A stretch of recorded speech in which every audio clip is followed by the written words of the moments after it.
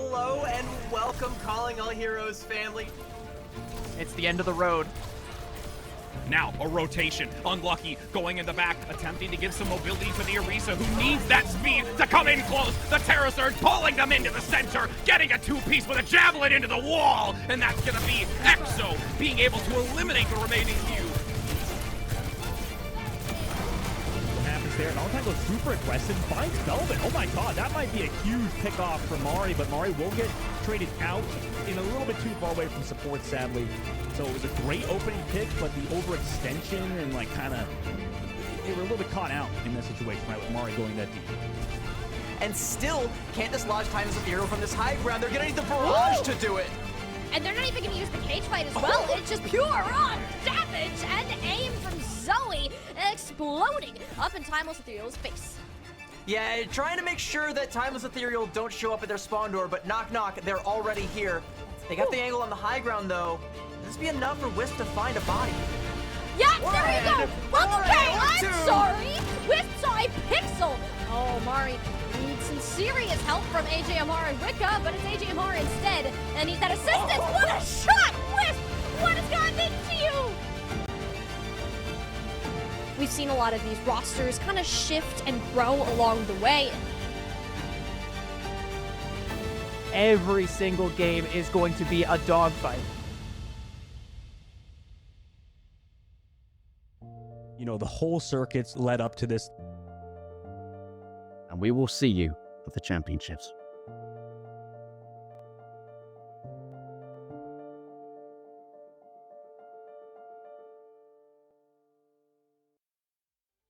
Hello, everybody, and welcome back to day number 3 of the Calling All Heroes Championships. Moxie, we're finally here after a long year of tournaments, majors, minors, last chance qualifiers, the whole 9 yards. Moxie, we're finally here, and it's day number 3. We have some exciting matches today and a huge shakeup like we've seen in the meta so far. Yeah, you left out one of the other things that we've been through this year. Hotfixes. Hotfix that went out this week, remember. So Hazard took a little bit of a nerf, but is still proving incredibly strong, which I'm incredibly happy about because we finally have Scottish representation alongside all of our wonderful representation for everybody in the Calling All Heroes circuits. And like you said, it's been a very long year. A lot of these teams have taken a long time to be able to get up to this moment, but we've seen some very strange things already in this tournament. Meta has very much been determined around Hazard just being that S++ tiered tank. Still got a little bit of discrepancy in terms of that backline lineup, whether it is going to be things like the Juno Brig, the Juno Lucio, the Kiriko Lucio. We've seen a whole bunch of other things. Some teams like running the Wrecking Ball composition, which I'm sure we'll get to see a couple bits more of today. And I mean, we're also more than likely going to be getting a 5-map series between Valentine's and Nightmare Eclipse. At least you and I know everyone on production's end are strapping in. We're buckled in for that 5-map. And I'm going to be disappointed if it doesn't go the distance. Why do you gotta say it like that, Mox? Why you gotta hype us up when you're just caster cursed it? Unbelievable. It'll be like a 3-0 probably. No, I'm just kidding. It probably won't be. Now I'm gonna caster curse it back, so we do get that 5-map. But like you said though, Mox, I mean, there's so many different changes. I think specifically that hotfix potentially could impact some things, like you said. However, I mean, you said it. I mean, Hazard's that SSS plus tier hero at the current moment. I mean, Maga still seems good, right? And you know, like you mentioned, some teams are still running it, so it still has some viability, right?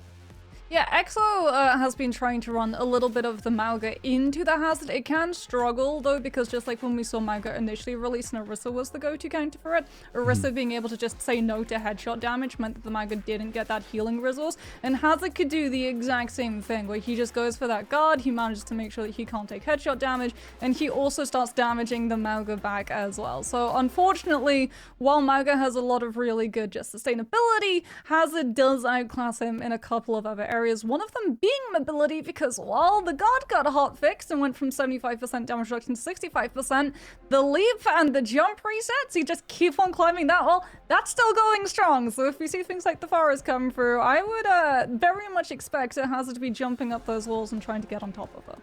Yeah, that's scary. I mean, as a Pharah player, you always have to be aware of that hazard, like you said. And, you know, moving forward, I think we have some exciting matches today, like you said, Mox. So, you know, yesterday, I think that we had, at least towards the latter half, like you said, those top two teams right now currently solidifying themselves. Obviously, you know, in that quarterfinals, I think Kenobi talked about it yesterday. I mean, every single game was at least one map going down for at least even the team that won. So it was like a 3-1, 3-1, 3-2, 3-2. So with that in mind, I mean, the Pharah was a huge part in yesterday, how a lot of teams played well, right, with Fable. Yes, Fable getting to run that Pharah from Mickman was just so dominant on Control Center, on that Lijiang map, and it really did just absolutely hold court on Night Market as we got to see some of the other areas of the map. Samoa got to see Exo Azafoth here, Jeremy coming through with Pharah. Kuna on that Sojourn, as meta for the DPS has very much been pretty static in terms of that Genji Sojourn. We've seen a little bit of the Tracer, a little bit of the Pharah come through, but for the most part, the Sojourn and the Genji gets to remain strong on that lineup. And it's really easy to see why, right? Hazard is very much self-contained as a tank, and Sojourn and Genji can play off of whether or not he does want to be that dive instigator or if he wants to go for a little bit more of a brawl heavy style composition. Yeah, I think there's so many different ways you can kind of play it, and I think you talked about it, I believe, with me off broadcast a little bit. So, Mox, like, specifically, I think... Oh my gosh, what a shot. We've had so many insane Widow shots throughout the tournament, and, you know, a lot of the hit scans kind of have reached another level. And, you know, like you said, Mox, I think that, like, specifically Hazard just can do it all, right? It's just a character that can do consistently everything in the game to such a high level. And, you know, I don't think it's going to be gone anytime soon unless, like you said, some changes were to come through. Yeah, the only thing he can't really do is survive poke pressure. So that is why things like the Sojourn and the Pharah, especially if you're playing into retake, can tend to just use them as a little bit of a pincushion until he has that downpour available. Because that downpour, being able to just go through walls, does mean that if you play into retake, you're not just stuck there without anything that you really can do. You don't have to try and send some of your players off onto flanks to draw attention. You can just use that 2.5 second CC that the downpour is able to find to collapse onto a lot of those players if they do try to hold a little bit close up and personal. I mean, looking at the map selections that we have, if we do go to someone like Lijiang, more than likely we are going to see the hazards on those retake to utilize that downpour to be able to just kickstart a retake position. But then again, we've seen a lot of different maps. We've seen Lijiang, we've got to see Samoa, not so much of Nepal. A lot of these teams really veering away from that one. And in terms of hybrid, surprisingly, I can't believe I'm saying this, Numbani is the one that everyone's actually sort of gravitated towards. And I mean, you say that to someone who was in the Overwatch scene like a year ago, and they would look at you as if you just said that the Earth was flat, because never before had anyone voluntarily wanted to go to Numbani before it went through the map rework. Yeah, it's kind of been a fun little change that's happened with Numbani. And, you know, for all these players, another fun little thing is the prize pool we have going on, right? I mean, consistently throughout the tournament, we've had, you know, increases and, you know, overall changes to the prize pool with the championship series. It's a $21,500 prize pool plus additional prizes, which you'll see in a second. But, you know, Moxie, for first place, right? If you can win, that's $10,000 in the bank. We're not playing for points anymore, right? We're here in championship, so it's all or nothing at the current point, right, Moxie? If you were to win this, I mean, that's a double up, right? If you would, instead of getting second place, go right up to first place for $10,000 and on top of the additional pricing from Blacklight and the gaming chairs. So it's honestly an awesome initiative so far from the Calling All Heroes tournament. And I think, you know, there's so much to play for this time around on top of receiving some awesome trophies from Blacklight. I mean, yeah, 10,000 is all well and good, but those trophies look dope. Having those in the cabinet, plus all of, like you said, the additional prizes that are provided by our wonderful Blacklight.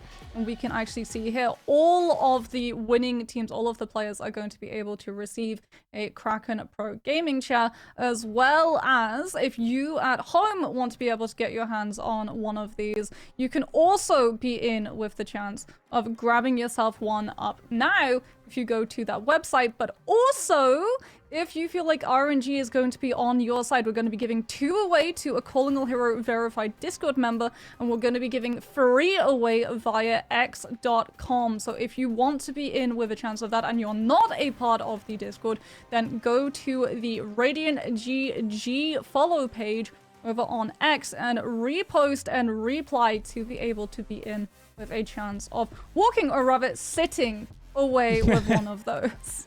Yeah, or you can get one of the chairs and, you know, potentially stand at the same time. Meanwhile, guys, make sure you're tuning into the broadcast from today on to tomorrow, right? We obviously started on the 9th, but we've got one more day of viewer incentives. So if you watch the stream, you have a chance at all of these sprays and all of these tags, everything that you see on your screen, you have a chance at getting. And what a lovely purple, by the way. I mean, just awesome for the viewers to have a chance for that. But Moxie, going into today, I think that we've got a lot of exciting matches. Yesterday, I think we've also had some exciting matches, right? Like you said, those top 2 teams right now, obviously solidifying themselves. But besides that, right, we had some amazing matches from the teams, you know, playing earlier on in the tournament as well.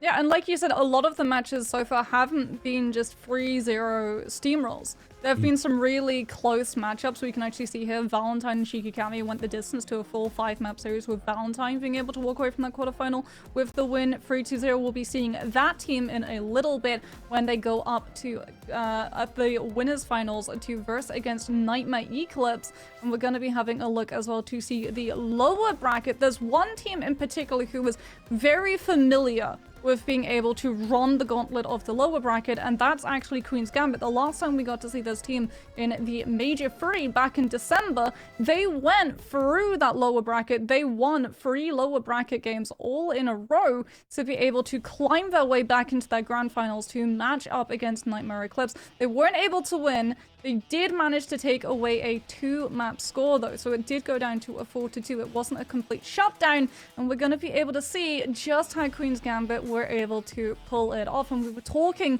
about how dominant Mickman had been on the Pharah previously. We're potentially going to be able to see Miss Sun pick that Pharah up again for the side of Queen's Gambit if they take us to somewhere like Lijiang. Yeah, that's going to be terrifying on the other side, right? Queen's Gambit, definitely storied roster like you mentioned, and you know, that's what's the interesting part with going into at least the championship series, right? Anything can change within a few months. The metas, like you talked about, Mox, anything can kind of change. A team that was, you know, second place in the previous major, now going into the championships, has, you know, sort of trying to look for changes, right? Obviously, losing to that Wrecking Ball was a big deal, like you said, Mox, but, you know, we potentially could see a comeback here in the lower brackets, right? And that's really what, like, we see a lot of teams, you know, a lot of professional teams come back, is that lower bracket run when, you know, your team is angry, your team is hyped up, ready to go and make that comeback, right? So Queen's Gambit obviously trying to do that today. Yeah, I mean, sometimes pressure crumbles a team to dust, and other times it forms a diamond. And we can see in the past that Queen's Gambit have been able to form those diamonds to just manage to put themselves back into those grand finals. Moss Genesis, though, this is a team that I'm really looking forward to get to see how they're going to be able to stand up against Queen's Gambit. Hog Runestone has been really, really impressive so far, picking things up like the Sojourn, picking things up like the Widowmaker, and we did actually get to see a little bit of a Widow Duel off go down yesterday, so potentially we're going to be able to get to see that come through as well. But Nostalgia, too, very, very flexible on this tank role, has been able to play both the Hazard but also the Wrecking Ball. If we go to somewhere like Dorado, one of the compositions that this team likes to be able to veer towards when they're attacking is have Nostalgia on the Wrecking Ball for the first couple of pushes, just so they can shove the defense off. And that flexibility goes lengths, because some of these other teams have to actually sub manually in another player to be able to pick up those different tank roles. So Nostalgia being able to do absolutely everything really is a boon in this team's back pocket. Yeah, I like how you mentioned that, Mox. I think that, you know, tank flexibility is a huge part of the game, and, you know, I'm sure, like, you can only mention, like, maybe, like, there's, like, 3 tanks you switch to, like you mentioned with the Wrecking Ball. You know, you can go over to the Maga, you can play over to the Hazard now. But, you know, specifically, like you said, on Dorado, we've seen teams even one-trick Hazard, right? It just seems like the character is that strong to a certain point. First map we're going to is Samoa. I don't think that either of us would be surprised to see a ton of Hazard, but is there some viability for Wrecking Ball? Is there some viability to changing it up and maybe swapping over to something else? I mean, not really on Samoa. I figured. We've seen a little bit of Maga on Samoa, and I mean, when Maga was first released, he really did dominate a lot of Samoa, especially in places like Downtown where there's a lot of cover, so that the Maga doesn't find where he's just trying to take those engagements and very, very quickly burning his health bar down. EXO, like we talked about, they did tinker around with the Mega for a bit. Didn't necessarily work out all that well for them though, so I expect it's just going to be a static Hazard to Hazard fight. What I'm going to be more interested in is the DPS lineup, because as we've talked about, Mison in the past has been known to play onto that Pharah, and Pharah on Sumo can be absolutely disgusting. It struggles into the retake like every single map that Pharah comes through, especially because like in these metas you're not playing the Pocket Mercy, you're not really playing with that just constant 24/7 babysitting protection. It's going to be something like the Kiriko Lucio on that backline, but Pharah being able to just take to the plate AoE damage and put so much pressure on every single time that you make a move, every single time you try and find a rotation, especially if you're just hammering those angles onto a Hazard who has no answer. Yeah, it's always going to be hard to deal with that character, with all the, you know, support, like you mentioned, that the character can receive, especially just playing within your own team, right? Not going without, not going past your bounds, basically. Like you said, I mean, Mox would potentially, not potentially, we're going to see the Hazard yet again, right? And obviously not a ton of Mercy these days, definitely could be a thing. And Sojourn has been a mainstay as well. I mean, well, Lost Genesis actually ran the Mercy. They ran the Pharah and the Mercy with the Zen Pocket over on Colosseo. Right. But it looks like it's not going to be a Hazard mirror. It's going to be Nostalgia coming on through on that Wrecking Ball. Shuffler going to be opting for that Soldier. So every single time the Wrecking Ball goes in for the pile drive, Helix is going to be that a follow through. Yeah, it's interesting. We'll see if it pans out for Moss Genesis, who have sort of surrounded 3210 right now. Needs some support. Does get the Suzu early from Scuff. Now that the cooldown's out, that could result in something. However, on the other side, Mison able to get an elimination on the Shafter. Meanwhile, 3210 playing it back with the rest of the team, supporting them. Ease both the Lucio and Kiriko on the outside, and then immediately right into the face. Oh no, Key gonna go down to Santana. Queen's Gambit sort of surgically removed Moss Genesis around the outside of the point and kind of took control first. Yeah, and this is the thing. This is why Hazard is so strong. Hazard could do everything. You can dive to follow up with something like your Genji, but you can also be that static anchor on the point. So every single time Moss Genesis loses Shackler, they lose the burst damage to actually chunk this Hazard down and provide enough threat to force Santana to back away and potentially allow either Q or Nostalgia to flip the point into Moss Genesis' favor and then look to stall. Ooh. We've seen this previously. Lucio's being a focal point of the teams at the current moment. Moss Genesis able to get the elimination off of Nostalgia, kind of creating some space. And Jazzy as well into 3210 is another one.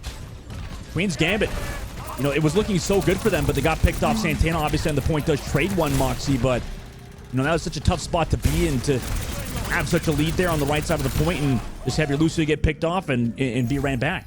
Yeah, Santana's just going to try and stall that point as long as possible. 3210 is actually going to be swapping over onto the Cassidy so that you have that immediate CC onto the Wrecking Ball with the flashbang when Nostalgia tries to look for that dive, as it is now going to be that dive coming on through, and Scuffed isn't able to find the Suzy to prevent the follow-up damage onto Mison on that Genji. Yeah, and Mison usually, oh my god, what a pulse bomb, by the way, from Ki, who has gotten 2 in this fight now off of that pulse. But like you said, I mean, Mison usually plays these fights so well.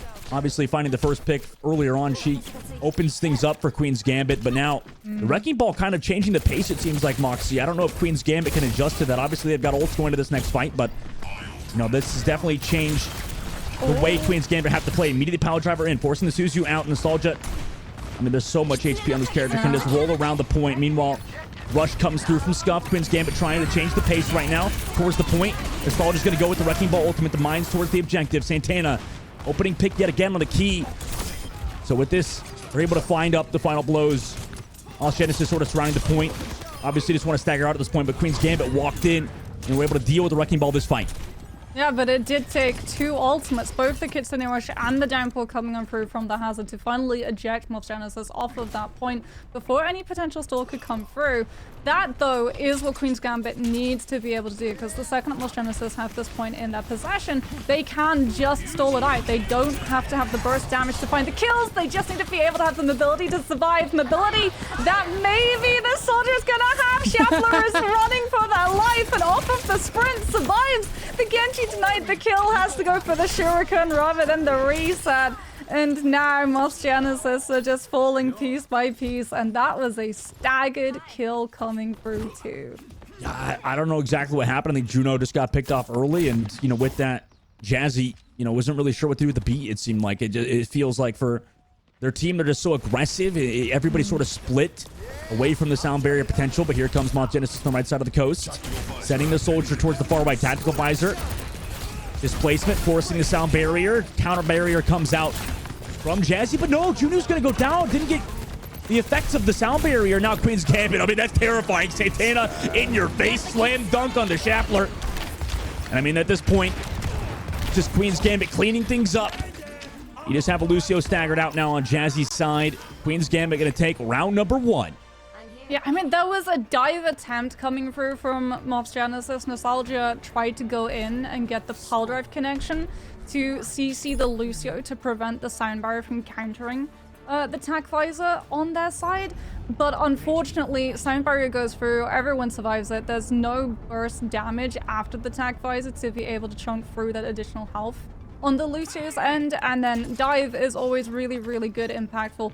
When you initially engage, it tends to have a significant portion of fall off in terms of the damage when the fight sustains into that second half, which is exactly what Queen's Gambit are more than okay living through, right? They've still got that same damage peak all the way through, both at the start of these fights and in the midst of them, with both the Hazard and the Cassidy being able to do so much in the close and personal. Mount Genesis, interesting, pulling out all the stops to deal with Hazard. Now they're pulling out the Maga, Orbio and Reaper. And it's worked out. Juno, nice opening pick. He's done a great job so far for the team. Finding that elimination onto 32-10 early is big for Mount Genesis right now. Obviously, they're trying to regroup around the objective. Velvet, nice dagger pick off on a Schaffler. But Santana's gonna get out though. The Jagged Wall was actually able to block the follow through from Moth Genesis, and Nostalgia goes a little bit too far forward. I mean, they do it again, Moxie. They did this previously, and unfortunately, it's happening once more. Juno does trade back Velvet at the very least, but and missing. Oh, no way. Juno, what? Are you kidding me? That's 3 in that fight on a stagger. Sure, they have to reset, but that was a little nasty. Queen's Gambit, however, now control the point. Control the point, control the airways too. So missing on this Echo is going to be able to utilize those stickies and just see where Schaffler's turret is going to pop up and burst it down almost immediately, which is going to put far less pressure into that cloak phase. As it is going to be Queen's Gambit with this Kitsune rush. Potentially, they let the flip go through! Yeah, flip goes through. That Maga was just too strong of a presence, maybe, to scare them off the objective. Ultimate comes through from Santana. Allows them to get key. Now they walk on in. The wall again, like you said, Mox. It's just so hard to deal with it. Nostalgia gonna get down Schaffler as well. Sure, they gave it the point temporarily, but it's Queen's Gambit fully in control once more. Yeah, I mean, every single 12 seconds, you're able to set up one of those Jagged Walls, and you can choose wherever you want to put it. You can either utilize it to isolate Moth Genesis' frontline from the backline, which forces Juno into being far more aggressive with how she uses those Kitsune steps, or you can just use it to block up a single sightline and stop Moth Genesis from having the approach onto the point that they're looking for, as Jazzy is having that sound barrier. Potentially wants to utilize it aggressively, but can't, because the Jagged Wall LOS blocks the Lucio from the Mauga, and you down your tank. There's no way of wanting to actually utilize the support ultimate when you've already lost the fight that early. Oh, man. I mean, that's brutal. That's brutal. I don't know how I feel about the Mox so far, Mox. It feels like, yeah, like it's just getting stuffed out right now by Queen's Gambit. Yeah, I mean, Nostalgia is going to have Cage, should be able to get onto point and drop it to maybe buy Moth Genesis the flip, and then they have the sound barrier to be able to sustain through. They're going to invest the sound barrier and the Molten Core, just looking to isolate Queen's Gambit off of this point so they can find the flip and stall potentially into the second part of the fight with that Magarot. Yeah, might have spoken too soon. Schaffler, nice shots, missing though, trading back some. Same thing with 32-10. Oh no, where is Nostalgia and Jazzy? The rest of the crew on the far right angle, I mean, they looked like they were in full control of the point, but going for those eliminations has cost them the point yet again. Yeah, Moth Genesis, like every single time they take a fight, they're taking trades towards the tail end of it. It's not clean, it's clean up coming through from Queen's Gambit, and now they're down the players to actually follow up on the Magarot. And the Reaper ultimate in the Mogul. Wait, now let's see. Oh my gosh, Key! What a death blossom there off the cage. I mean, it was so sad for Nostalgia to sacrifice their lives like that, but it was worth it at the end of the day. Yeah, but look at the amount of ultimates that they had to spend to do so. And now there is 0 support ultimates to put a shutdown to the overclock coming through from 3210. So Queen's Gambit, off of the threat of either the downpour or the overclock, or even the duplicate from the Echo, can immediately buy all of the space back without a single kill. Yeah, Schaffler again. I mean, like you said, Mox, we've seen this time and time again from Moss, but 3210 is going to go down in the overclock. Juno able to find that. However, Jazzy eventually going to burn out towards the coast. Nostalgia trying to delay underneath. Copy comes through for missing as well. And it looks like it's just clean up right now on a Moss Genesis because of, like you said, Moxie, no ultimates in this fight. Meant one pickoff was the end of it for them. The neutral did not go well. Queen's Gambit going to win on the map. It wasn't just the neutral, it was the fact that Queen's Gambit, they understood the deficit of ultimate economy between themselves and the other side. So the second that they saw that they weren't going to get challenged by a fast push coming through from Mauga Overrun, the second they tried to cross the corner into a choke, it was full investment onto the point. One ultimate first, and then you save your second one so that if things get a little bit hairy, you can have your Echo go for that duplicate to be able to mirror the Reaper and take the 1 versus 1 to stop that potential flip that Moss Genesis were trying to set up the second that they realized that suddenly all of those fights, all of those individual one-on-ones, they were taking place around the point rather than on it. So the Reaper steps up to the plate, tries to find a little bit of a cheeky flip, will not be able to grab it. And unfortunately, as we talked about, in terms of that tank lineup, you really can see that Hazard just outclasses every single tank currently. Yeah, it does feel really like Moss Genesis have to play it perfectly, right, Mox? They've constantly not been able to it, though, sadly. Like, it just feels like one player getting picked off after another. I don't know if it's necessarily because of the hero. It just feels like, you know, they're just not on the same page currently compared to Queen's Gambit, who look to be, you know, like you said, they are running the Hazard. They are playing, you know, potentially a better tank. But it does feel like they're a little more practiced than Moss Genesis at the current moment, at least on that map. Yeah, and I mean, they had so much more burst damage too. Both Sojourn and Echo can melt these players, and then Santana with that 4-second cooldown of the lunge can immediately collapse onto a low half player, and then when you're playing that Hazard, you have the choice of in that jump actually going for the shift again, or you can lead into a melee to be able to push into a primary, and off of the back of that, all of those low health targets just have no opportunity of being able to fall back to either their Kiriko or their Lucio, because a lot of the time the target was the Kiriko, because you would then be able to force out that Suzu immediately, force out the swift steps of the Kirikos out of position entirely of another player, and by the time you forced all of that utility, your Hazard is ready, set to go to just find another player to jump on top of and bully to absolute oblivion. And now Moss Genesis have a really tough decision ahead of themselves. Are they going to continue trying to swerve around this Hazard, or are we going to see the Hazard mirror come through from them? Ooh, Eichenwald. I mean, to be honest with this pick, I think the answer is no, Mox. I don't know. Like, it does feel like they like playing the Wrecking Ball and Maga, specifically maybe Wrecking Ball and Eichenwalde, right? It does seem like this is a better map for that hero, right? You just can maybe control the flanks, you know, go for the dives early and stuff. But I mean, you talked about it. It's just like Hazard does it all, right? Like we talked about, at least off the broadcast with me, where Hazard can be that brawl, can be that dive. I mean, on Eichenwalde, it doesn't seem like Hazard's going to slow down, right? I mean, you are going to have the high ground on B, but even then, Hazard is still able to climb it. Yeah. If you just start utilizing your wall climb, and then when you jump with your lunge, it resets the climb cooldown. So even on B, when we talk about how oppressive the defense holding that high ground can be to an attacking team if they ever have to play into a retake, you're still going to have the means of essentially just Rapunzel, let down your hat, immediately getting from the floor to that tower all in one go and collapsing onto whoever is unlucky enough to be on the other side. What is puzzling me, though, is the fact of when we last saw Moss Genesis in play, when they were playing against Timeless Aurora yesterday, they were really static in terms of, for the first part of the match, what compositions they wanted to play. And it was the Genji, the Sojourn, the Hazard, the Lucio, and the Kiriko. So we know that they can play the Hazard. They're just not really opting in for that mirror. And it can be really tough. It's a go big or go home strategy when you run the Wrecking Ball, when you try and run the Genji alongside it, because Wrecking Ball and Genji aren't going to be able to do the vast majority of their damage until they're on top of you. right? So when you're trying to rotate into a fight, the rest of your team, they're not going to have a tank to be able to absorb that pressure, so they have to be even more specific in terms of the positioning, so they don't just die from poke coming through from something like, say, a Sojourn on the other side.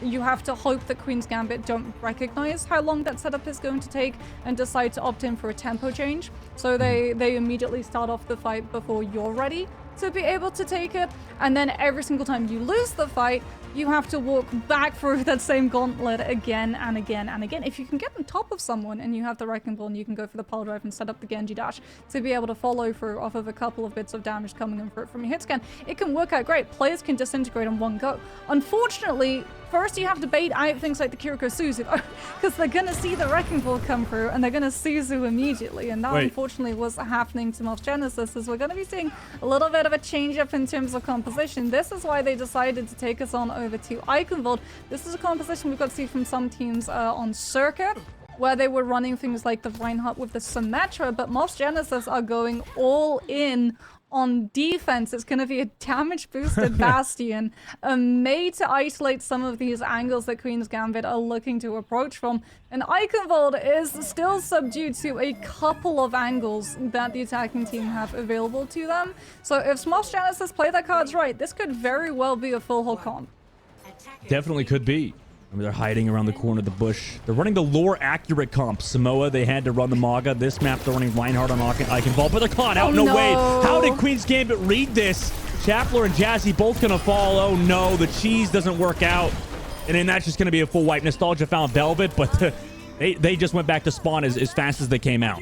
Yeah, and it was the cheese way of doing it too, so it wasn't even like you were utilizing Key's Maywell to just stop Queen's Gambit from approaching underneath bridge. You were looking for her Rhine charge to pin one of Queen's Gambit's members outside of that position and pick up the kill. They're still going to be running this composition. The Bastion is getting that damage boost, but unfortunately, nobody came. We're playing pacifist role of Overwatch right now, as Queen's Gambit are just waiting for the portcullis to open instead.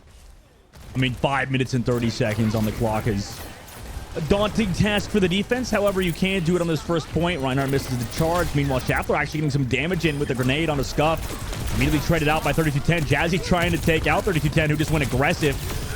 Nobody can shut down this Sojourn right now. Queen's Gambit clean the floor right now. Moss Genesis, I mean, they're running Mei, but it seems like Hazard's a better version of that character at the current moment. Queen's Gambit, full wipe for them. Everything the Mei can do, the Hazard can do better, because the Hazard has the verticality of clearing every single obstacle Key is trying to set up on this Mei, and Santana already positioned to full dive commit onto Moss Genesis, and they don't clear the angle! Oh my gosh, that's so much damage coming in. Then Santana just gets it done. Support there, obviously, from the backside. You have some support, the Suzu, to keep Santana up. But this is what happens when you give such a strong hero to such a strong player in Santana. Queen's Gambit, again, without a wipe. Yeah, no one on the defense checked the weather forecast. It was very much clear skies with a chance of downpour immediately afterwards. Jazzy toyed with going for the Brigitte to play counter dive. Now he goes for the Ana instead with that Sleep Dart cooldown, looking to try and set up onto this tank's larger hitbox. But missing with the copy on that Echo for the Reinhardt. Gonna make sure that their defense just keep backing up. I mean, the copy and the Reinhardt shatter into full wipe again. Jazzy, like you said, onto the Ana, but I mean, this is brutal, Mox. This has been an absolute steamroll from Queen's Gambit. 5 minutes and 30 seconds now in the third phase of the map. Yeah, you can see Moss Genesis, they're just throwing anything at the wall to see if anything is going to stick. Jazzy is onto the Illari to try and bring the poke damage of a DPS. Juno is going to be opting for that Zenyatta for the Discord, and also punishing the fact that Santana on that Hazard is not going to have the means of shielding a majority of the players, taking a lot of damage coming through from the volleys, just looking to slow down this attacking team for any bit of utility they can find. Shatter able from Nostalgia, able to get it done. No, never mind. Walled off and deleted. Again, the Jagged Wall taking down Nostalgia with the support on the backside of the overclock. Queen's Gambit, I mean, nobody can stop them, it feels like, at this point. This might be the fastest push of Eichenwald we've ever seen. Velvet's going to be able to find the kill onto the soldier before Schaeffler can put themselves through that spawn wall. The soldier's going to be able to come back in on the wrecking ball to stall it a little bit longer, but Queen's Gambit have the soundbar to be able to sustain through every single bit of stall that Moss Genesis tries to set up. Jazzy's even going to go onto the Life Weaver. What is going on? I mean, nothing's going on at this point. I mean, Queen's Gambit gonna cap out the entire map, not 4 minutes and 20 seconds, but 4 minutes and 19 seconds. I think you're right, Moxie. That's got to be up there for one of the world records for sure. Oh my goodness. It just night and day. Absolute night and day between these two teams. Queen's Gambit just really looking like they want to get this match over and done with and continue steamrolling their way through on that lower bracket, on that replay of Major 3. And they're looking absolutely unstoppable. There were some really cool little bits of micro that came on through, like Nostalgia with the Rhine pin, tried to make sure that Santana wasn't set up in a position where she would be able to get that jagged wall to interrupt the Rhine shatter, but unfortunately the pin CC was off by the time that the hammer comes down, so even though the Rhine was looking for the ultimate, Santana was still able to set up the wall to prevent any of the follow through. No fire strike, no pin, nothing that Moss Genesis can be able to do to sweep up any of the stunned out players, even with things like the Zenyatta trying to charge up those volleys.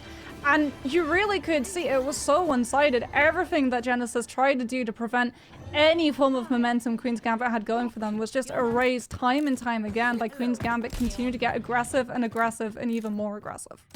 Yeah, and there's no, I think, no diss either to Moss Genesis. This is a big game to win for Queen's Gambit, considering how things went yesterday with Team Aw Yes. But, you know, like you said, with this team, with specifically Moss Genesis, right? They made it through the last chance qualifiers to go against Queen's Gambit right now. Actually took down Shikigami. So, you know, this team is nothing to mess around with, right? Queen's Gambit, like you said, they're trying to get it done. And versus a lot of kind of cheese right now for Moss Genesis, I think Queen's Gambit are handling it quite well.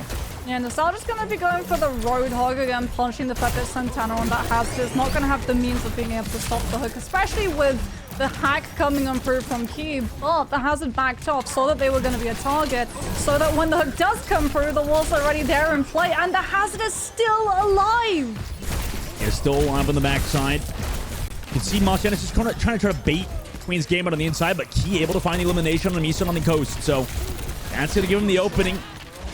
Maybe if they can exploit Queen's Gambit, maybe getting those pickoffs right with this Sombra, that could enable a little bit of a momentum shift.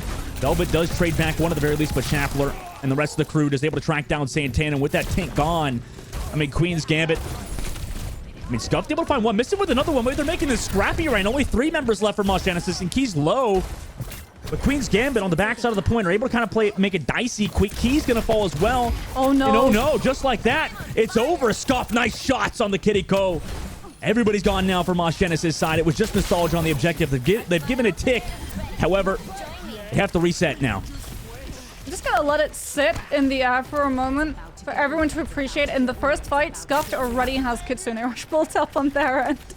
That's how much damage this Kiriko has been able to do, utilizing those Suzes the second the hack came through onto Key to make sure that Santana was going to be able to survive that additional damage coming on out from the Sombra with the hack targets, then also making sure that the Roadhog wasn't able to find the pick that they were looking for, things like that pick pen. And now Mison is the one who infiltrates the backline, and that's the go sign!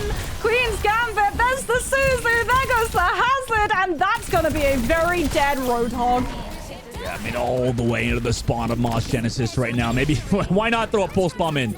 Could find something, even though there's the invisible, or the invincibility frames you get in the spawn, obviously. But Moss Genesis walking out now, 2 minutes left, and I mean, that's definitely a bit of a momentum killer, if anything, Mox. Well, that's going to kill the momentum even more. Scuffed is able to find another early pick on their end onto a DPS. Schaeffler goes down, and Santana in the back with the mobility afforded to Hazard is managing to make this entire team turn around and deal with them.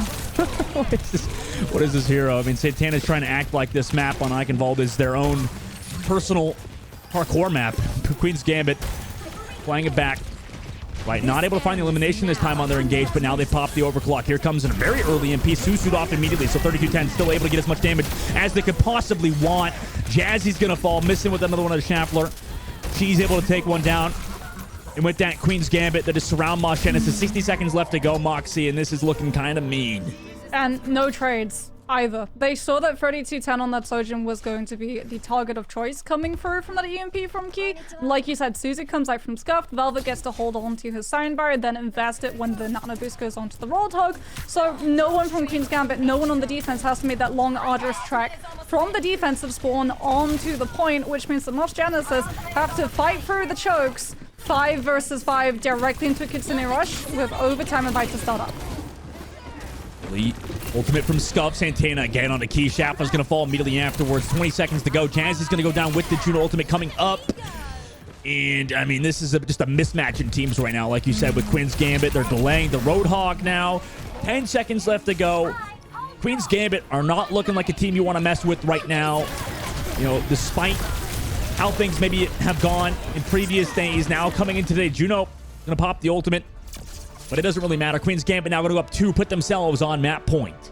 Yeah, I mean, we had the Roadhog in play, and it was looking a bit like pigs needing to fly for them to be able to break through the full hold that Queen's Gambit had set up. Checkmate and match. It really does feel like, as we can see that missing, oh my goodness, just managing to catch the respawning Shaffler with the pulse bomb, sees the orbital ray goes through, understands that even with that additional damage, that ultimate is going to bring to the table, like you said, it doesn't matter, it's inconsequential. No one is going to be able to break out of main road onto the point in time, and Queen's Gambit just doing a very good job of not overinvesting ultimates, understanding that there's going to be staggered points in the fight, where Mosh Genesis pull their punches, try and bait out some of those precious utilities, so things like the Sombra going in first to bait out the Kiriko Suzu. So they need to have an ace up their sleeve in the form of something like a Sound Barrier to ensure that every single one of those fights is super one-sided. And Queen's Gambit, they never lose players, they never trade down numbers, so they never have to pull back from their super aggressive positioning. Yeah, Queen's Gambit, you can see how this team was able to compete to such a high level previously going into this tournament. You know, obviously had some shakeups in the upper brackets, but now coming down here against Mosh Genesis, they look like a completely new team, right? I think they just, across the board, have such a talented roster right now, and it just feels like it's a potential super team in the making if they can just make this climb out of the lower bracket. Obviously, there's still one more map they would need to win here, Mox, for a potential reverse sweep to happen for Mosh Genesis. What map would you pick? I don't know. Like, it does feel like 2-0. 3-0, hard question, I know, but for Mosh Genesis, for the last chance qualifier team, one of the teams that made it out of it, I mean, it's such a large mountain to climb, right? Yeah, it really is, because like everything that Mosh Genesis have tried to do in the past on the maps that they've looked incredibly dominant on, Queen's Gambit can kind of do better. Like, Mosh Genesis have played the Pharah, Queen's Gambit have Missin, who's been one of the strongest Pharahs that we've seen in the Calling All Heroes circuit. They've tried to go for like this tank swap up coming on through, but Santana has been one of the staple tanks in the Calling All Heroes circuit. Like you said, this is an absolute super team. Just going to be Dorado that we had to, so fully expect Nostalgia to be trying to play into the Wrecking Ball shenanigans on their attack, just knocking players off of the high ground. We know that Queen's Gambit, they are going to be held in some pretty aggressive positions if the Iconvault defense is going to be anything to go for, but personally, I'm just hoping that we get the Widow off between the two DPS duels. We might. I mean, I wouldn't be too surprised. It does feel like, you know, if the tough part is about playing Widowmaker, right, Mox? It does seem like the duels can be a little bit unfair, right? If the supports on the side of the Widow that's taking you in the duel keep their Widow alive, right? So if there's only one tank diving you, for example, it's going to be kind of brutal for the other one, right? If you just have so much pressure on you, like you said with Missin, constantly diving in, it's going to be so hard to deal with these players that are so good at diving, right? So I don't know, is there really even, do you even really want to run that against this team, right, against Queen's Gambit, who look to be so clean on those dives with such aggressive support players as well? Yeah, well, we know that Mosh Genesis, we got to see a little bit of the Widow picks come through from them the last time that they played things like a Coliseo. When they played Dorado last time, they actually opted for the Tracer with the Sojourn, the Wrecking Ball, the Lucio, and the Kiriko. But Widowmaker for the attacking team, just like for the first 5 seconds to see if you can find an opening pick on her, over eager defensive player who's maybe posted up a little bit too in the LOS of the attacking spawn can be such a huge boon. It's really going to be a matter of whether or not the Tracer can win the Tracer duel for control of that payload, because the Wrecking Ball is going to be trying to destroy as much attention as possible, while your Tracer tries to just push that cart further and further and further into that first opening courtyard of A. But that's all going to be shut down if you either lose the Tracer versus or you lose it to a Kiriko. And that's one of the things that Queen's Gambit, like we've talked about their DPS, we've talked about their tank. We haven't really covered how absolutely oppressive their supports have been, because this Kiriko is just murdering everybody. Like Scuffed with the kunai that they're hitting is taking duels against respawning Annas, is taking duels against respawning DPS, and is winning them. It's not even a matter of like sacrificing one of your supports to make sure that the backline or one of the numbers of the other side stays staggered and split for as long as possible. You're doing that and more. You're separating them for another 30 seconds because you're sending them back to spawn. Yeah, I don't know how you're gonna deal with Scuffed, right? The only way maybe is to, you know, have a player that could pick off like a incredibly aggressive Rico like Scuffed has been. You know, especially on a map like Dorado 2, where there's so many off angles as well for the defense to potentially take. It's gonna be a challenge for sure, Moxie. And you know, like you said, they're gonna potentially run that Wrecking Ball composition, but we saw on map number 1.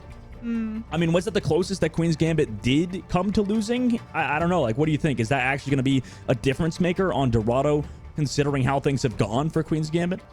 I mean, they don't run it full with the Wrecking Ball. It's a little bit of just distraction to push the defensive team off of the high ground, and then it's the swap over to the Hazard. At least that's what occurred the last time that they played this map when they matched up against Timeless Aurora, and it was looking really, really good for them when they played up against Timeless Aurora. Unfortunately, as we've seen, Queen's Gambit is in another league currently. There is a reason that this team in the last major made it all of the way to the grand finals, and a major chunk of that journey was through the lowest bracket. Like we said, some teams really come into their own when under pressure, and we can see that Queen's Gambit is one of them. Yeah, they really are. It's such a tough challenge for Moss Genesis, right? I mean, considering how things have gone for them, to even take down Shikikami is a huge deal. But it is, like you said, I mean, it's such a tough test. Immediately going from the 7th seed right into that 3rd seed, who, you know, happened to have a close game with Yas and got sent down to the lower brackets, and, you know, is obviously looking to make the comeback. You're right. You mentioned how Queen's Gambit's not really playing with their food right now. They want to get the job done and continue on in this tournament, considering how things have gone. Yeah. And you can see that they're expecting the Wrecking Ball to come out from Nostalgia, because Velvet is on the Brigitte. One of the reasons that Velvet is on the Brigitte is because you have CC to be able to stop the Wrecking Ball from finding the connections. Another reason, though, is because you're going to have those armor packs to donate to Miss Sun. If it goes down to the Tracer 1v1 and Moss Genesis running the Lucio, running the Kiriko, it's not going to be a fair Tracer 1v1. It's going to be a Tracer 1v1 aided by Velvet. Nostalgia already set up back here. Juno with the nice opening pick on the 32-10 as well. Comes back through with the slam onto Velvet. Nice work with the Wrecking Ball on Moss Genesis' side. They're able to take advantage so far, but we've seen Queen's Gambit find pickoffs in this situation. Scuffed again on the Jazzy, able to find one also towards this car. Santana with another one. They found 3 somehow in this fight, and this keeps happening somehow. Moss Genesis will get the fight win, but those pickoffs are brutal. Yeah, big fan of how Nostalgia went about pathing for that fight instead of her just immediately looking for the roll-off onto the defense, which Queen's Gambit were anticipating. The Wrecking Ball doesn't commit until you're able to shove Santana on that position of the Hazard on that rooftop away. So when the fight actually kicks off in full, the tank was not there to absorb the pressure coming through from Moss Genesis' aggression, and Queen's Gambit finally get caught out by the tempo.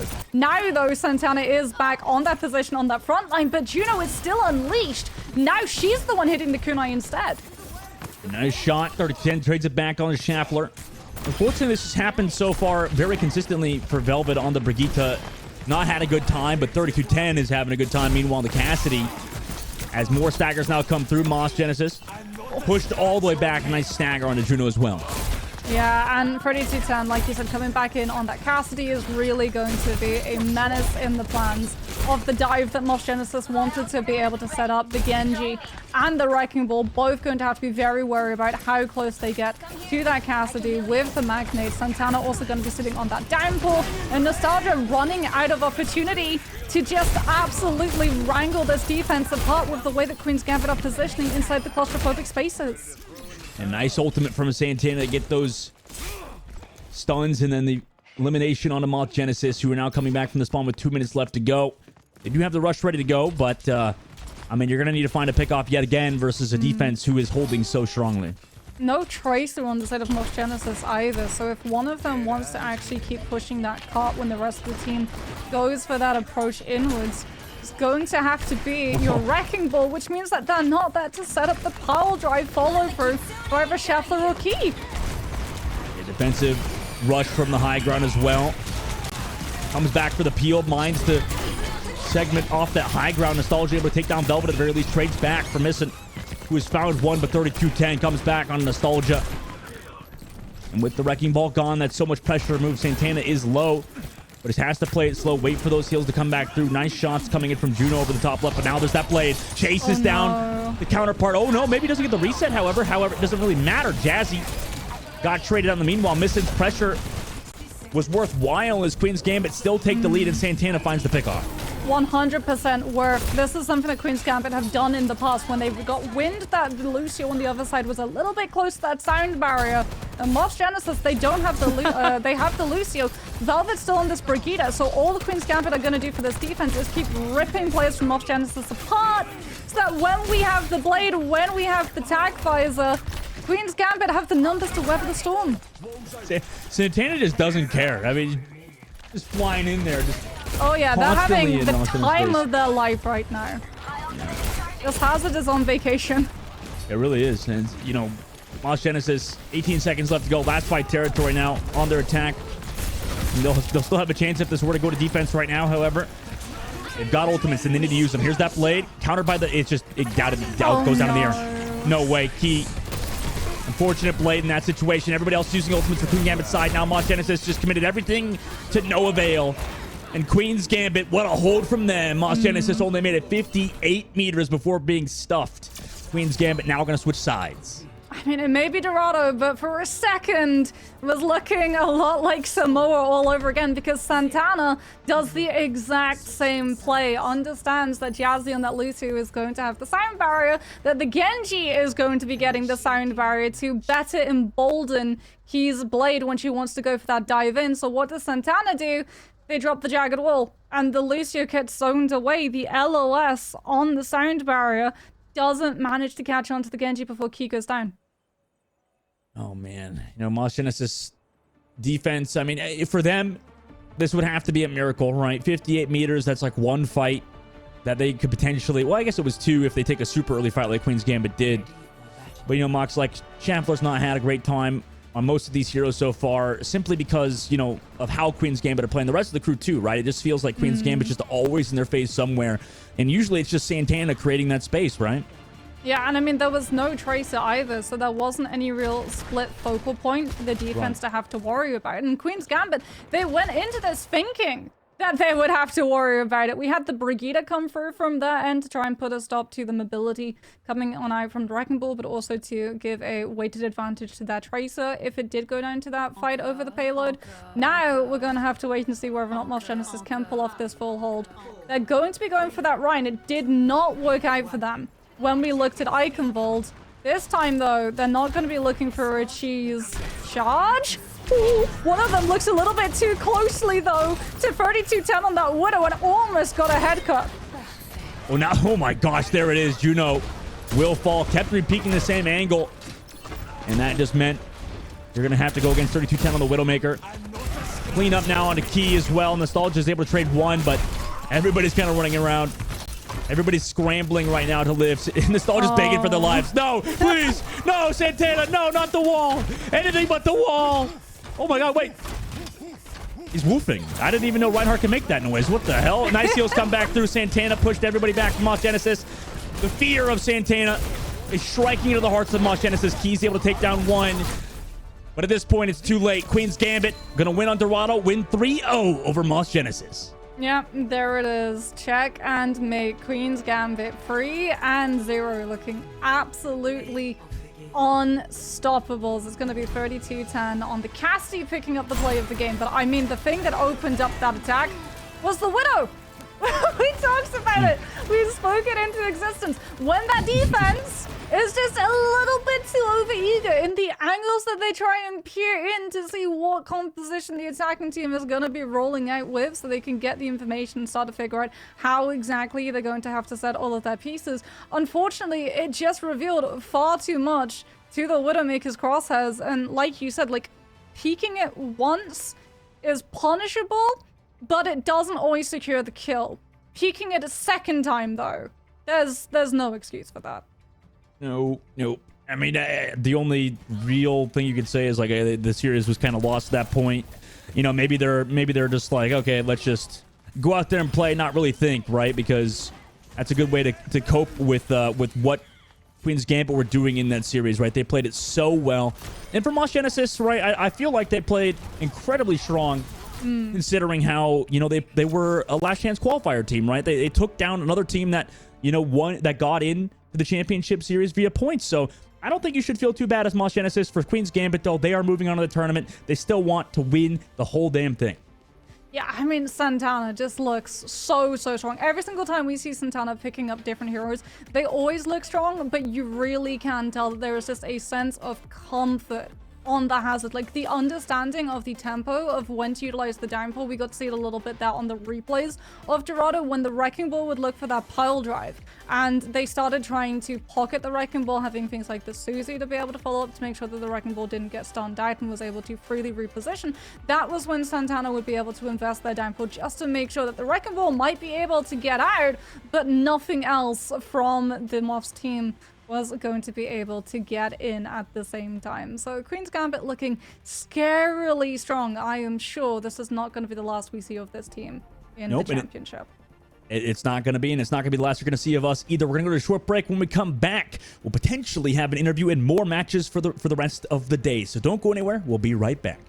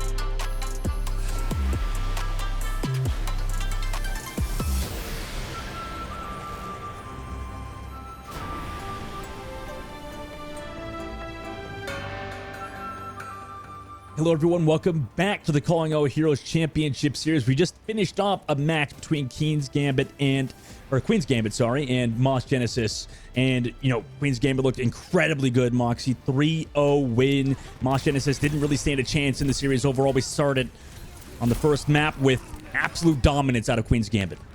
Yeah, just looking, like you said, incredibly dominant, having a really good read of the current meta and also of what Moss Genesis were going to be trying to utilize as they went through so many different compositions. And it really is a testament to a very strong team when you're able to keep yourself as dominant as you are with a team when you're versing against them that just continually goes through all of these different changes, because you have to change alongside them. You can't just continue doing the same thing over and over. So there were these very small little micro plays the Queen's Gambit made in terms of those adjustments, whether it was going even more aggressive or starting to slow things a little bit down, turning their attention onto some of those really priority targets with things like the Lucio, who was super close to Sound Barrier. So you better believe that when we get to talk to one of their players, one of the things that we're definitely going to be asking is going to be towards not just IGLing, but also ult tracking too, because that tends to be the backline's job. Yeah, and we already have the interview ready to go. We're going to have Velvet from the side of Queen's Gambit. How are you doing after that series? You guys played it so well. I mean, Moss Genesis didn't stand a chance, it felt like. How are you feeling after that series? You know, I'm feeling pretty good. Feeling pretty confident and excited for our next match.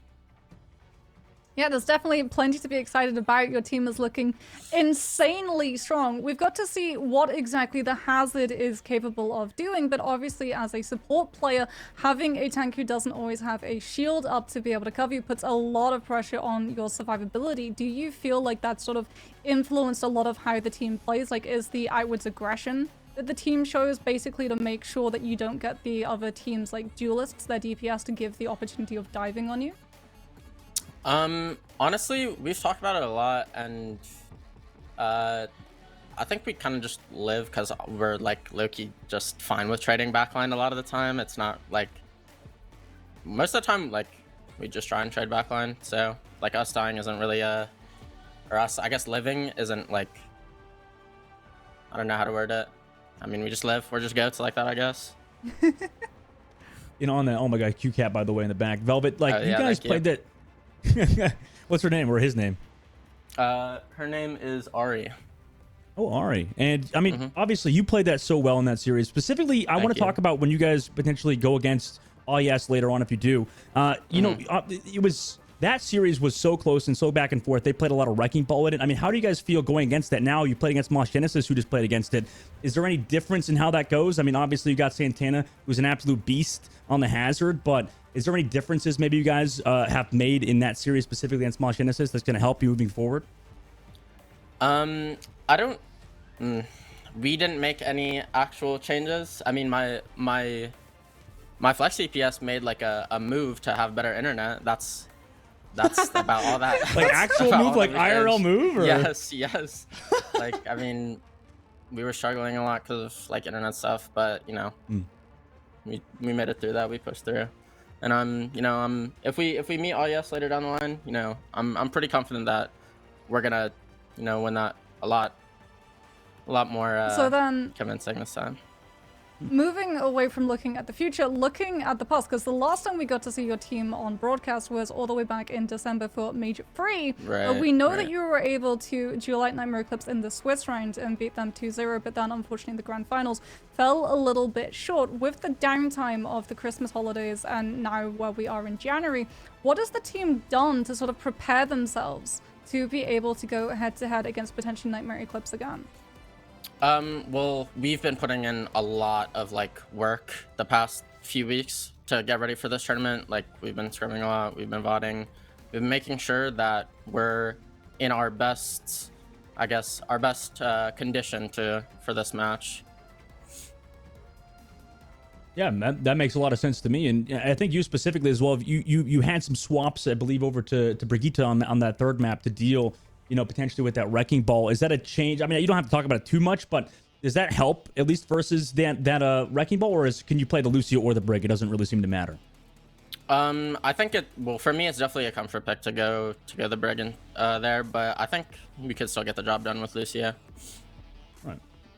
And can you very quickly talk us through as well? Because like we were looking at the composition that Mobs ran on the Eichenwald defense. They try to go for a little bit of the cheese with the Reinhardt composition, but you guys were able to very quickly read it on out. What were the comms like in that moment? Who was the one that first spotted that something wasn't quite what it seemed? All right, well, I think it was actually me, and I saw the Reinhardt pin across my screen and said, "Wow, there's a Reinhardt on my screen." So I mean, that's literally what was said. And then we saw a Bastion in like hiding in some corner, and we just entered the Bastion. So they tried to use it as a bit of a distraction. Didn't really work out. No, Velvet, is there anything else, by the way, that you want to say? I think we're gonna move on, but is there anything you want to say? Maybe shout outs to your team and get ready for the next series, because obviously want to have you have some time, but to prepare. But anything that you want to say? Any shout outs to the rest of your team or for yourself? Yeah, shout out to my team and my coach, and then shout out my girlfriend. I think she's asleep right now, but you know, shout out her. She's awesome. Awesome. That's very sweet from you, Velvet. Thank you so much for the interview. It was great talking to you. Thank you. All right, that was Velvet from the team of Queen's Gambit, and you know that looked like a very clean series from them and the rest of the crew. I mean, Mox, is there anything else to say about it besides Moth Genesis kind of got mopped on? It was not very close. 3-0 dominance. I mean, I think for Queen's Gambit, it really just speaks to the fact that they're not here to play around. They are just wanting to absolutely steamroll through this lower bracket and get their way back into their grand finals. But there's going to be a couple of really strong teams that they're going to have to get past if they want to be able to do that. Because Dustin, we had a very fast series. Just now, I'm really hoping on the other side of this break, we're going to be having the other extremity. Like Valentine versus Nightmare Eclipse. Surely this one has to go the distance. It absolutely has to be. Because like both of these two teams, they have a really good understanding of the meta. We've seen the hazard plays come through from all of them. They've got really good flexibility as well when it comes to those DPS lineups. So hopefully we're going to be seeing a little bit of a boxing match instead of just a straight knockout.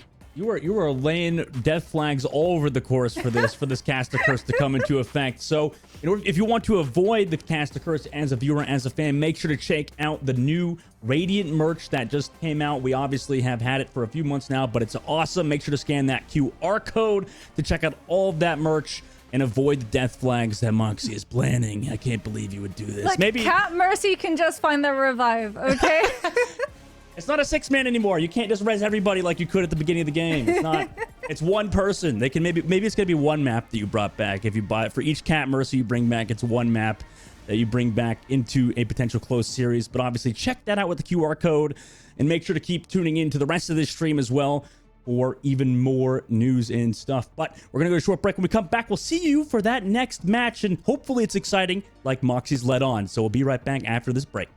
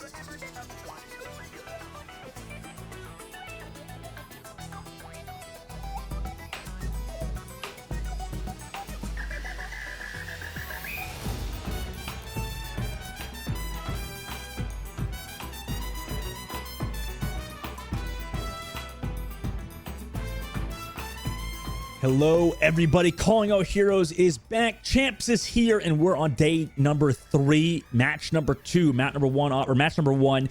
Queen's Gambit won pretty handily in the lower brackets, but now we're moving on to the upper brackets. We have an absolute barn burner of a series to go.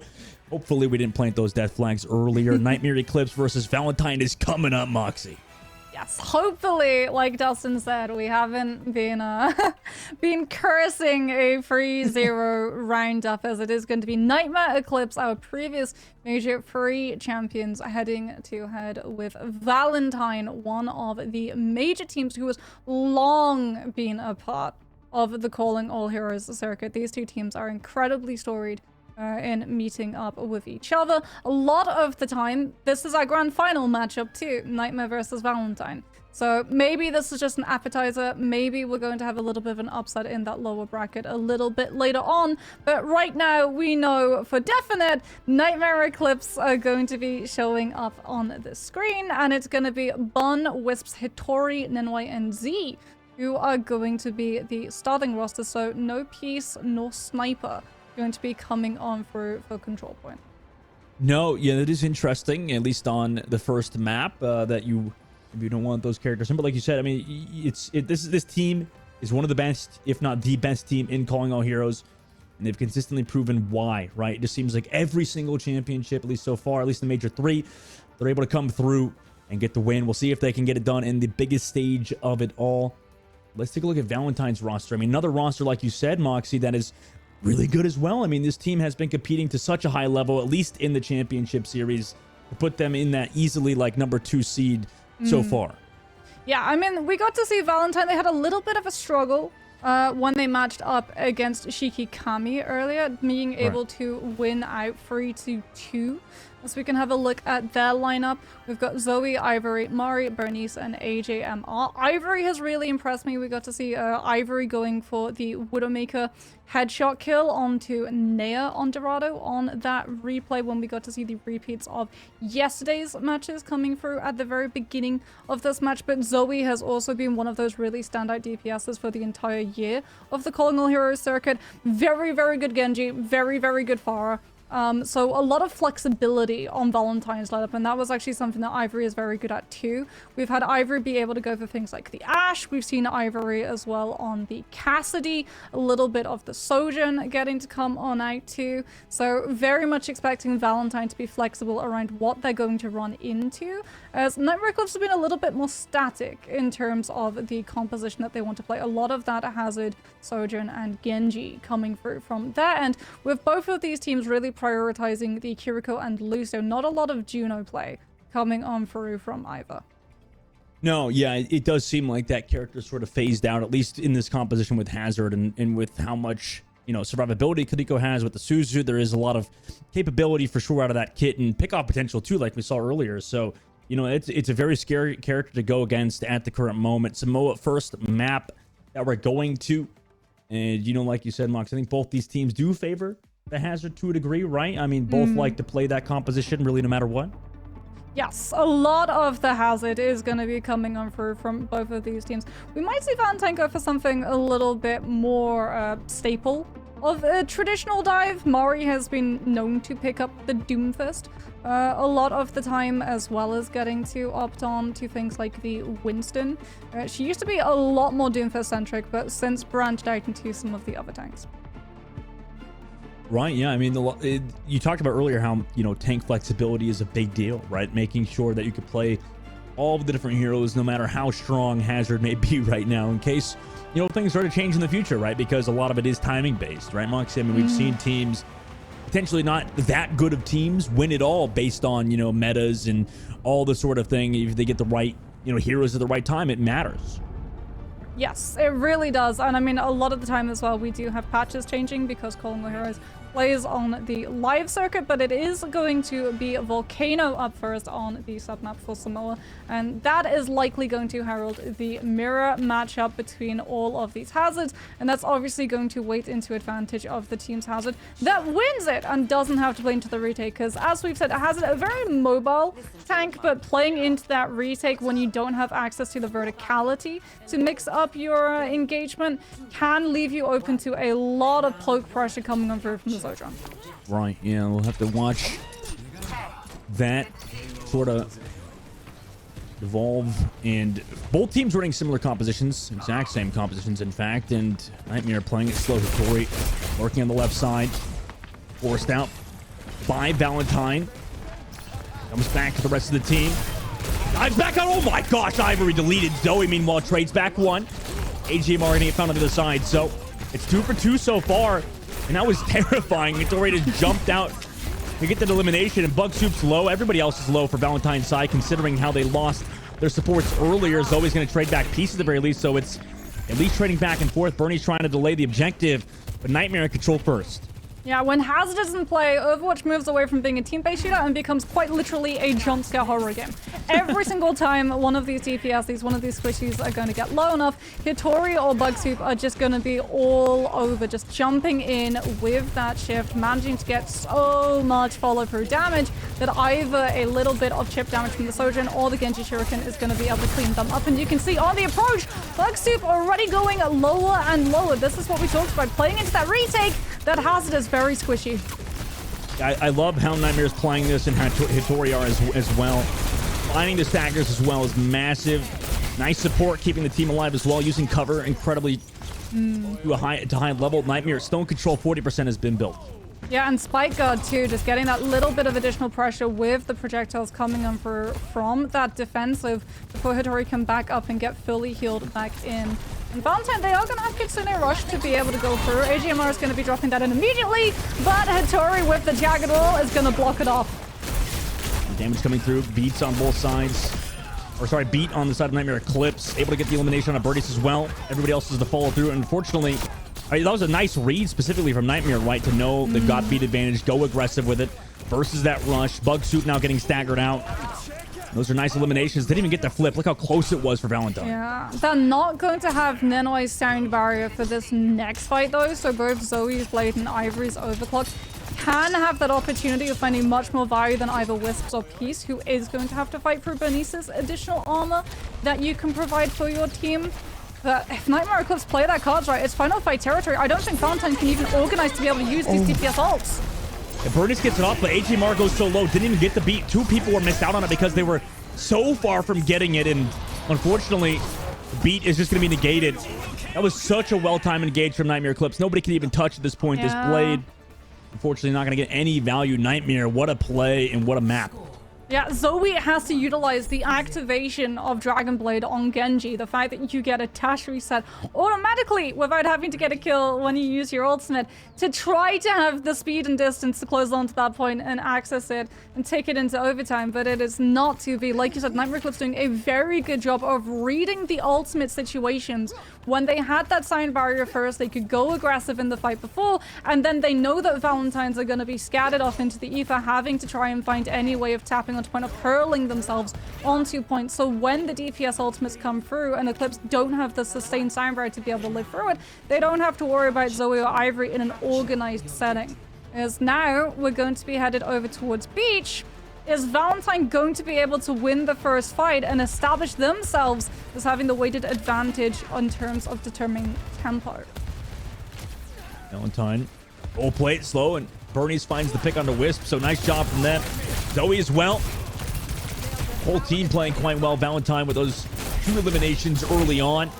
This resulted in an absolute collapse of Nightmare Eclipse. First take for Valentine. Yeah, Valentine much more measured in how they took that fight. They understand that they can just sit and poke and wait for them to feel the confidence of having that damage to back it on up. They get that first kill, and then instantly there's the swarm, there's the collapse. Blood in the water, sharks all over the point. Nightmare Eclipse now going to be having to take a very lengthy rotation all the way around the left side of that point so that they don't potentially lose one, with Ivory getting to hit that Pierce with the ult fire. Early engage from Hattori, but not able to find the elimination just yet. Suzu also uses the perfect time and then disappears out of line of sight. However, Peace still able to find a little bit of damage to that backside. Wisp pressure from Bug Soup needs to live, but it's so hard to escape Hazard in the current meta. NY trades it back, however, so Nightmare still fighting tooth and nail to maintain themselves in this fight. They come back through with the pick on the Birdies as well, so they're able to get Hattori back towards the point. Valentine has to kind of give it up. They have to play it a bit scattered right now, but Bug Soup will go down, and without the tank player on their side, Nightmare Eclipse take control of the point once more. Yeah, but Bugsoup was able to keep the point in play for a little bit longer for the side of Valentine. We'll have the downpour as well, far sooner than Hattori has hers. So Nightmare Eclipse, yet again, they have to understand they can't allow Valentine to just brute force barge their way past because the ultimate economy favors Valentine's establishing themselves back on point. They have to try and chip away at them before they can rotate into position to use this Hazard ultimate to get the fight in their favor. You're playing it slow. Hattori on the left side. Looking for Bernice again, but Bernice doing a good job trying to live. Peace, in the meantime, able to take down Zoe, their counterpart. Valentine has to walk in despite losing their Genji player with that rush. Counter rush comes through from Z. Nightmare goes low. Wisp gonna go down, but Peace again finds the elimination. Bug Soup, oh no!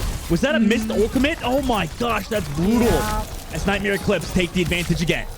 Yeah, that was indeed a missed ultimate, and even worse, Salt in the wounds. Hattori still holds on to hers, but also was able to utilize that jagged wall. AJMR got the Kitsune rush off, but immediately afterwards, the Hazard just utilizes that wall, springs it up, and cuts off the disengagement angle that Valentine's could have used to even break onto that point potentially and claw it into their favor so they could stall out the percentage that Eclipse are able to take.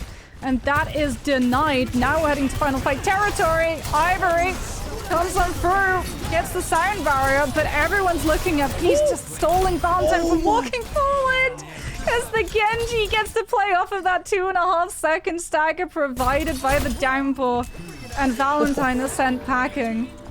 That's brutal. Hattori, nail in the coffin, maybe quite literally. 92% of the board they have to touch. Overclocks popped on both sides.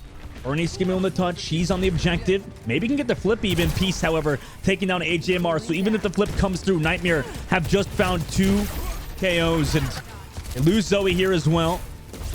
Didn't even give up the cap either. Nightmare just comes back, having to deal with Doomfist and a Lucio. I mean, it shouldn't be too hard for this team who have looked so good on Samoa. Valentine don't even get any more staggers, and Tracer's going to be coming back. Sorry for the recall. I mean, maybe they could find something here, but Nightmare is too clean right now. Pop in the rush as well. Nightmare will get the job done on Samoa to win map number 1 in this first of 3. Yeah, Valentine, they stall. It's an admirable stall. They get the Doomfist on, they get the Kiriko on. Kiriko is able to burn through all of that utility with things like the Suzu. Keep themselves on that point for as long as possible. Potentially Royal Genji for Zoe to come back into the mix with that blade. But unfortunately, when the blade comes out, like you said, Kitsune Rush has been able to shut those players down. This is the play of the game. This absolutely gorgeous downpour. This is one of the reasons why the Hazard, the Sojin, and the Genji work so well together. Because when that downpour hits, Sojin has the distance to be able to instantly melt whoever gets staggered out by that Hazard ultimate, but Genji with that dash has the opportunity of closing up the distance on those targets so that even if they survive the 2.5 seconds, when they get broken out, a lot of the time their health is still so significantly low that Genji with his mobility and just that shurikens melting down into their health, just getting that kill and converting it into a dash reset again to go through against anyone else. And you can see here the value of Jagged Wall. Every single one of these replay moments, you can see that the Jagged Wall is having such a huge impact in terms of how the fight goes down. I mean, I'm just in awe right now by these Hazard players. They're playing so well. It's almost like the kit is just Genji but better, you know, maybe with the Genji plus Mei plus Sojourn plus he's a tank. I mean, there's just plus a little bit of Winston with the jump mobility and then the jump damage that you can do. He really is, and this is something that like you and I were talking about, where he's the 42nd hero in Overwatch's roster. And one of the things that happens in game development, like when you get so many heroes in the mix is that when something new releases, you have to have so many different things that they do so they have that immediate impact into the game. That's why things like the Kiriko is insanely strong. That's why things like the Sojin, the Juno, when she initially released, and she got a little bit of a buff after people took a while to realize how insanely good she was when you paired her with things like either the Ana or the Brigitte. But like every single hero who's released in Overwatch 2's lifetime has so much to their kit in comparison to heroes that released in Overwatch 1, and that's the thing that Hazard does the best, because he's meant to be a hybrid of these two different playstyles. Dive was actually a hybrid composition even before the hero could play Brawl at the same time, because it wasn't just one way of playing Dive. You could play Dive so many different ways. So now that you have a tank attributed to being able to play a hybrid form of Dive and a hybrid form of Brawl, he gets to do whatever he wants to. You get to choose your tempo, and you get, in terms of the Genji and the Sojin, DPS who can play incredibly quickly, or they can play for that slow burn, and it really is up to the team to decide in every single scenario, every single situation, whether or not they want to all-in aggress or whether or not they want to slow things down. And now at least, Moxie, now you said on the previous map on Samoa, you know, it was a bit of a horror game almost that Overwatch gets turned into once you play against Hazard. At least, you know, we'll be in daytime Blizzard World, right? Where, you know, you can see where he's coming from. Maybe get a little less scared, but... And he doesn't have a Halloween skin yet, so he's not quite jumping on you with, like, the axe murder gleam in his eye. Don't give him any ideas. I mean, that's going to be terrifying. Now, you know, Moxie, we have seen teams, you know, trying to play the Wrecking Ball. I don't know if either of these teams are necessarily in that same boat, but it does have some viability, right? You can play it if you really want to on a map that's as open as Blizzard World. I mean, it can't be that bad of an idea, right?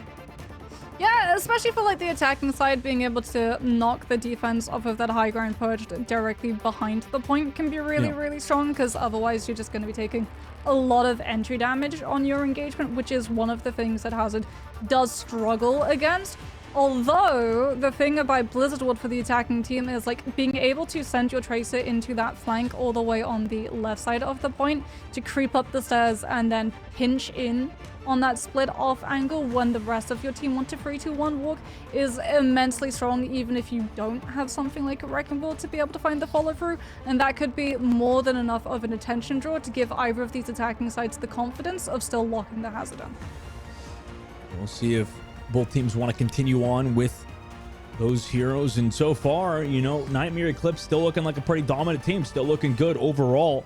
It does seem like their roster is built for the current meta and is built to win the championship. We'll see if Valentine obviously can come back. That's only map number 1. First was Samoa. Nightmare looked very strong on round number 1, 100'd it. Round number 2 did go 100 to, I believe it was like 50 or 60, so it was a bit closer. Blizzard World, the map choice for Valentine, obviously. They may know something about Nightmare Eclipse, at least in scrims, that it could potentially counter them here.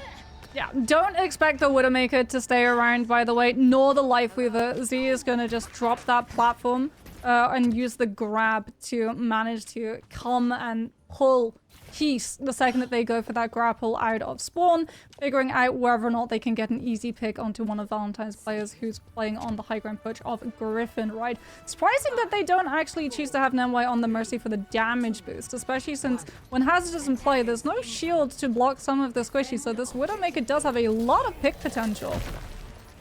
Yeah, going for the flower, but didn't actually use it. Peace just went for that grapple shot, gets some damage, doesn't get an elimination. Swaps back over to the Genji for their tank. No Tracer. But Valentine very quickly going to be backing off of that original high ground. Not all the way up to point at the moment. It is going to be a brawl, a little bit of footsie around the statue before we get to actually break onto point. And that sets up the delay for the Sojourn to build into the kill. Yeah, Wisp, nice shot on the Ivory. Been consistent so far as well in Sojourn.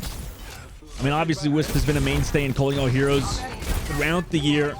Maybe even, I believe even years. So, I mean, that opening shot results in such a strong first fight win that Valentine don't even get a touch. Maybe they do, but, you know, at this point, it'd be too risky. 5 minutes and 30 now, Streets phase. Nightmare, great start as there's a skybox battle happening between both Hazards. Yeah, I told you, these Hazards, they just play on the rooftops with the mobility that you get. What is this? It really is not uncommon to see Hazard taking duels against Faras and being that aerial deflection squad coming on through. Disruptor shot is going to deter the attacking team from getting to hold their position on the payload as we round corner, and that's going to delay them for Ivory to build up 100 alt fire. Spends it, doesn't find the pick that you're looking for though. Nothing yet. Dash through from Zoe's side. They need to find some semblance of momentum here. They're close to that ultimate from AJMR's side. But oh my gosh, I mean, what do you do against Wisp right now? They trade it back. Zoe onto one, also forcing the teleport out of Zeba Peace. Able to take down AJMR with a nice deflect as well. And I mean, the pressure that Nightmare is putting on right now is on another level. Valentine are back to the spawn once again. Yeah, and I mean, Hazard on B of Blizzard World is so oppressive because you can just immediately scrounge your way up to the high ground without having to win a single fight. Like, Valentine needed to make that delay, needed to make Nightmare Eclipse having to wait around that corner count, and unfortunately they're just not able to find the kills that Ivory is looking for. She is going to have access to the overclock, but Nenway is going to have the sound barrier to be able to prevent it from having any form of damage. The rushes come on both sides. Overclock on the back right from Ivory. Beat drop counters it. Also Hazard over the skybox. Throwing in the ult, but Bernice didn't build the beat drop just yet. And because of it, Valentine are back to the spawn once more. That's a full wipe for Nightmare as they move on to the third phase of the point. Really good read comes on through from Hattori as well. Like you said, the downpour collapses onto the Sojourn.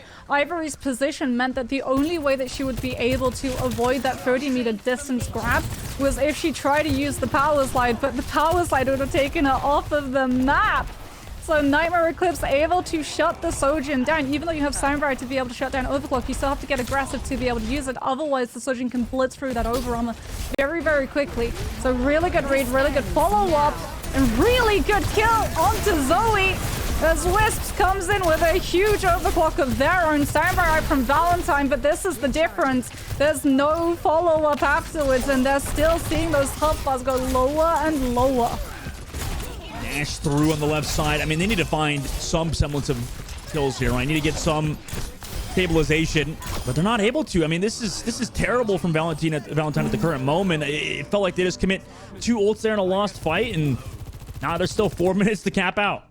So he's gonna have Kitsune Rush, and we're about to go into the last fight. Valentine, Zoe's Blade has to come in absolutely huge. But you can see that Nightmare Eclipse, they're so ready for it. The distance between them and the Genji is so deliberate. Yeah, Valentine getting a little bit desperate here now. Here comes that Blade. Zoe needs to go huge from the side of Hattori, though. Able to connect on a one. Came back for the peel. Able to take down Peace. But now has to back out. Their tank player's so low. HMR close to the rush. But with 1:29 seconds left, they just have to use it last second. Bernie's going to go down. Zoe looking for the damage. Full disengage from Nightmare. Come back through with the Hazard ultimate. But no eliminations found just yet. Valentine actually kind of stabilizing right now, but if they lose another, it could be over. Hattori acts around to the right side. No ultimates for Nightmare either. They're close to the beat, but Ivory's got that sound barrier ready to go. They beat engage. Here comes the overclock, and it's down immediately. Hattori shuts it down. Nightmare come to the cart as well. Nobody else here for Valentine except just Bug Soup, and that was absolutely blazing speed through the streets phase of the map. Nightmare close out with 3 minutes and 14 seconds. Yeah, Peace even swaps onto the Tracer to be able to get back into that fight for when Nightmare Eclipse want to go for the reverb, want to be able to go for that re-engage with the Sound Barrier and just jump so aggressively onto that Sojourn every single time Ivory had that overclock. Unfortunately, we just got to see that Raven cry nevermore, as it never got any of the more value that Ivory was hoping it would be able to pick up. Man, you might have Snatch Rammus, but I don't know if Valentine can resurrect their chances of winning this map off of the back of how fast Nightmare Eclipse were able to get that full push. 3 minutes and 14 seconds. Yo, such a fast push. I mean, they were just looking kind of desperate there towards that last point. I mean, they've been outpaced. Nightmare, their support's playing so well. As a team, they're playing so well. They're not giving a chance to AJMR and Bernice to pop these ultimates. It's been so hard. Also, quick shout out to our observing team. I don't think I've ever seen those crows before. I don't know how they come up with these shots, but our observing team is so talented at giving us the most beautiful angles on such a depressing map. Mox, it's kind of looking like, you know, with the rain, it's looking very British. You know, it's looking a little bit like Kings Row right now. I was literally about to say. It's not a true Overwatch broadcast if you don't at some point mention King's Row. Ticket off the checklist. King's Row Bingo card. has been mentioned. Ivory on the Widowmaker is actually going to commit the grapple. Are we going to see the Widowmaker hold this pick? Maybe. I mean, like I said, Valentine's, I think, a little bit desperate right now, Moxie. They need to find Yeah. something, right? You need that just kill that ignores ultimate economy and lets you find that early momentum to force the defense away and give you that space to walk onto point. And Valentine think that they're going to be able to find it temporarily with this Widowmaker. Ivory, now looking back at her POV, is going to be going back onto the spawn, back onto that Sojourn. But still, Nightmare Eclipse holding court on this high ground, not going to make it easy at all for Valentine to find the approach. Oh, Wisp getting caught out. Maybe too aggressive. I mean, maybe Ivory thought on Widowmaker with the Sylvana skin, they get the map buff, but now Zoe and the rest of the crew able to collapse onto Ivory in the first pick. Hittori does trade it back. That was a really aggressive find, too, so Nightmare might have a chance to retouch, but Valentine finally a fight win for them. Yeah, and because Nightmare Eclipse held that position on the high ground as long as they did, they weren't able to rotate back to the safety of behind point, behind that second high ground, which means that Valentine don't get punished when they're trying to take that engagement close quarters. They don't have to worry about the Hazard taking too much entry damage. Now it's going to be a scrap, though, for the point itself. Nenway still being able to find AJMR.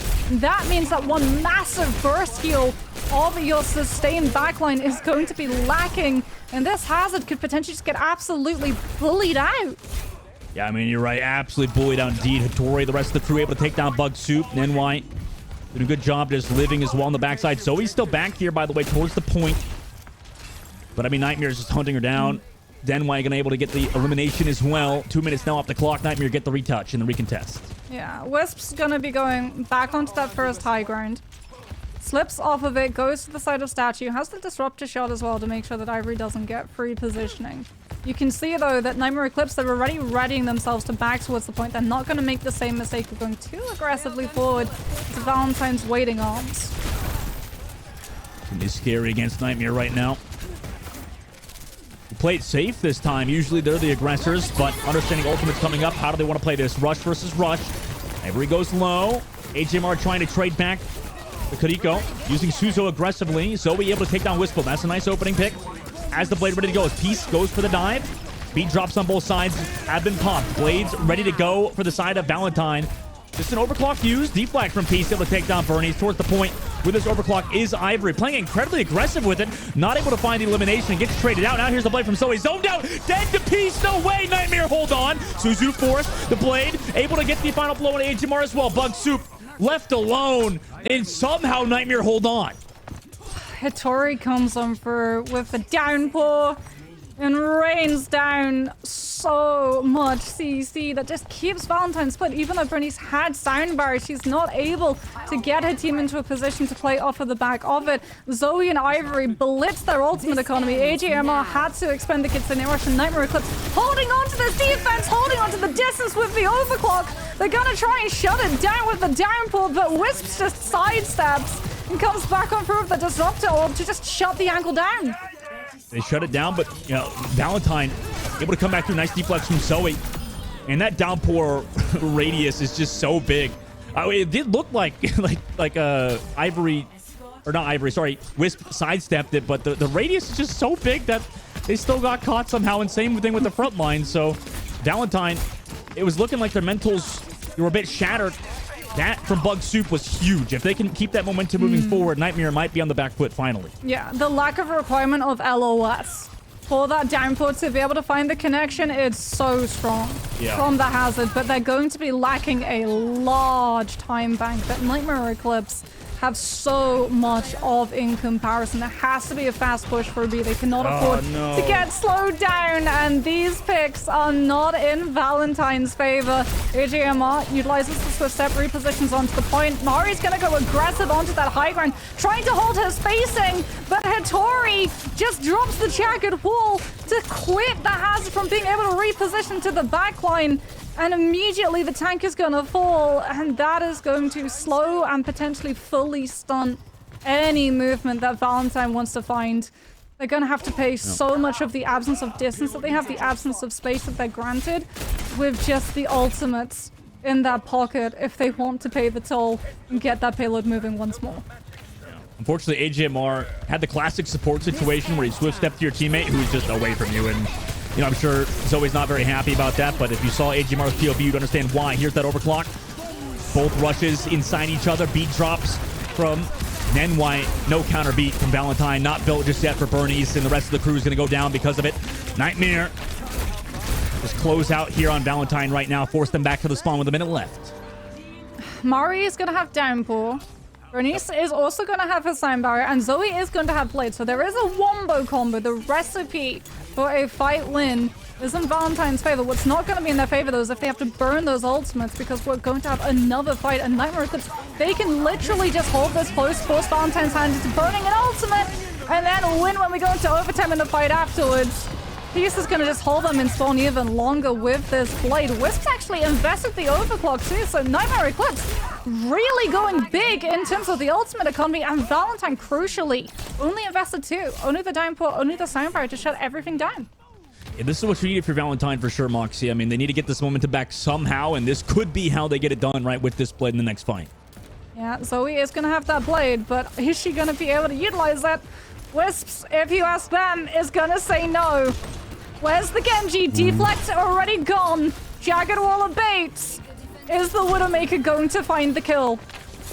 Looks like not yet. Valentine did find the pick on an NY. They have to come back out of spawn. No ultimate still available. Rush coming up for Z. Nen's actually going to swap to the Ana to give themselves that support potential sleep as well to the Genji. Vittori touching the cart. Needs that hard pocket. Suzu already forced. Here comes the Blade. Deflected the sleep. Now onto the Widowmaker. That's one. Potentially two. Here it is from Zoe. In overtime, maybe Nightmare have gotten a little bit too cocky because Valentine have not lost just yet. They're onto the third phase of the map with a minute and 26 seconds. Clutch play, budget play comes on through from Zoe as well. She secures the fight win. And in the meantime, Valentine still have snowball momentum in their favor. They're going to have Kitsune Rush, they're going to have Downpour and OC all coming into play in the next fight. Because Nightmare Eclipse burned so much of their ultimate economy trying to spawn hold Valentine, they're going to have to take this next one on the chin. Like, they know coming into this, they're at a disadvantage. They just have to bait as many ults as possible. Rush versus Rush. Overclock's available for Ivory. Valentine want to use it.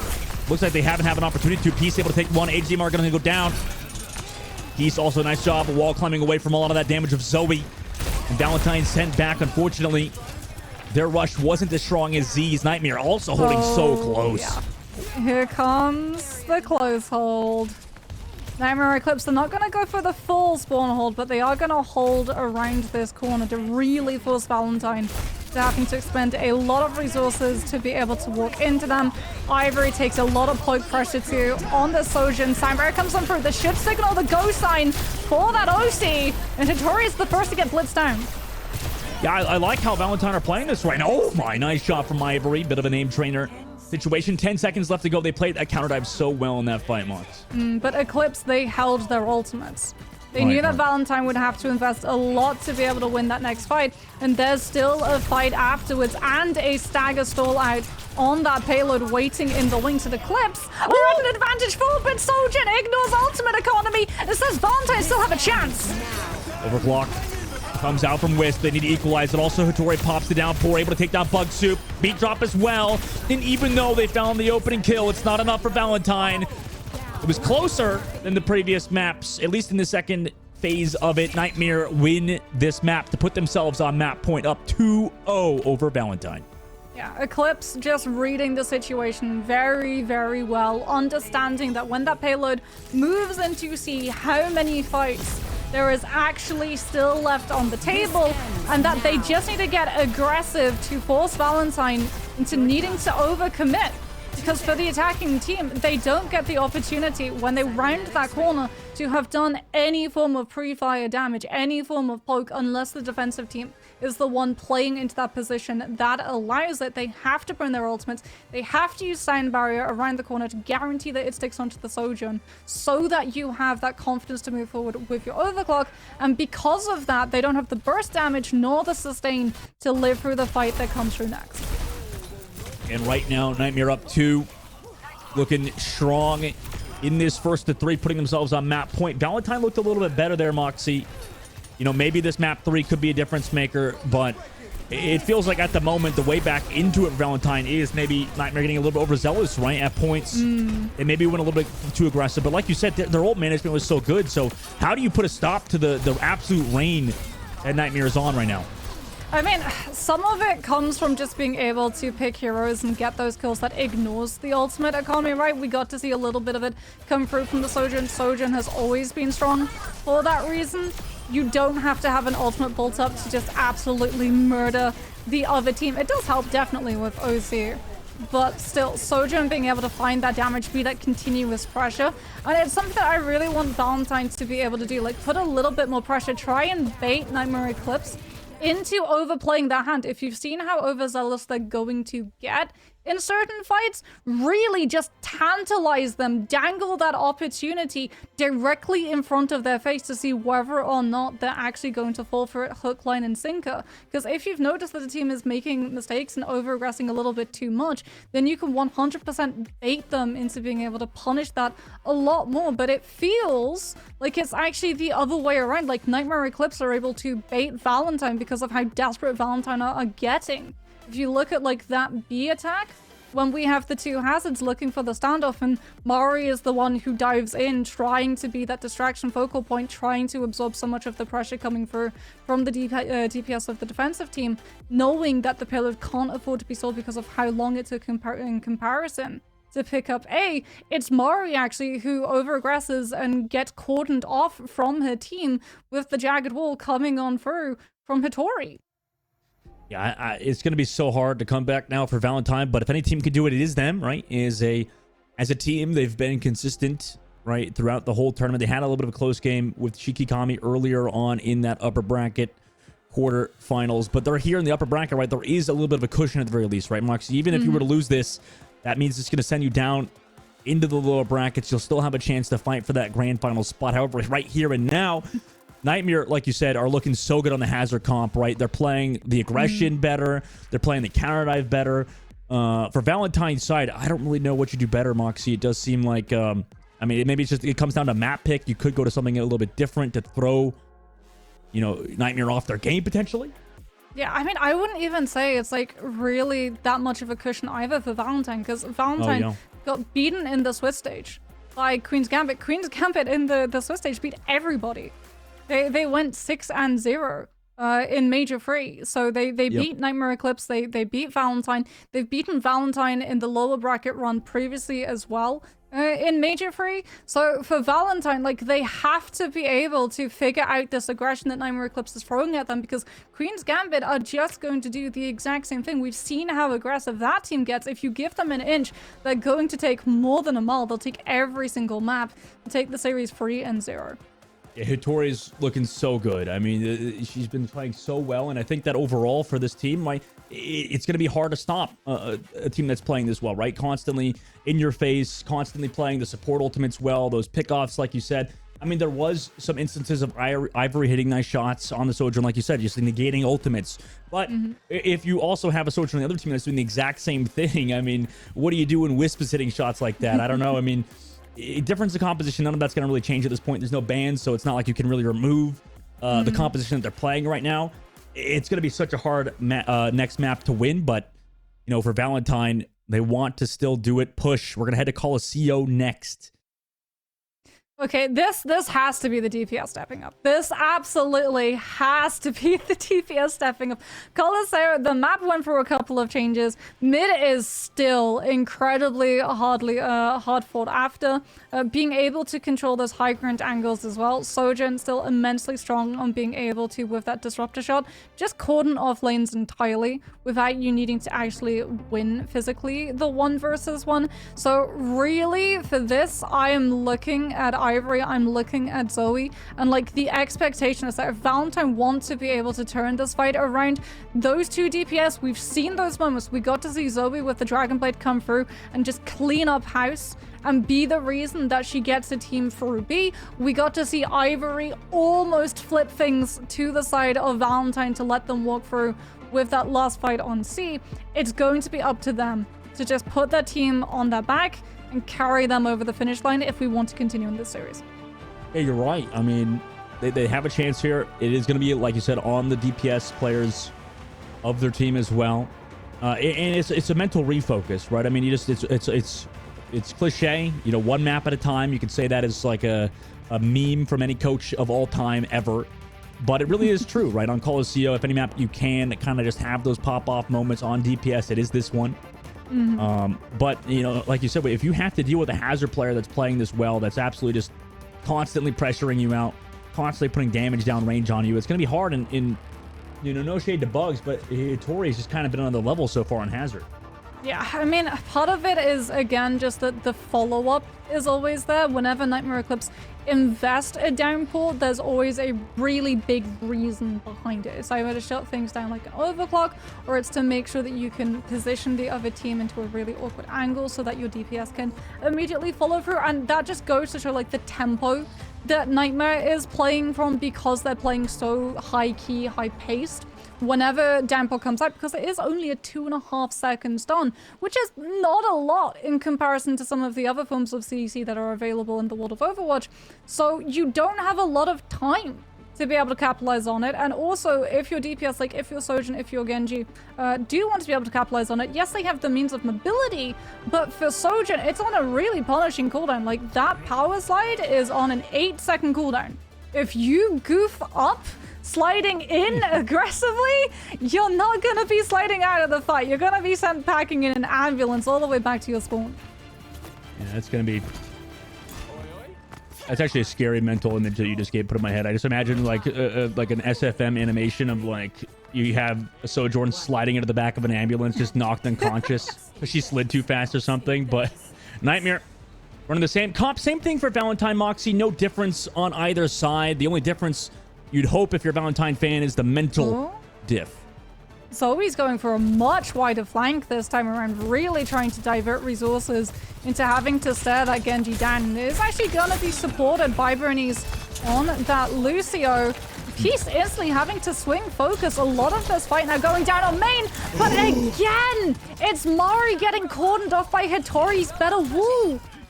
Yeah, I mean, that was such a good wall. Poor Mari caught out. I mean, Hitori played that so, but the team to follow up, I mean, that was so good out of them, and now they're going for even more, going so aggressive, even right after the card unlocks, just not giving any space to Valentine, making sure they're constantly on the back foot. You can tell that Valentine, they're trying to bait Nightmare Eclipse's aggression, and Eclipse, they're baiting back. They're making it seem like they're falling for it. They're making it seem like they're actually committing those resources into trying to stay down the Genji and the Lucio. And then they immediately pull them back and everyone flips their rotation and Dozy does into that tank fight. And Mari just doesn't have the ability, like any opportunity to be able to breathe when that attention gets diverted her way. This time around though, Valentine are gonna make a play fully on main and Eclipse back off. Yeah, they're trying to get rid of Bug, aka Mari, on the backside. Nightmare do it. I mean, they just able to take down Mari, right? Just constantly putting the pressure in. Everybody else kind of wiped off the floor. Nightmare back in control again. Yeah, it's that understanding of you don't have to take every single fight. You only have to take the fights that you feel confident that you're going to be able to win. They let Valentine take a little bit of distance in terms of that point, because look at the amount of distance they're picking up since they've won the fight.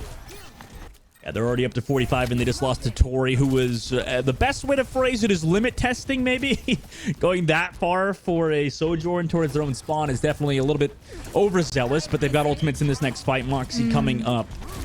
And it's gonna be directly for main of Colosseo. Kitsune rush for both of these teams. Going to be invested, but Hitori comes through with the downpour.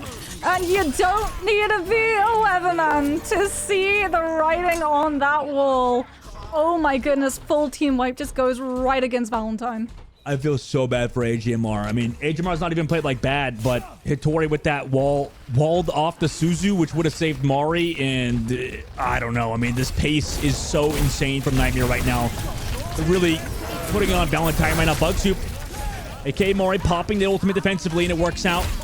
Beat drop not successful from Nen, and that's what you want to see out of Valentine, right? Trade 1 for 1 and get the fight win still, or 1 for 2 rather, because the overclock was popped. So Valentine, maybe they bought themselves some space, some purchase here as they find the staggers.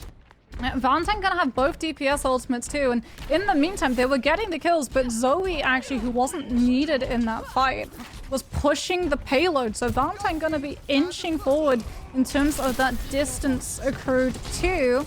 And Eclipse are gonna have the high ground to position themselves out of the way of the initial engagement from either the Blade or that Overclock, but sooner rather than later, they are going to have a challenge. Aggressive beat jump from Bernice. Looking for eliminations on Nightmare, but Nightmare disengaged it pretty well. Hattori a little bit low, but so is Ivory. He's the drop back down towards the main side. High ground now, Nightmare advantage. Ooh, are they going to eventually find on Valentine's side? They disengage it, still have control of that robot as well. Finally staved off. Here comes Hattori. Going aggressive. Blade still available. No beat drop to counter it. Boop already utilized, so that Lucio! Nice wall riding away, but Hattori on the other side will take down AJMR. To the Blade. Maybe it doesn't matter too much how much value you found as your team was able to find the eliminations on the other side. Controlling the robot again is Nightmare. Yeah, you were still able to zone the Lucio away, which means, yeah, you know there's not going to be a soundbar. What you were worried about was the speed boost. Allowing everyone on the side of Valentine's to kite out of the range of Pieces Blade. That doesn't happen. And now, Eclipse are still just going to be able to hold Valentine on this high ground all the while they pick up even more distance. Zoe is not going to have the space to play into using her blade as engagement. And over the rooftop, Hattori's in the back line, forcing Kitsune Rush. Oh my gosh. Peace there with the follow-up as well. That was disgusting from Hattori. Now everybody's kind of grouping around the objective. Mari's going to get traded out as well. And Z's rush was a little bit stronger on top of that pickoff towards the spawn. Nightmare playing so aggressive. They're just going to be able to keep up the tempo too. Silent Barrier, Downpour, Overclock, Valentine. They've got the Blade. They're going to be approaching the Overclock. Mind you, this is Ivory's second Overclock. All the while, Zoe has not had an opportunity to use this Blade. This has been so hard. Wisp popping. Hattori is well in the HMR, even with the aggression that they're playing with right now. Weren't able to find a single elimination. Everybody's going to get wiped up. That's the portal difference in this case. Valentine still on the back foot. Nightmare 105 meters and climbing compared to Valentine's 44 with 4 minutes and 20 seconds left. Valentines are running out of distance for them to avoid this Downpour and Blade follow through if they want to keep contesting this objective. Nightmare Eclipse can just put them in a hostage situation. Really can. Valentine now. I mean, they have to look for some off angles, look for some cheesy engage. Mari goes low. Here comes the downpour. Overclock gets caught in it. Can Hattori live in it as well? Yes, with the Suzu from Z. And with that, they might be able to close the map out, right? I mean, Blade now comes out. Delays onto HMR, trying to continue onto this robot. They've got ultimates coming back, potentially with Bernice. Ivory, though, in the spawn on Widowmaker. No, that pickoff is huge. Beat drop's not even up yet from Bernice, who is low in the spawn. Does get it.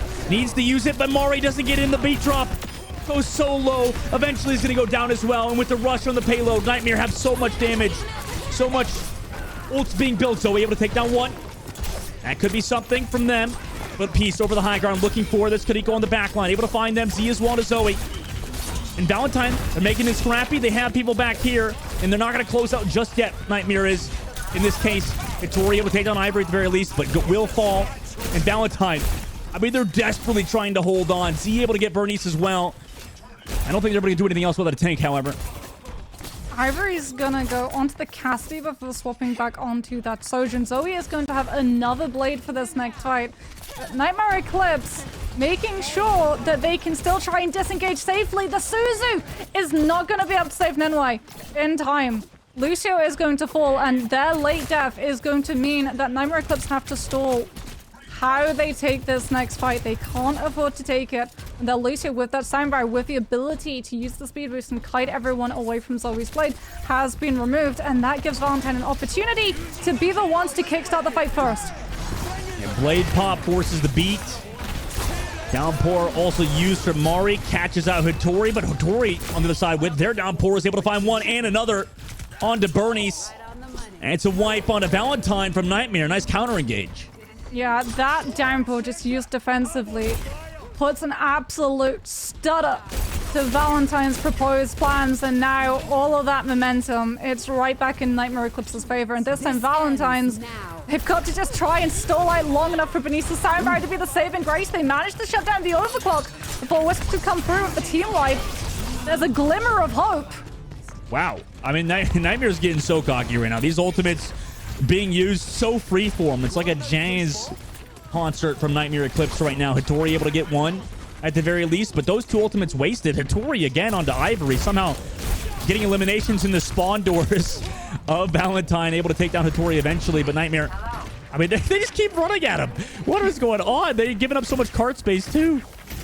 Yeah, but Valentine's, they have so much distance to be able to make up for. Yeah. With Nightmare Eclipse as well, able to keep those players alive as long as they did, guarantees that the fight that comes out next is going to be once again in main lane, which means that AGMR has Kitsune Rush, but Nightmare Eclipse have space to avoid it. Yeah, Rush used, B-drop as well, overlaid on top. Nightmare do not have their own sound barrier to set an end wide 70%, so they just need to disengage and live. And so far, they're doing it. Downpour is also coming up for Hattori. Ivory is close to the overclock, is going to build it. Disengage, Peace going to go down as well. Overclock now pops out. Does Hattori want to use this ultimate? Doesn't look like it. Going to trade out Zoe at the very least. But Nightmare, I mean, they're making it scrappy. Wisp on the outside angle, able to take an HMR. Ivory does go low, but the peels are there. 30 seconds left. And Valentine will win another fight. Yeah, but Hattori still holding on to Downpour, and Nenwai is still holding on to their sound barrier too. Two ultimates which can both absolutely wreck Zoe's blade. Any follow through potentially denied. Valentines have to make sure that they can mitigate and absorb the impact of Hattori's ultimate because it's been so costly so far. They're looking for the dive at the current moment, speeding away, kind of just playing towards the card, in fact, trying to keep Peace alive.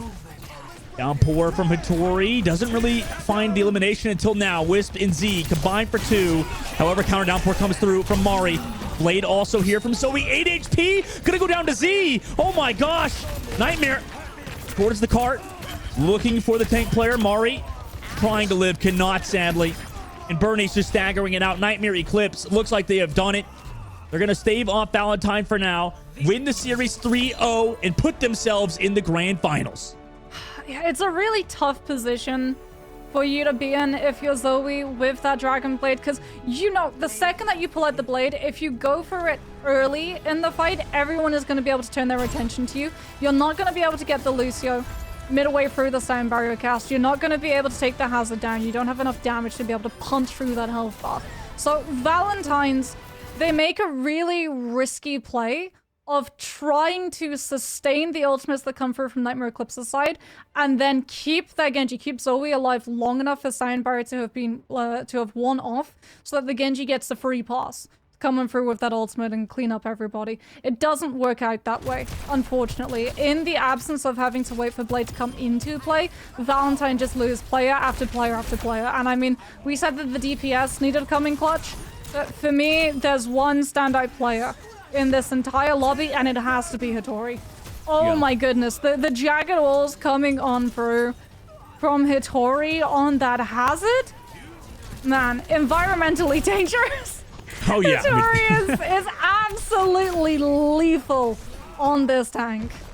Yeah, that was some clean gameplay out of Hattori and the rest of Nightmare as well to follow up on such stellar hazard gameplay.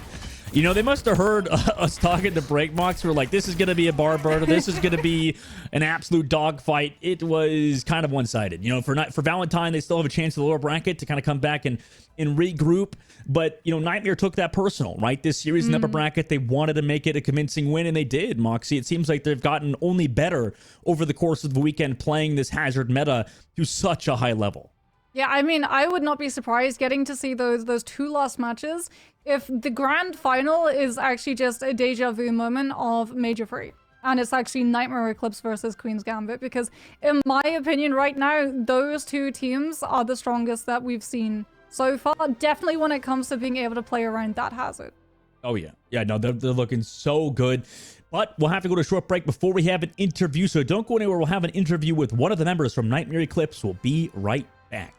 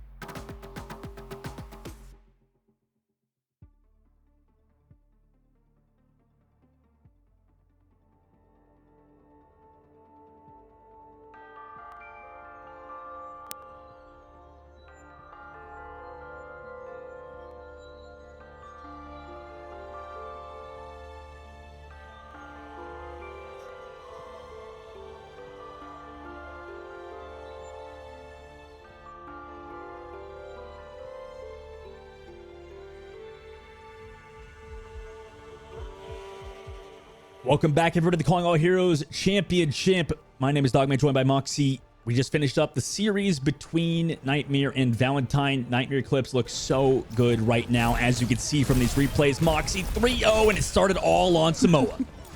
Yeah, I mean, Hitori, every single time we got to see that Hazard POV, every single bit of utility, oh so impactful. The jagged wall placement, absolutely perfect. The downpour follow-up as well from both Wisps and Peace.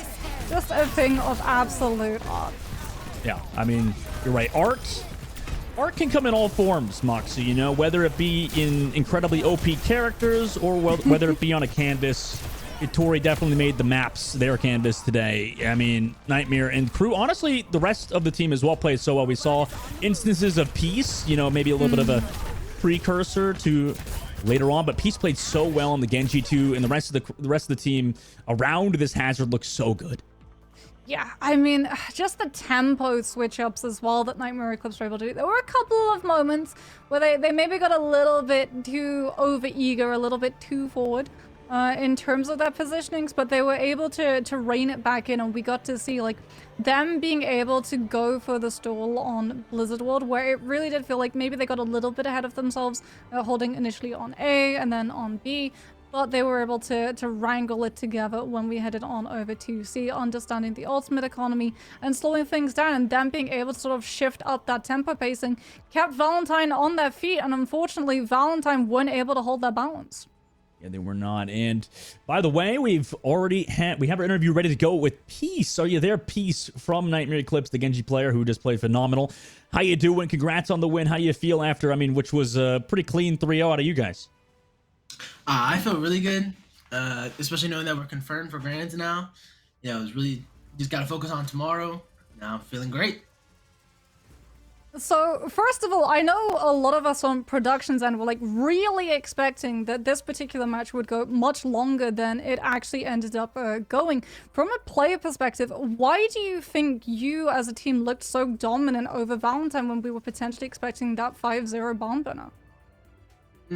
I do think Valentine, especially in the past, has had good results, and that core of the team, like Wicca, AJMR, Molly, Zoe, has had a really good. I think in Faceless Season 1 they played really good as well, and they do have a past of being a very consistent team. But I think today, just me on the Genji, with Hitori on the roofs somehow. I don't know. We looked a lot better today. Yeah, you guys did. And I mean, we saw the aggression too. Like, you guys were constantly putting the pace, you know, like on the other team. Like, it was just so consistent onto Valentine. You were specifically, even on the map 3, I think you were getting some confidence just going aggressive on Genji. You know, you're blading, I think, in cases where it was like, okay, maybe we didn't need to do that, but like you guys were obviously putting the aggression on, and it was just so clean. What made you guys have such confidence going into today, considering how the tournament has gone so far? Is it just because you guys just keep winning? Well, me and Wish, we were talking about it a little bit. I mean, we're not guaranteed to win. You got to keep the karma correct. But me and Wish have a mini rivalry for MVP, at least. So my goal is to try to be as literally as cool as I can, and and kind of just solo carry. But it is still a team game, so I gotta still play my job and on the role and stuff. Yeah. What do you do when Hitori's popping off on the Hazard too? It's so hard to get MVP. I don't even know where she comes from half the time. I really can't stop it. Like, I literally. So wait, does Hitori like not come? Sometimes do you just like see Hitori on a rooftop and then suddenly just drop into the back line and no one has any idea until she just killed 2 people and is off again? She says, I'm ready for engage, and I'm looking around like, all right, she'll be there. And then sometimes she like slashes in and then she kills like one person, like, oh, I gotta dash in now. And then like we clean up by then. Half the time I don't even know where she is. So I can't stop what I can't see. So she got it, I guess. It's like a horror. Well, how do you personally deal with like the enemy team's Hazard? Like, is it a problem for? I mean, obviously it's way easier on Genji, I think, because of the mobility. But you know, specifically, I think when we're seeing Hitori, like you said, pop off, and you as well. How do you deal with the Hazard on the other side? Or is there really nothing is there not been a Hazard player that has shown to be capable of maybe picking off people as consistently as Hitori and your team has been? One of the big things, like. Also just Hazard ult. I don't know if anyone saw it, but Molly got double Hazard ulted because I deflected her ult into her and then Hitori ulted her. So there's a little bit of tech with the Genji, especially. It is way easier on Genji, but just knowing your micro is the most important thing against that character. You really can't be out of position. And my team is really good at moving our feet. Like we don't just like stand around and let the team do what they want. So Yeah, so we're seeing a lot of other teams not really static pick the hazard. There's been some experimentations for things like the Mag or the Wrecking Ball, as opposed to yours, which has been really just playing for that hazard composition. In your personal opinion, do you think this is just the strongest composition and that your best opportunity to beat it is just winning in the mirror matchup? Well, I do think Hazard probably is the best character. I think on like certain maps, like some specific ones, you can actually play Maga a lot. My team was supposed to. We usually do it on some maps. Can't say too much. But on some maps we play a little. We play a little bit of Maga some places. Hazard's just broken. That character's just way too much. And his ult is if the ult is the worst part of your kit, your character's too good. Right. Yeah. Exactly. And that's some great points. Peace. We're gonna actually let you go. I mean, obviously you get a rest day now, right? So you guys get to set up for Championship Sunday. Is there any last thoughts out of you, or any shout-outs you want to say for your team, or anything else? I mean, you guys played it so well. It was fun to watch. Anything you want to say before we let you go? Support O3 Splash and Path to Pro in a month. That's my team. We're gonna play. I'm gonna win MVP. I know I am, cause I'm like that. And I gotta go ring for the EU scrim because Deb is working me like a dog. So. Oh my God. Yeah, that's crazy. Already going to practice again after just winning an incredible match and calling out heroes. So thank you so much, Peace, for coming on. Good luck in your scrim and tomorrow as well. Bye-bye. Personality. I mean, obviously, now we're going to be biased. I mean, now we got to vote Peace for MVP every single time. I mean, Hattori, you can't win it now, obviously. That was a great series and a great interview with Peace. Moxie 3-0 on both first games of the day. We still have 2 more to go, but I mean, what incredible series there. Yeah, I mean, I did not expect it to be as dominant as it were, but you heard it from Peace. Hazard is just broken. Like, when we were getting to watch Hattori's POV and she's just holding onto those rooftops and going for that back line, you have to immediately be able to spot out that tank is absent and just have your front line take full advantage. Otherwise, you're going to lose the map. You just have to play for the backline trade. We actually even got to hear a little bit of that as well coming through from Velvet when we had our interview previously about Queen's Gambit. You do not, like, you have to be unafraid to take the backline trade because it is going to pay off for you in terms of overall match economy. And it looks like a lot of these teams are just not willing to take that trade and unfortunately lose a lot of momentum off of the back of it. Yeah, no, it was just so consistent out of their team, out of Nightmare, and to set themselves up for tomorrow to, be able to rest, come back, and, obviously for Peace, no rest, apparently. Ain't no rest for the Wicked currently. It's going to be an interesting matchup to whoever is going to face them, because honestly, it's an absolute, I mean, I hate to say it's a crapshoot in the lower bracket right now. We don't know who's going to come back and be able to face Nightmare, right? I mean, obviously, Valentine is a good team. Like Pete said, they're a storied franchise, at least in calling out heroes. But really, any of those teams, like you said, with Queen's Gambit, I mean, there's so many dark horses potentially in this lower bracket who can make a comeback and potentially upset Nightmare, who, right now are looking dominant, but they're at points maybe a little bit overconfident. That's the only weakness you can say about them, right? Yeah, at points, definitely. But I mean, you heard it from Peace. I'm pretty sure everyone just pretty much went, okay, we're going to win this round. I have to pop off so that I can get the opportunity to be overall MVP. Like, everyone is gunning for those additional prizes. And you really can tell that it's influencing a lot of gameplay. Like, when they understand that they're going to win things, you can play with your food a little bit.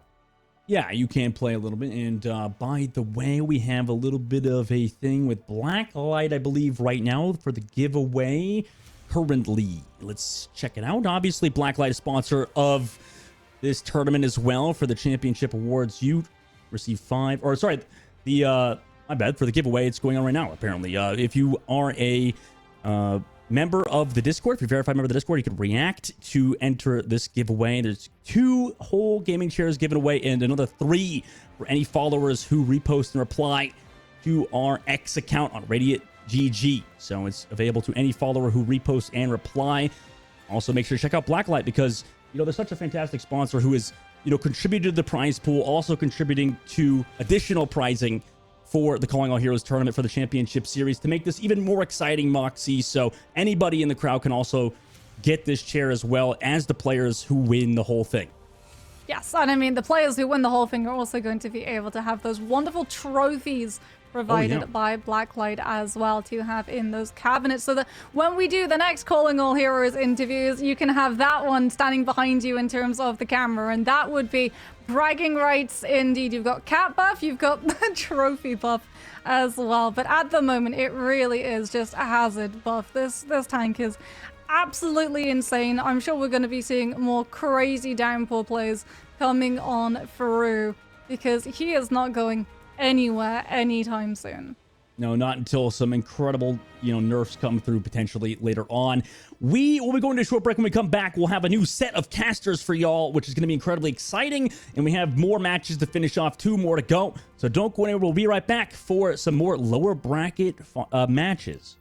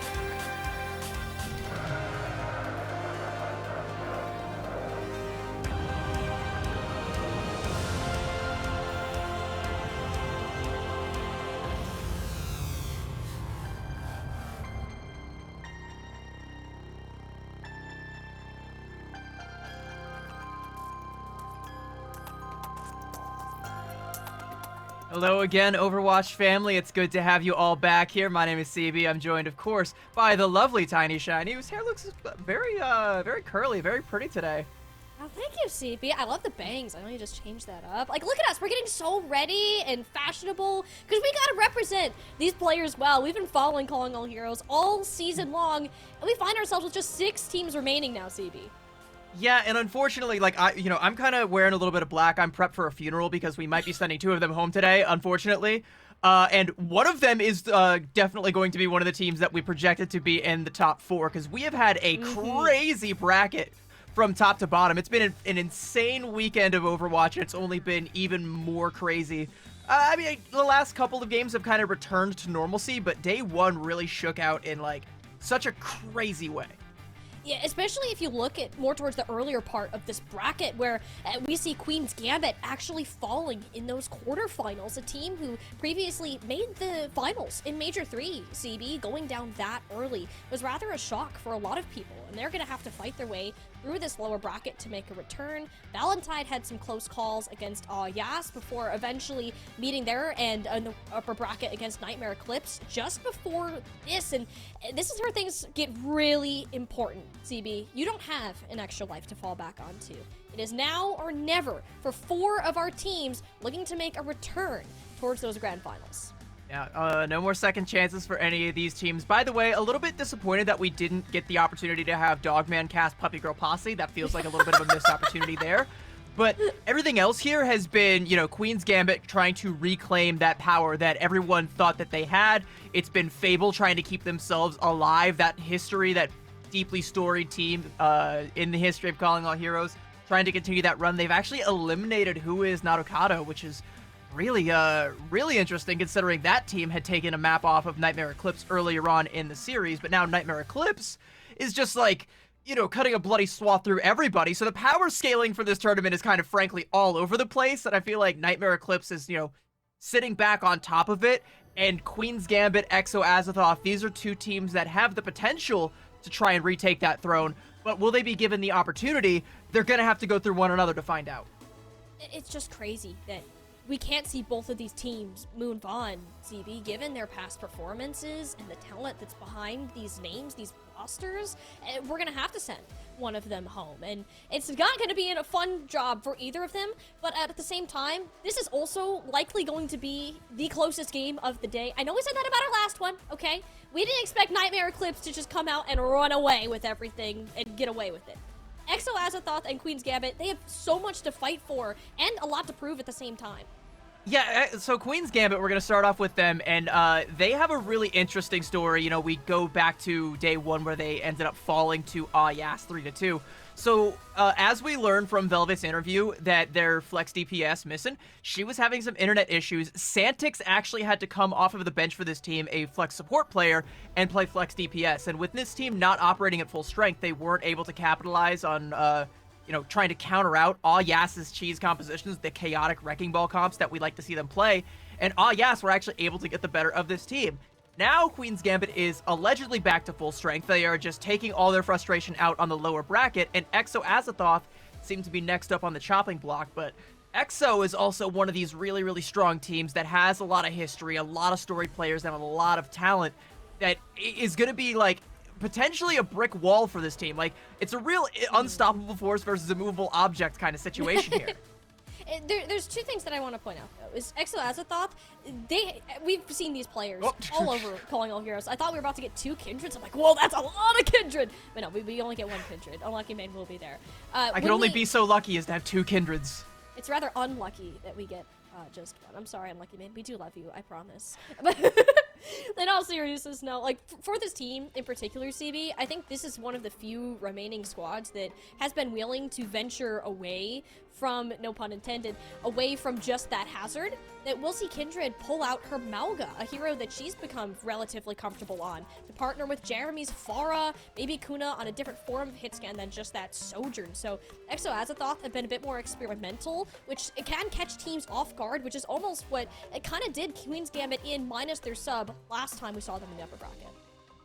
The problem with that, though, was like we saw in the Nightmare Eclipse game, you know, yesterday, Exo Azathoth versus Nightmare Eclipse is, yeah, sure, they were willing to venture out of this Hazard meta and bring the Mauga, the Pharah, even like Reaper and Sombra to the table at various points in time, but it just got completely hard countered because they were never able to execute on any of those win conditions because Nightmare Eclipse are just so much better on an individual level that you're not going to be able to catch them sleeping with some of these compositions. You either have to go head-to-head with them in the mirror and beat them, or you're just not going to beat them. And speaking of head-to-heads, we go where most head-to-heads this tournament have begun. I think actually all of them have been kicking off on Lijiang Tower.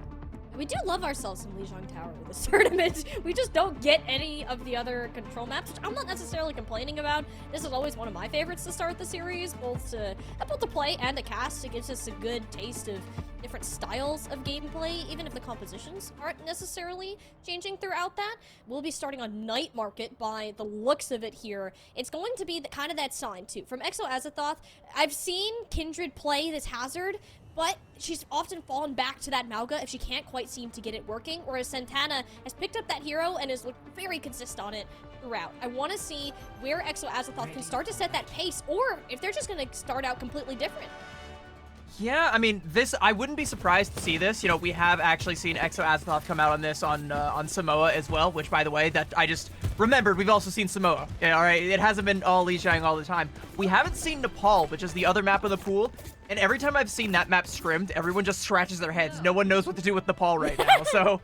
But, like, I mean, Queen's Gambit, they know what to do here. They're also going to come out with Missin on the Pharah, which is interesting. I think both teams kind of have the same idea.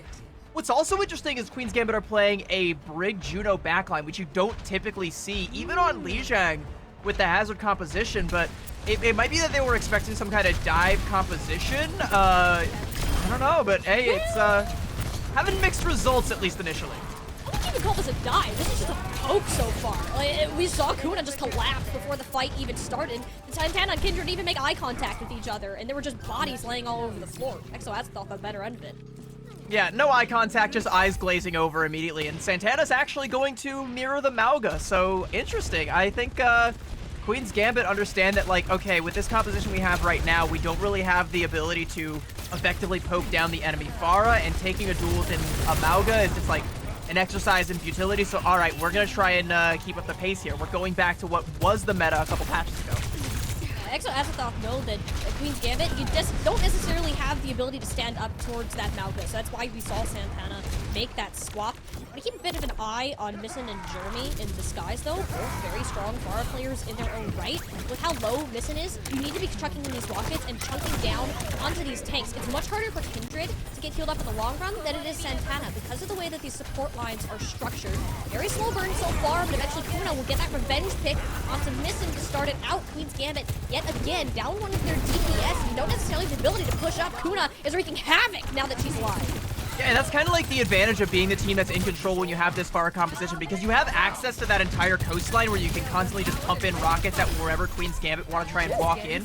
Whereas, like, Missin on the other side has to try and find an angle where, you know, she can actually get some damage out onto Exo Azathoth, but, like, they have all the cover, they have all the positioning, they have all the opportunities to create these fights wherever they want. And with Jeremy now having a barrage, I think they're going to want to try and take it close to a choke point, just let Queen's Gambit walk right into this death trap.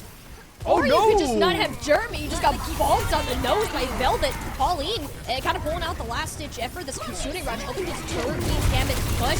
But there's just the best ultimately game in terms of your orbital raise. The K-Tie comes out, but Santana's ended up getting canceled. Kindred trying to be the hero in this situation. So many buttons have been pressed. Yet it's Exo Azathoth right now with the numbers. One lonely Velvet on the point, sending herself to her own death. And Simi, I don't think there's another touch. Yeah, no, like, honestly, I don't think you're going to get another chance here. I mean, we're going to see Senna pop the overclock, but there's not going to be a touch. So Velvet goes for the reset there, but she had the rally. Honestly, I think with only 2 members left on the side of Exo Azathoth, you probably could have popped that rally and used that just to stall out and buy more time. Maybe even, you know, if you live long enough for Senna to get back in position, you're drawing some aggro so she can maybe hit a big rail shot, but that was a long shot from the beginning.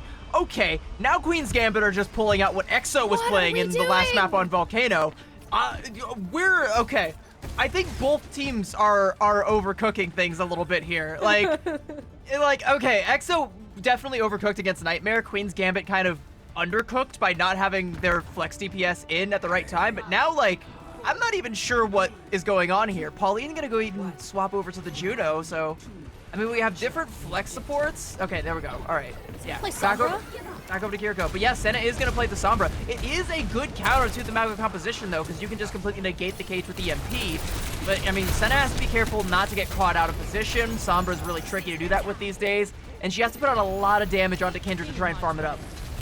Looks like we hopped into a freaking time machine for this match. Like, has Hazard even been released yet? I mean, Jeremy probably wishes that was the case. It's sniped out Senna from the sky, and Exo Azathoth will have a harder time making sure Journey has that same space to work with, especially now with the ability to disrupt out of the Sombra and Santana. Kind of just getting in there, not really fear of taking massive. Yeah, and like, this is a mirror comp that I don't think Exo... Good stop there, getting rid of Kuna incidentally there. This is a mirror comp that I don't know that, like, Exo Azathoth really wanted to take, because Santana's Mauga is stellar. Like, she plays it in such a weird way where... I mean, not even a weird way, just she plays it well. Like, you can't really do a whole lot about it. One of the things that's kind of crucial about that last fight, though, is the fact that Senna gets traded out and is only 35% to that EMP. Currently, it's on pace with Kindred, but if that keeps up and you keep losing Senna trying to go for this EMP charge, you're losing the entire reason that you play it. Ooh, but this is rough. Pauline's moved over to the Ana here to get value out of these anti-nades, but look at the amount of pressure that she's under. She really can't exist to help support the rest of the team, and make sure Santana run back. Did Jeremy just back cap? Yeah, right, sure did. That's fine. Okay, cool. Whatever you do, Jeremy.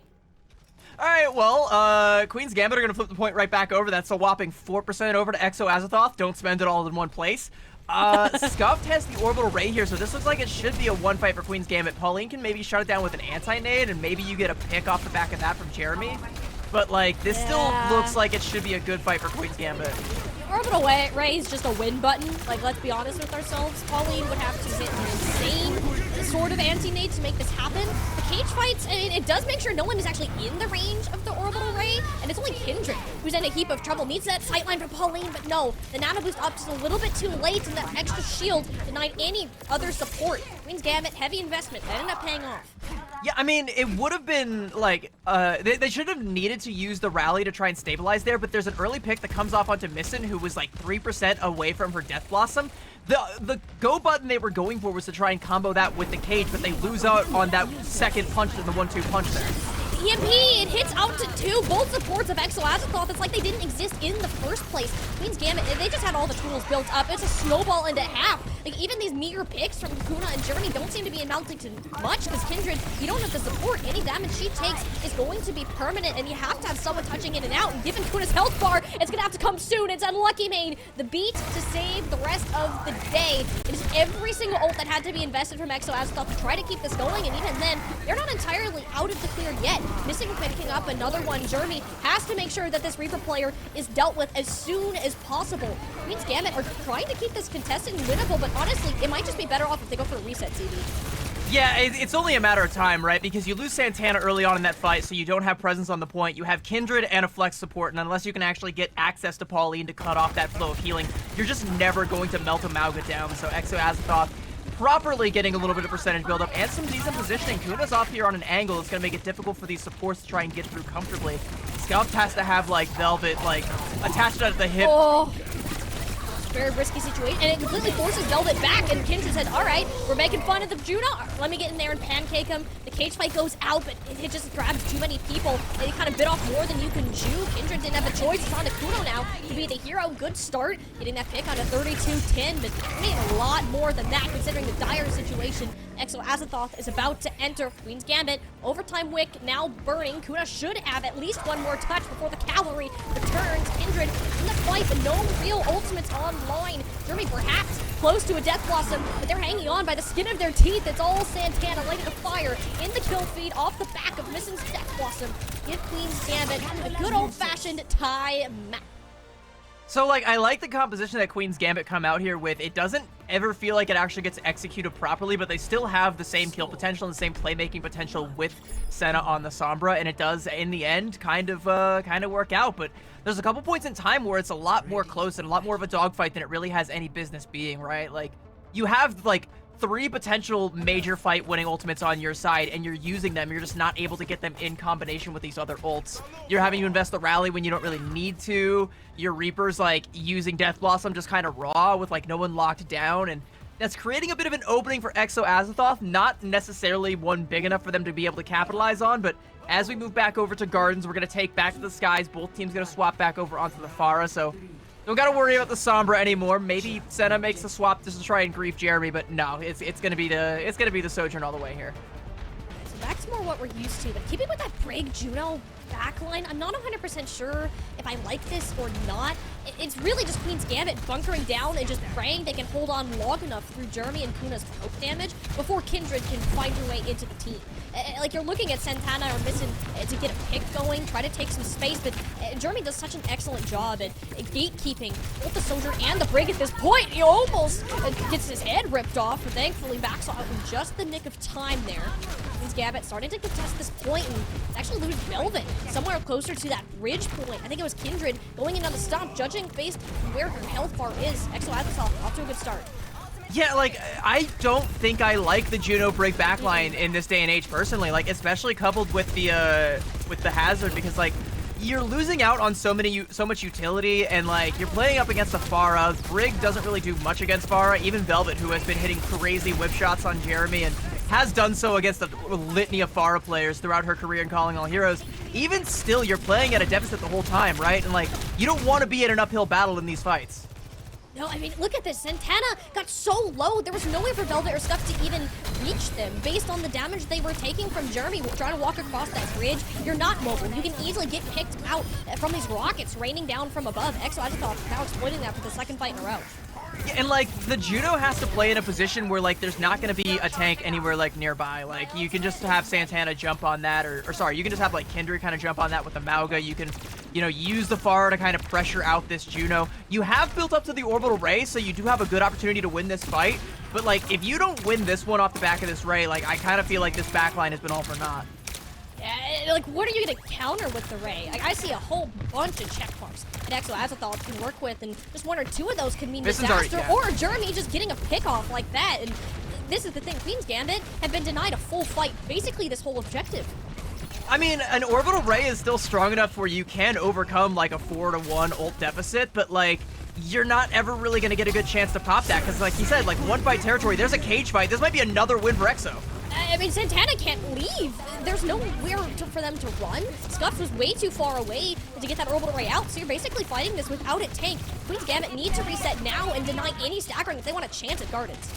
They've only got about 10 seconds left, and it might be kind of a staggered touch. They also don't have a Lucio, so like Missin's got to be like in a weird place where she can maybe get a touch. And right now, like, there we go. There's the blink. She is gonna get a touch, trigger OT, but here we go. You have to win this fight.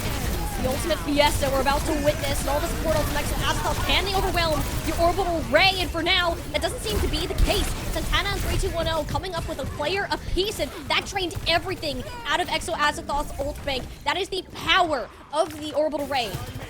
Yeah, but it drained everything out of Queen's Gambit's ult bank too, like, except for Missin, who didn't have the Pulse Bomb and will have one now for this fight. That's all you really have to try and get a good ult rotation going. Like, you're seeing 15% across the board for the rest of Queen's Gambit's ultimates.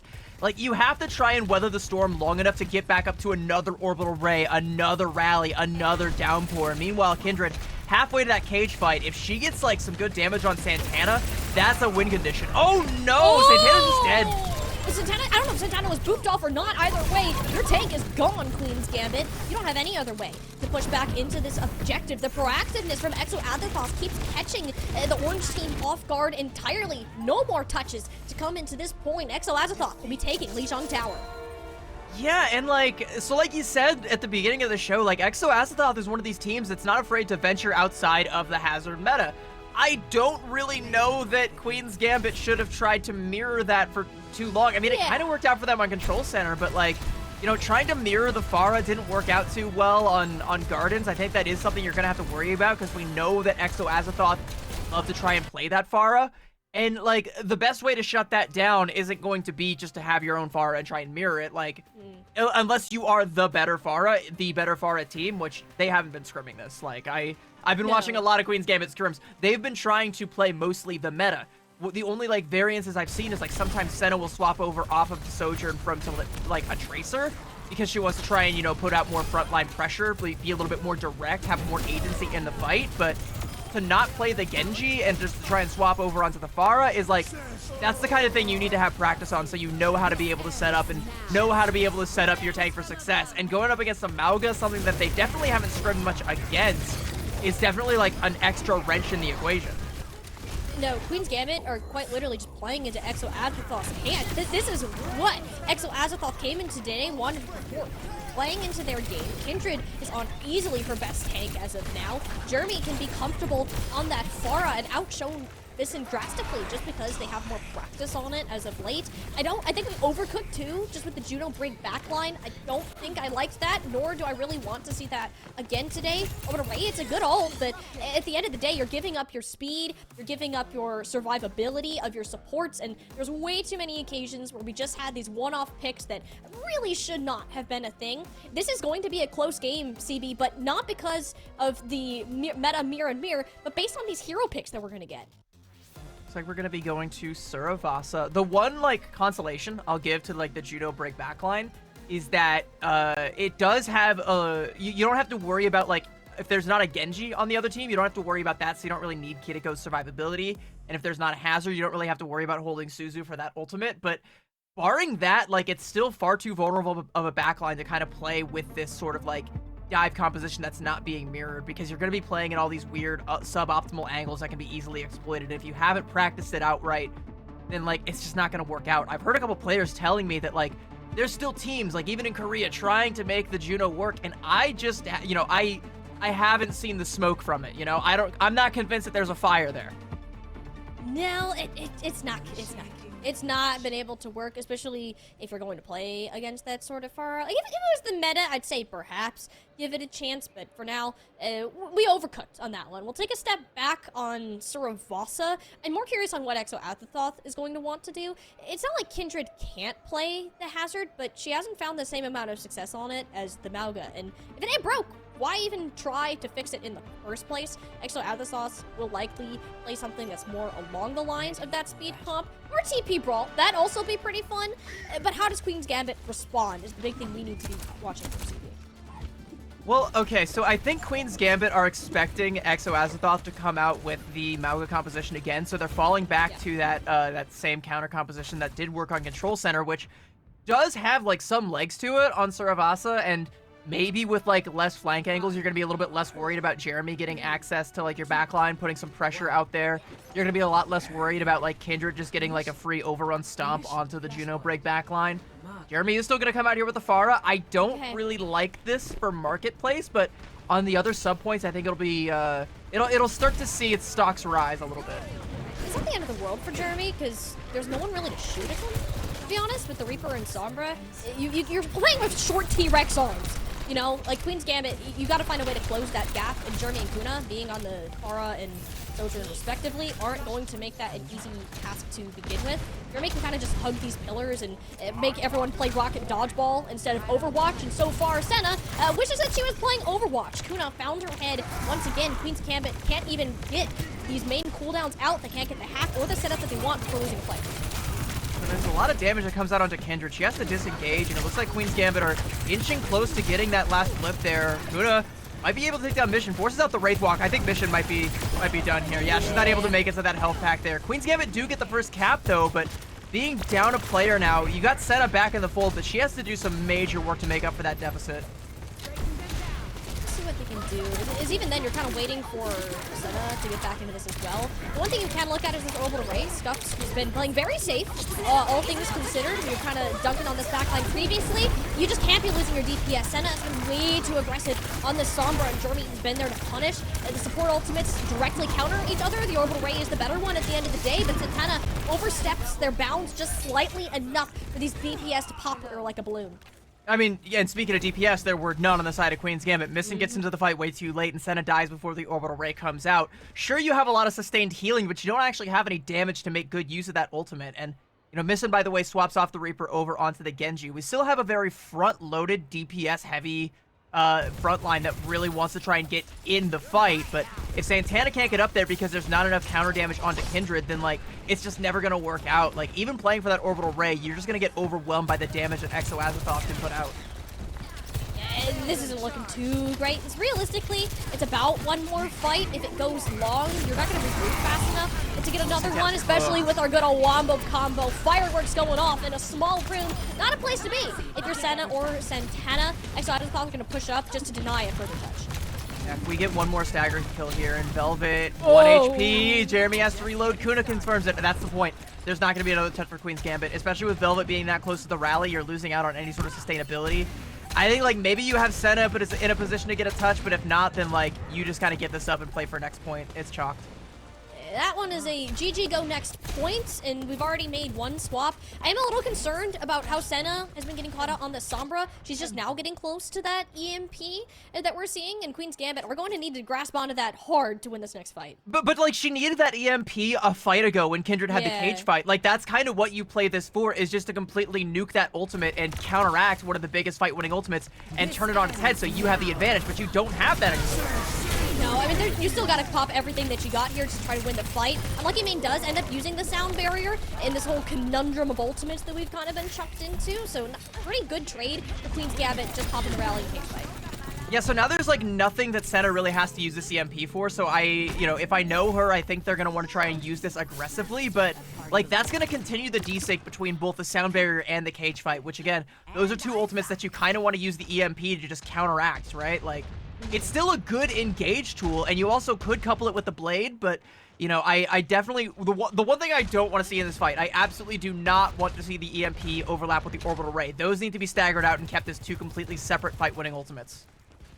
We'll have to see. Queen's Gambit have been decent about their ultimate usage so far, and especially since Exo Azathoth are coming into this with nothing other than this Kitsune Rush, there should be a reason to use both of those, other than just a slight bit of miscommunication. Pauline stuck, playing the ultimates out, will be missing Dragon Blade later on stop instead of the EMP, and that's totally fine. Cut Kindred down to size, can't really get anything else. Exo Azathoth already out of there.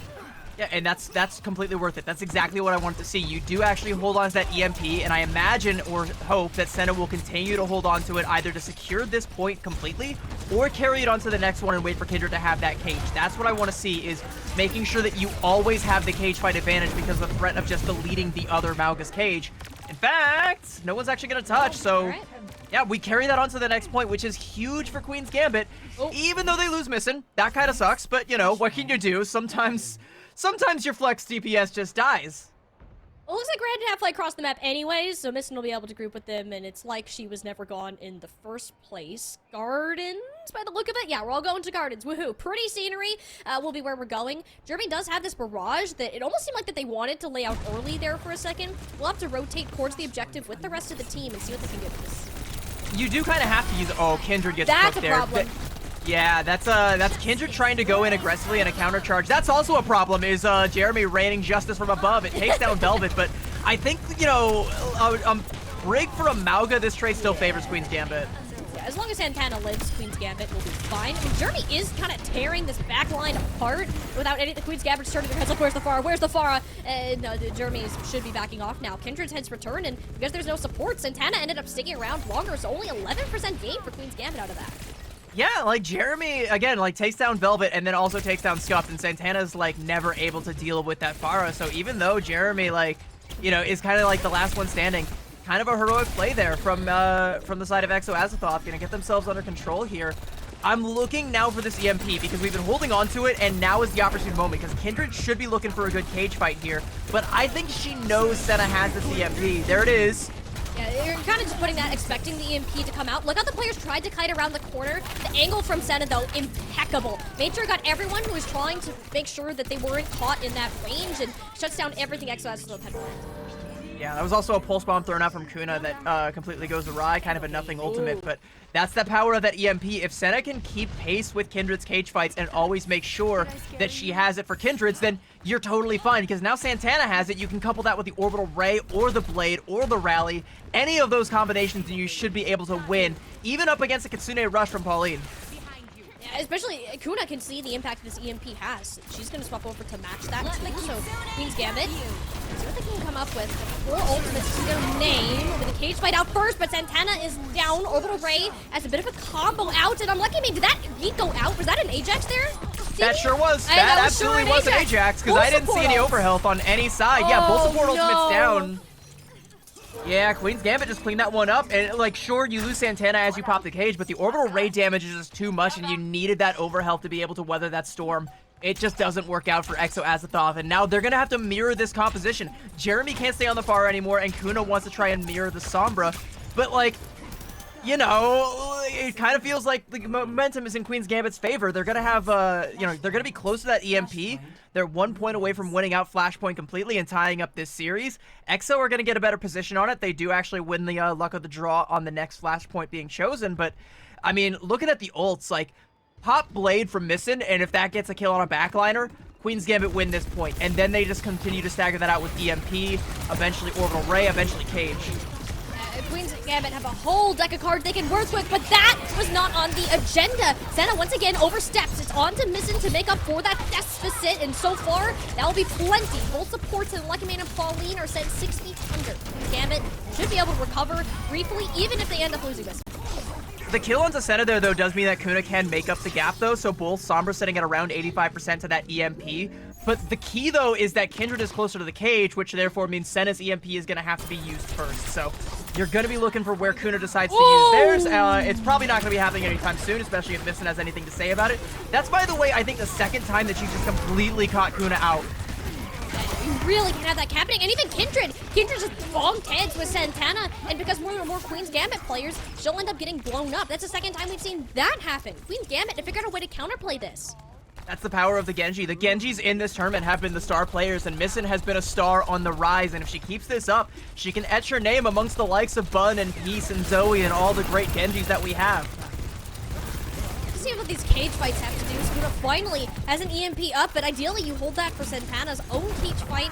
Kindred, it's not looking much better. You know Senna has this ultimate. She's gonna make sure everyone ends up getting knocked out. It will be a counter EMP on the backside. Hits 4, but it didn't get scuffed. The Orbital Ray still landed, and the health bars from Queen's Gambit are doing great in this economy. Exo Azathoth, they have to invest heavily. This will be final fight of the objective, should they not, and it's gonna cost more than they wanted to. At the end of the day, they'll get that point win and at least some percentage on Bruins. Yeah, Missin gonna take down Pauline there. That's gonna kind of sting, because, I mean, someone's gonna have to peel back to try and give her a teleport back with the rest of the team. You're gonna have the Sound Barrier and the Death Blossom to counter out Santana's cage, but you really would have liked to have, like, you know, that EMP that we saw Senna use to great effect, because Queen's Gambit, they only use that EMP in the Orbital Ray, and they nearly win that fight, whereas Exo Azathoth, they have to invest so heavily, they have to play so passively, and they do it to perfection, but they're still behind the 8 ball. One more fight and Queen's Gambit will take Suravasa. And it's going to be really difficult for Exo Azathoth to hold on to this. This has got to be the best sound barrier of Unlucky Main's life right now. Or Jeremy, if they can get some kills going with this, but the boot wasn't enough. The cage fight is enough, but there's everybody within it. Santana will end up exploding. There's too many players that were looking at her, and the rest of Exo Azathoth stayed alive throughout all of that chaos. Kindred can clean this up nice and slow, ensuring Exo Azathoth will take this to a 5th and final point. Yeah, 80%. I don't know if there's going to be another touch from Queen's Gambit. Maybe Santana goes, like, super aggressive and tries to, but I don't think you want to play that game without Scuff. Yeah, you can even see Santana's silhouette says, you know what? Maybe not. Maybe we don't go for that one. Queen's Gambit gonna have to give that one up and try and play. They do know where the last flashpoint's gonna be, and they should be able to get there first because of the spawns. But you're looking at a cage from Kindred that Senna can't really answer just yet, and Santana's nowhere near theirs. They're nowhere near the Death Blossom. The Orbital Ray is still a little bit behind as well. So Exo Azathoth, I think they're sitting pretty here. If Kindred gets a good cage before it can get canceled, I think you just go right now with it. You have to. They're 7% away. Senna, you can see how fast she's trying to charge it up, but hit nothing but shield. It actually gets exploded faster, so the EMP wasn't much of a matter, and it could pop out here and be all the difference maker in this fight. That's what Senna's going to go for. Lands onto the remaining 4 players, and they are going to fall shortly after. Great coordinated play from Senna. Yeah, it does kind of end up right where we would have ended up if Senna had that a couple minutes earlier, but Scuff does have to pay the price, so not going to be there. Still has the opportunity to get back, get a little bit of healing, get up to that Orbital Ray. Queen's Gambit able to get control, but now you're going up against Kuna's EMP. I'm curious, with Santana nowhere near the cage, where does this EMP strike? Because it can't really counteract the Orbital Ray unless you catch it at the right moment, get an Orbital Ray Jack, so maybe you just pop it and go super aggressive here. Kitsune's going to be the first ult to come out. Maybe they get something with this. They don't get anything other than the fear behind Queen's Gambit's eyeballs as they ran for the hill. So the point will just be granted over, and this is fine for Exo Azathoth. Scuff can go ahead and re-engage with this Orbital Ray. Not even worth committing this EMP to it at this time, but Kuna wants to go for it, hoping for the cancel, but that was going to be a major mistake. Exo Azathoth, that was all of their tools. Yeah, so like they're able to get the point completely just off the back of that Kitsune rush. What they really needed to do was build up to Unlucky Main sound barrier, so when the counterattack came out from Queen's Gambit, they can force an overinvestment, but the Orbital Ray is like just too much to overcome without that, or without the ability to like kite yourself back out. I think the EMP, you'd like to have it now because there's so many ults that you would love to be able to have that as a tool to counter with, you know? You got a Death Blossom, a Cage both coming up.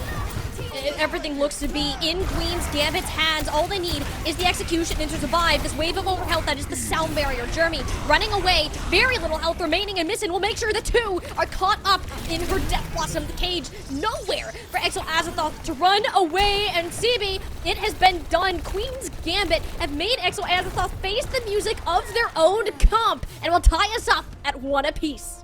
Yeah, Exo Azathoth, like, I mean, Queen's Gambit played this same counter composition in Major 3, and that's what took them all the way to Grand Finals, and damn near let them overcome Nightmare Eclipse in those Grand Finals, but it just isn't the same. You know, we're in a completely different landscape, and for whatever reason, I feel like Exo Azathoth just haven't seen this counter comp coming, but in terms of going back to what worked before, it feels like Queen's Gambit haven't missed a step, right? They still understand that, like, once you build up that EMP, you can just completely shut down anything that the enemy team wants to do. And Kuna, like, all credits to Kuna, just wasn't as in sync with Santana's cages, just wasn't going in at the right moments. That last one there that they popped into the Orbital Ray and ended up losing the fight, that's kind of a throwaway, like, because you're never going to be able to get the follow-up damage through all of the healing that comes out. Sure, you do kind of, like, gut some of the utility that people want to use in that Orbital Ray to put out some of that damage, but like, again, you don't have the damage yourself. You can't capitalize on that ultimate. Like, you just kind of,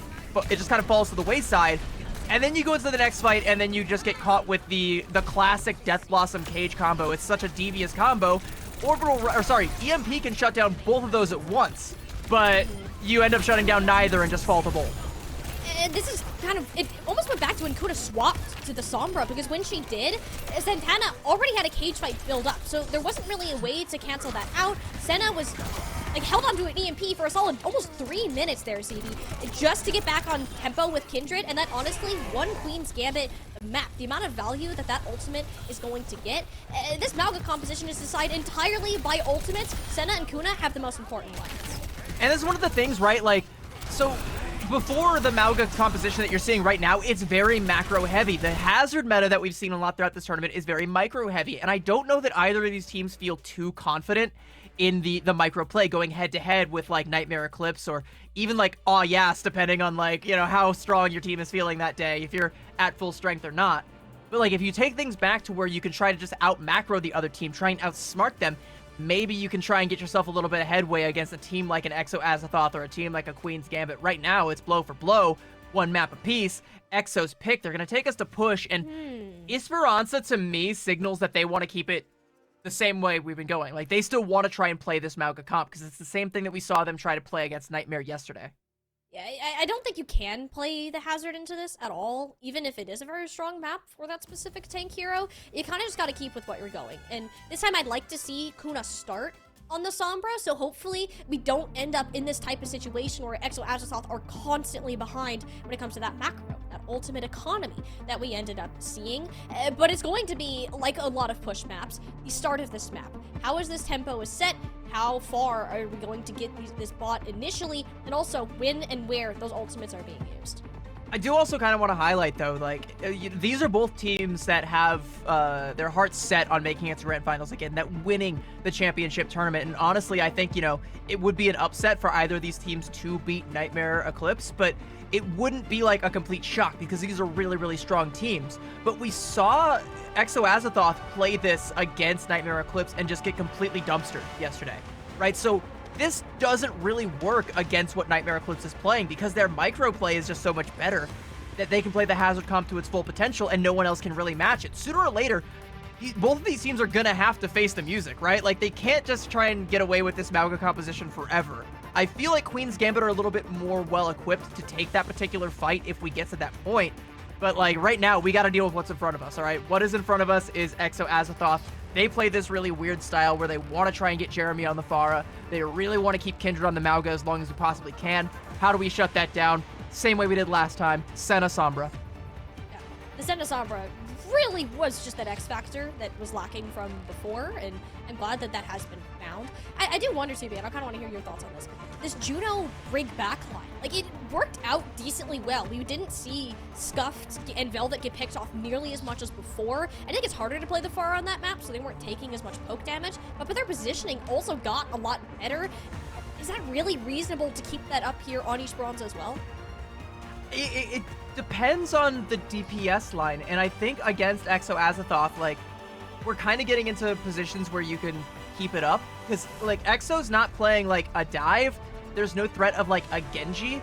You do kind of have to worry about, like, Kuna on the Tracer, but unless Kuna gets, like, right up in Scuff's business, like, you're never going to be able to get that one clip completely. And I think Velvet is a competent enough Brigitte to be able to negate that.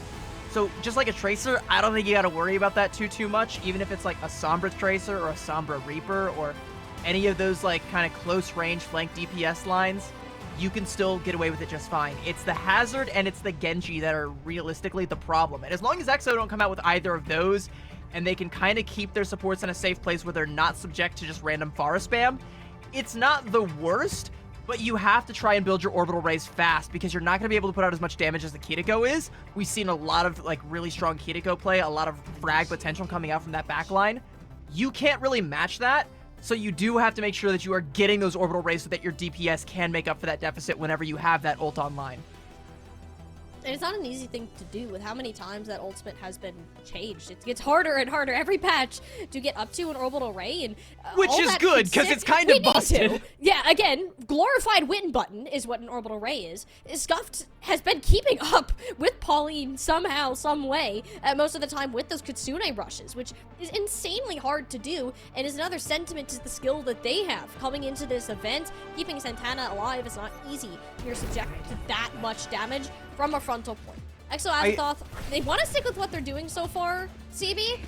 Just do Queen's Gambit? Are they going to go back to what they know?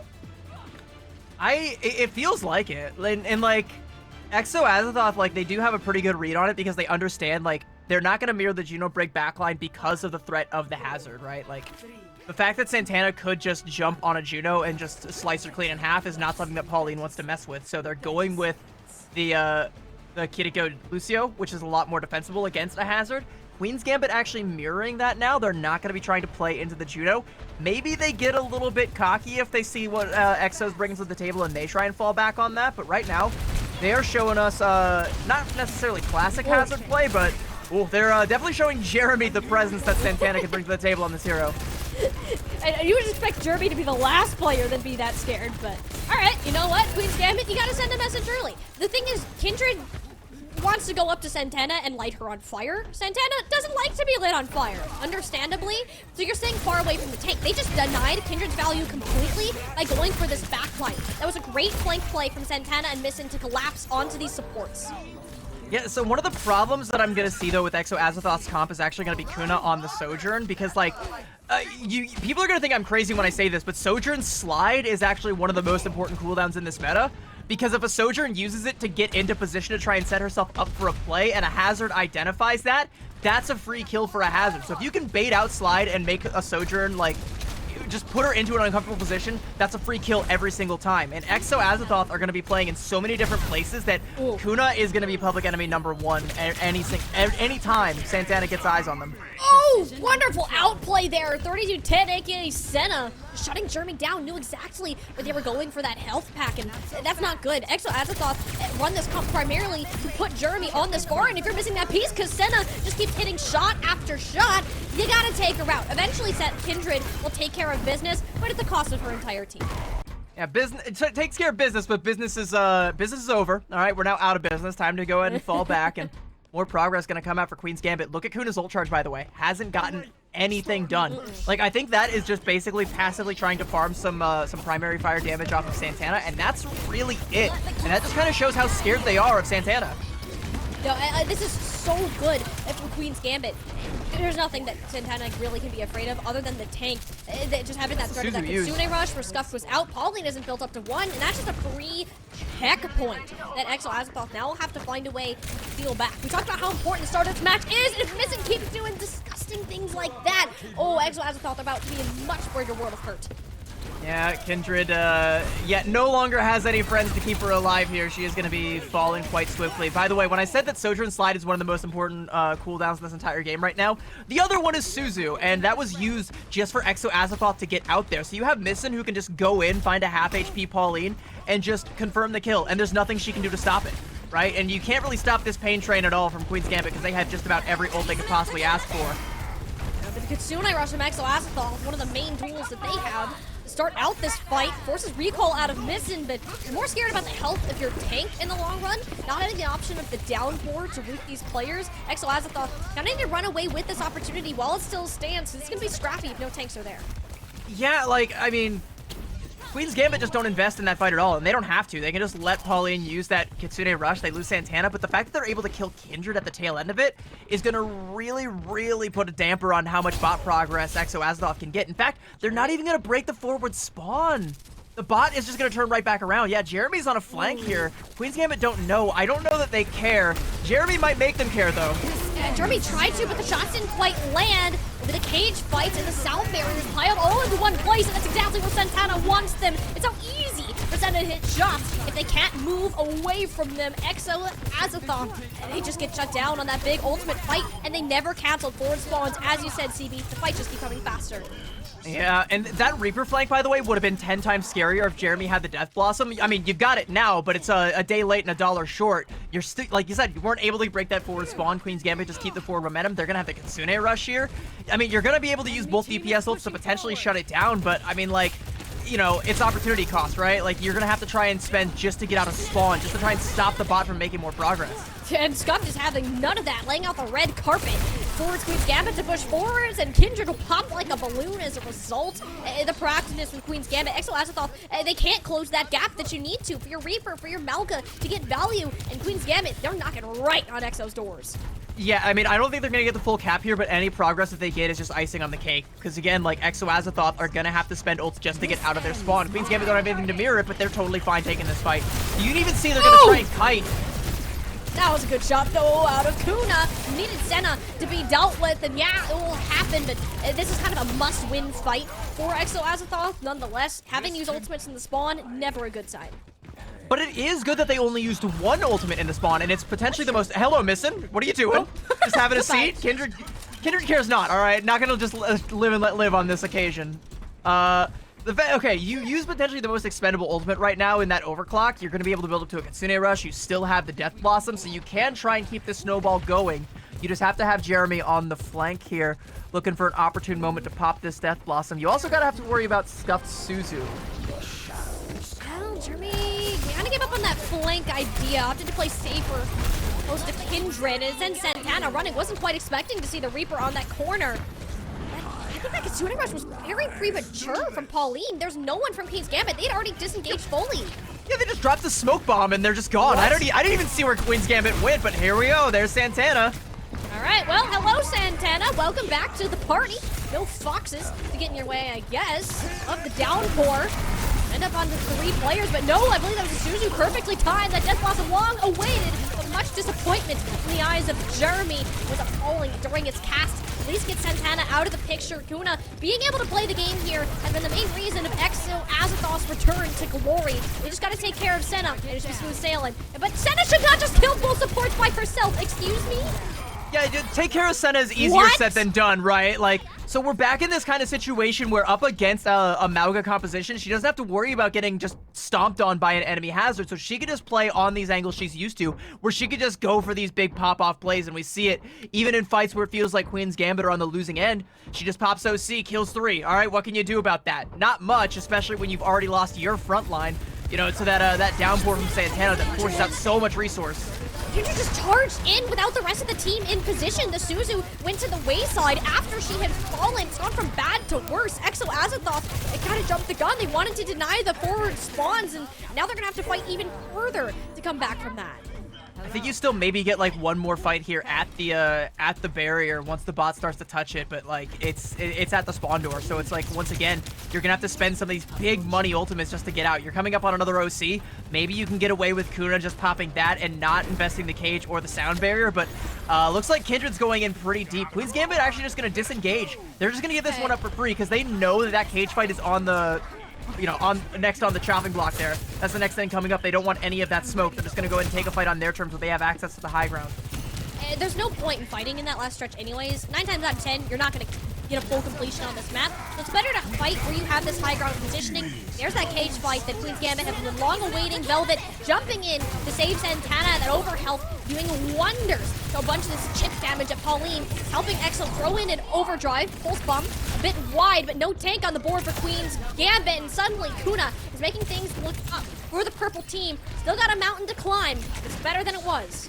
So that was actually a pretty uncharacteristic misplay from Velvet. She pops the sound barrier, but it only catches onto herself and Scuffed. They wanted to get it onto Santana, but it got cut off by the shielding from the cage fight. So Santana falls regardless. Kuna's left unchecked because there's no hazard to try and put them in their place. They can just pop off on the Sojourn, hold onto the OC, which is going to be mirrored by Senna.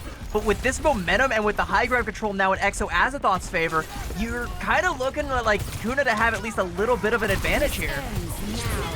Overclock. Got the shots last time, but it's a jagged roll to the face instead. Sound barrier from Unlucky Main, making sure everyone is A-okay. Suzu time, downpour, down the drain.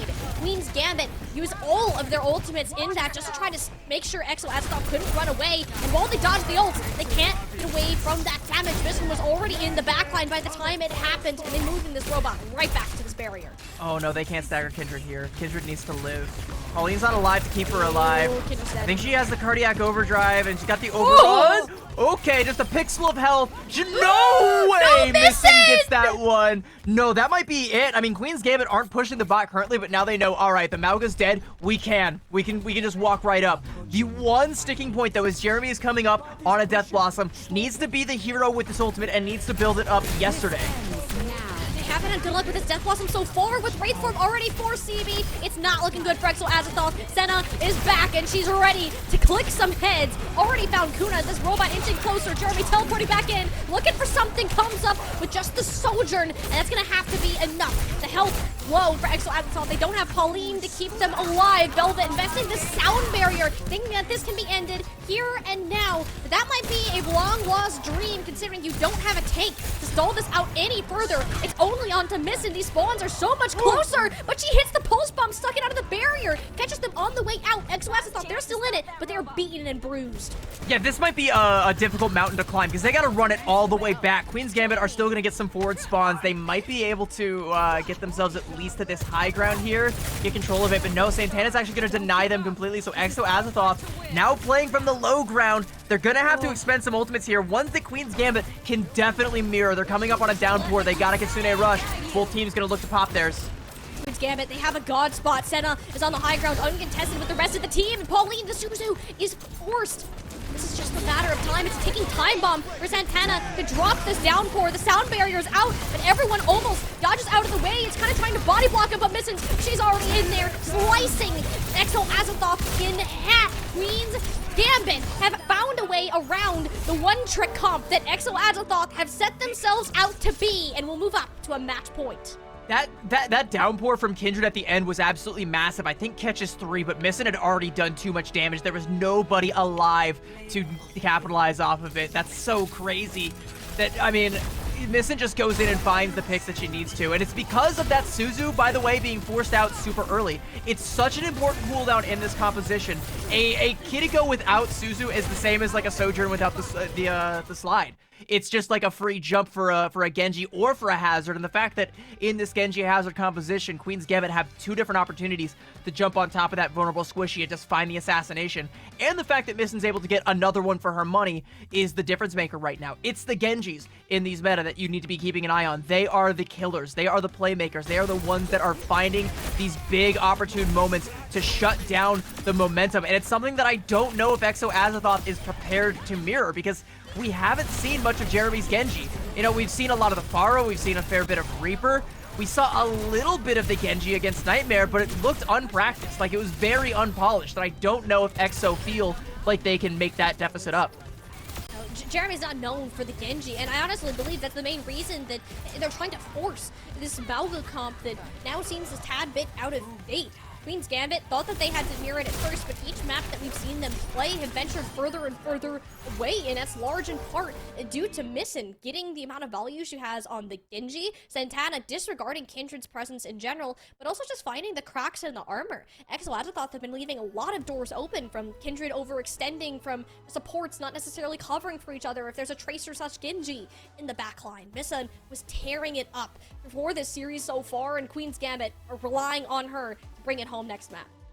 That's it's kind of why this Hazard meta is the wave. It's just like you have so much assassination potential. If the composition on the other side gets split even a little bit, like, that's an opportunity. And it's, again, like, we haven't seen Jeremy be able to play that Genji to that same level. And like you said, probably why they're still trying to lean into the Pharah as much as they are, because they know Jeremy can play that really, really well. Oh, yeah. And it does also let Kindred play that Mauga that she's really well practiced on. But Santana's Mauga is also disgusting, and Senna can just shut down the Mauga, so what do you do now? You're kind of like running out of options. We don't actually have the answers for that, only they do, and they're gonna have to tell us on the other side of this break.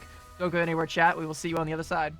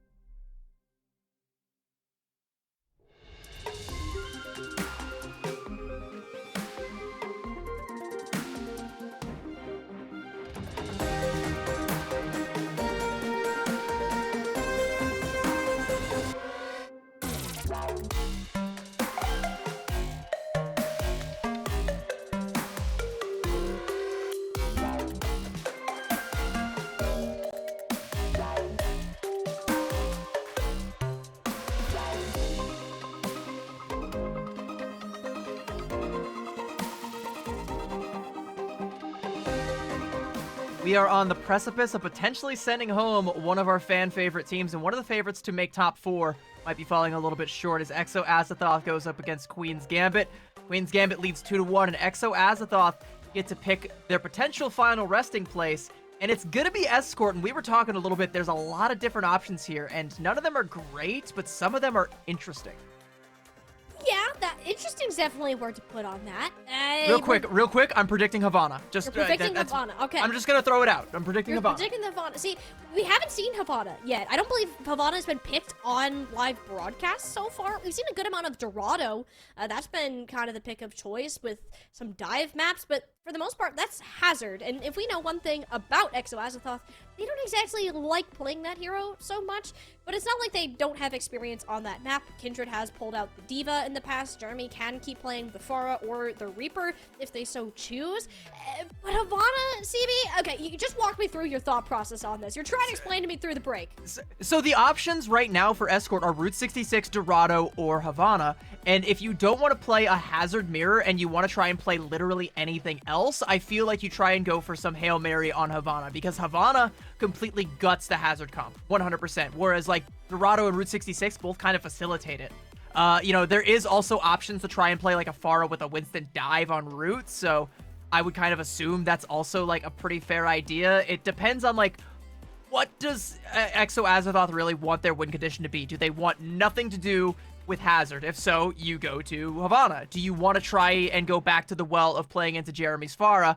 Well, then maybe you don't go to Havana, but like, you still maybe could. It depends on how confident you are in that pick. And so far, it feels like they've been trying to hang their hat on that the entire series, but it keeps getting shut down and forced over onto the Reaper. So that's why I think Havana's the smart choice here. You know, I think you just go for what, you know, Queen's Gambit probably hasn't scrimmed much.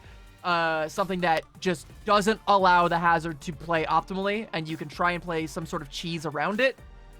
And you just gotta play, like, you just gotta go with Havana and play with confidence, I think. I want to see some Kindred Reinhardt. You know, if we play Havana, could we get Yeah? that? That'd be fun. That'd be a throwback. A big throw. Oh, you can't spawn camp as well on that map, so I guess you're not as much. But hey, Kindred Reinhardt, I'm here for it. If you're listening, just for a little bit, please and thank you. But I think this is a very difficult choice for Exo Azathoth. It's more like pick your poison than it is necessarily what's going to work best for us.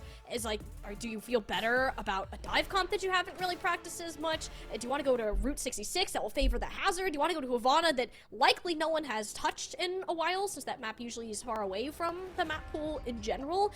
It's more like, what is the best out of the worst possible options for this team? And by the way, chat, we're not just like keeping you on this graphic to keep you in suspense. They have been taking a good while to pick here, and they've actually chosen Dorado. Okay, so this is interesting because I think the Pharah is still playable here, but I think of the 3 options, it's potentially the worst, because there's a lot of like, I don't know. I don't really know. Like, I kind of just feel like Root or Havana would have been better, but I'm happy to be made a fool of here, especially if it does end up working out for Exo Azathoth. Clearly they know something that I don't, or they have a strat that I'm not aware of, or they're just they're willing to die on the sword, you know? They're willing to just like go down and be like, if we're going down, we're just gonna do it on good old-fashioned fair and balanced Dorado that everybody loves. This just feels most comfortable. Again, we've seen the most Dorado played throughout the tournament, and a couple times with Exo Azathoth that have specifically had to play this map just because they were subjected to Wrecking Ball compositions. Now, I don't think that's what Queen's Gambit are going to do, but it's a familiar spot. You've had to play some competitive matches on it before. It's just a matter if Kindred decides to walk out with this Diva. Is she going to start on the Hazard? Heck, she even played Mauga and Winston at some point. There was a total of 6 tanks played on the one map I spectated from Exo Azathoth previously, so who really knows what we're going to get? But you gotta pull something out of that bag of surprises, and hopefully one that catches Queen's Gambit off guard, because this is their tournament life on the line. Unrelated, but I just saw someone in chat type Hatsune Mikitua. Mods, can we permaban that person? I don't want to see such language in my good Christian Calling All Heroes chat. I want to see meows in the chat is what I want to see. And I also don't mind seeing Exo Azathoth opting into this Hazard Mirror, but they are keeping Jeremy on the Pharah. There's still a lot of good rooftops on Dorado where I think it is viable. You do also kind of have to worry about the ways in which the first point facilitates Senna's Widowmaker. which is definitely something that she is more than comfortable piloting. You know, we've seen her pop off on all of the hit scans before, and if you want to talk about, like, you know, DPS that need to be star players, maybe you can't do that on the Sojourn in this meta, but on the Widow, you definitely can. If there's no Widow to combat her either, it's just kind of a free shooting gallery for Senna if you really think about it here. We'll have to keep an eye on where she's able to go, especially on Kuna. It's not fun to try to fight against a Widowmaker on a Sojourn. And it's no secret that Senna will be playing this too, as it is one of her best heroes to pull out. No one even daring to peek out ahead until they see that jump shot. Yeah, like you said, no secret. They already know. They're not going to even show their heads. They're not going to risk getting picked off early. They are going to give up a fair bit of positioning, though. Jeremy is trying to deny it with some stray rockets. That's a rail shot from Kuna, but unless you get the headshot there... Oh, there we go. Scuffed is there to save the day. Well, Germany poking their head around where maybe they shouldn't be. Only about half HP, though. Just go ahead and shoot back over to Pauline, who barely dodged the shot, almost by standing still. And those are the hardest shots to hit, or the ones you know are the simple. Kindred, on the other hand, not looking too worse for wear. Ended up getting shoved back because Pauline's forced out of position. No healing available for the tank on the high ground where she expected it to be. And Queen's Gambit like all the space visited. Yeah, this is kind of like the threat of the Widowmaker shot. Pauline moves like 1 pixel to the left and is able to dodge the shot, but it just dictates so much respect from the side of Exo Azathoth. Like, they don't want to get caught out. They don't want to get picked. They have to give up so much ground that they end up just losing Kindred altogether, just like you said. And now, like, you know, you can see how far back Senna is set up. It should be an easy shot for, like, Kuna or Jeremy to try and challenge that, but do they risk it, you know? Like, even Jeremy's playing at this really safe angle. Ooh. Ball's already forced out. Do you have another touch? No. And after Kindred kind of went down, there's not really much of a choice. And as he said, Jeremy's getting completely zoned out here. The win condition in this comp is Jeremy, and we haven't seen a wink of them all map. And because, like, you know, Jeremy's going to be one of the last ones to die, Exo Azathoth try and make that stagger fight work. Queen's Gambit get control of this high ground, and if you get Senna set up on either of these high grounds, it's going to be 10 times harder for Jeremy to get any sort of position here. You know, if you're Queen's Gambit, maybe if you lose a fight, you kind of, you know, force Senna to swap off the Widow, but for now, keep her on it and just let her control these high ground angles. She doesn't even need to hit the shots, though. Like, that's the crazy part. Her existing is enough of a threat to kind of scare people. All right, Kindred's like skate 360, I guess, on the high ground. Eventually puts the Dragon Wall and, well, it doesn't really have a design. Fighting the Kitsune Rush, but yeah, just kind of gets pouring down. I think this is why we haven't seen this hazard so far. There's so much disconnect between where Kindred is going and where the rest of the team is positioned for the setup, whereas Santana has all 5 players at their back ready to go. Yeah, I think that would have been like a great play from Kindred if Jeremy had been like in a good position to follow up with some rocket damage, but so far hasn't been able to. Hello, Santana, the unseen threat. Kindred just walks right by. We gotta check our corners there, girly pop. We can't just leave a big spiky fella at our backline there. Can actually fall back with. She's nowhere with the rest of her team. That just blocked the Kitsune Rush? Pauline's already dead. There's no way that ult is getting any value whatsoever, and Jeremy is rooted in place. The damage isn't present. Exo Azathoth simply have not gotten eliminations throughout this game. Queen's Gambit are steamrolling at the highest degree. 5 minutes CB to head into his 3rd point. And they've steamrolled through the entire portion of the map where this Pharah is actually, you know, fairly oppressive to the point where now she's kind of useless. But you're stuck on it because Jeremy has this rocket barrage. You need to get a fight win off of it. But you're not going to get the opportunity if you can't ever get into a good position. And yeah, they're just going to give that ult up altogether. They have to try and go for a Genji here so they can keep up some kind of frontline pressure. But it's the backline that is really feeling the pressure right now. You can't be doing that, especially in front of Senna with sights. Like, losing that player, there is no fight. There is nowhere for you to go. Exo Azathoth, we're looking at 1-fight territory. And the Exo, like, they're pulling back completely just to try and get Pauline back. They have ults to try and stave off this pressure, but we got over 4 minutes in the time bank, and Queen's Gambit are already knocking on the door here. Maybe Santana falls, and you can kill the push here, but you need to get this kill. They get out. Santana lives, and Pauline's dead again. Oh my goodness, Senna has just had her number this entire map. Her head has been rolling around the streets of Dorado. You see Senna almost getting the grapple shot onto Unlucky Main. Eventually, Jeremy will swap over to their Genji to deal with the problem, but we're looking at a 4-minute hold, and on heroes, Exo Azathoth have not shown us at all this series. Jeremy going in deep and confirming the kill onto Santana is what ends up killing the push there, but that is one of just many pushes. Like, Senna's not even swapping off of this Widow. Like, she's staying on it, even though she's not going to get any good angles now and is going to have to try and play, like, from this weird kind of, like, lower ground angle. She still feels confident enough that she can find Pauline's head if she just squints hard enough. Or maybe you just wait for Missin to go in with a pulse bomb, because she's also threatening the backline with that. They know that that is also a threat. The Kitsune responds at the high ground, but only Kuna, who's dead. Listen, peppering away at Pauline, who just has not been allowed to exist this whole game. Pulse bomb out. Goodbye, Kindred. And it's looking to be one more meter to get this payload on home. Queen's Gambit. This isn't just a steamroll run. This is their final victory lap. So it seems that they've chosen to die on the sword, and it's very admirable. It's a hero's death they're getting, but it's not looking all that heroic from their side. Like, they try and gamble with this Pharah pick, but it just gets completely zoned out. Like, there wasn't even a moment in time where Senna hits a headshot onto Jeremy to kill the Pharah, but you still just never get an opportunity to use that barrage. You're never getting Queen's Gambit caught off guard in a position where this Pharah can actually be useful.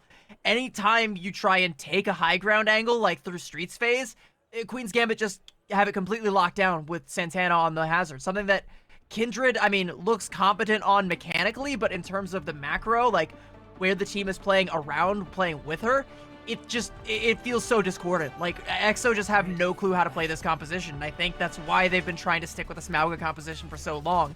On the defense, on the attack, I don't know if I like the Smaugga comp at all, because they're gonna have Jeremy, sure, but that's the only thing they really have to try and contest the high ground, contest where Senna's gonna be posted up, and a Widow on a high ground should be able to deal with the Pharah pretty handily. You would think. Queen's Gambit, they're on such a high peak of their performance right now, setting a over 3-minute time bank on this map. Like they're literally just towering over Exo Azathoth saying, come on, try me, kid. Like, give it your best shot. Like, what else can Exo Azathoth provide if it is Kindra on the Mauga? If you have to go with what you started off, what ended up working at the start, it's not going to be easy. Queen's Gambit are going to make Exo Azathoth work for every single meter.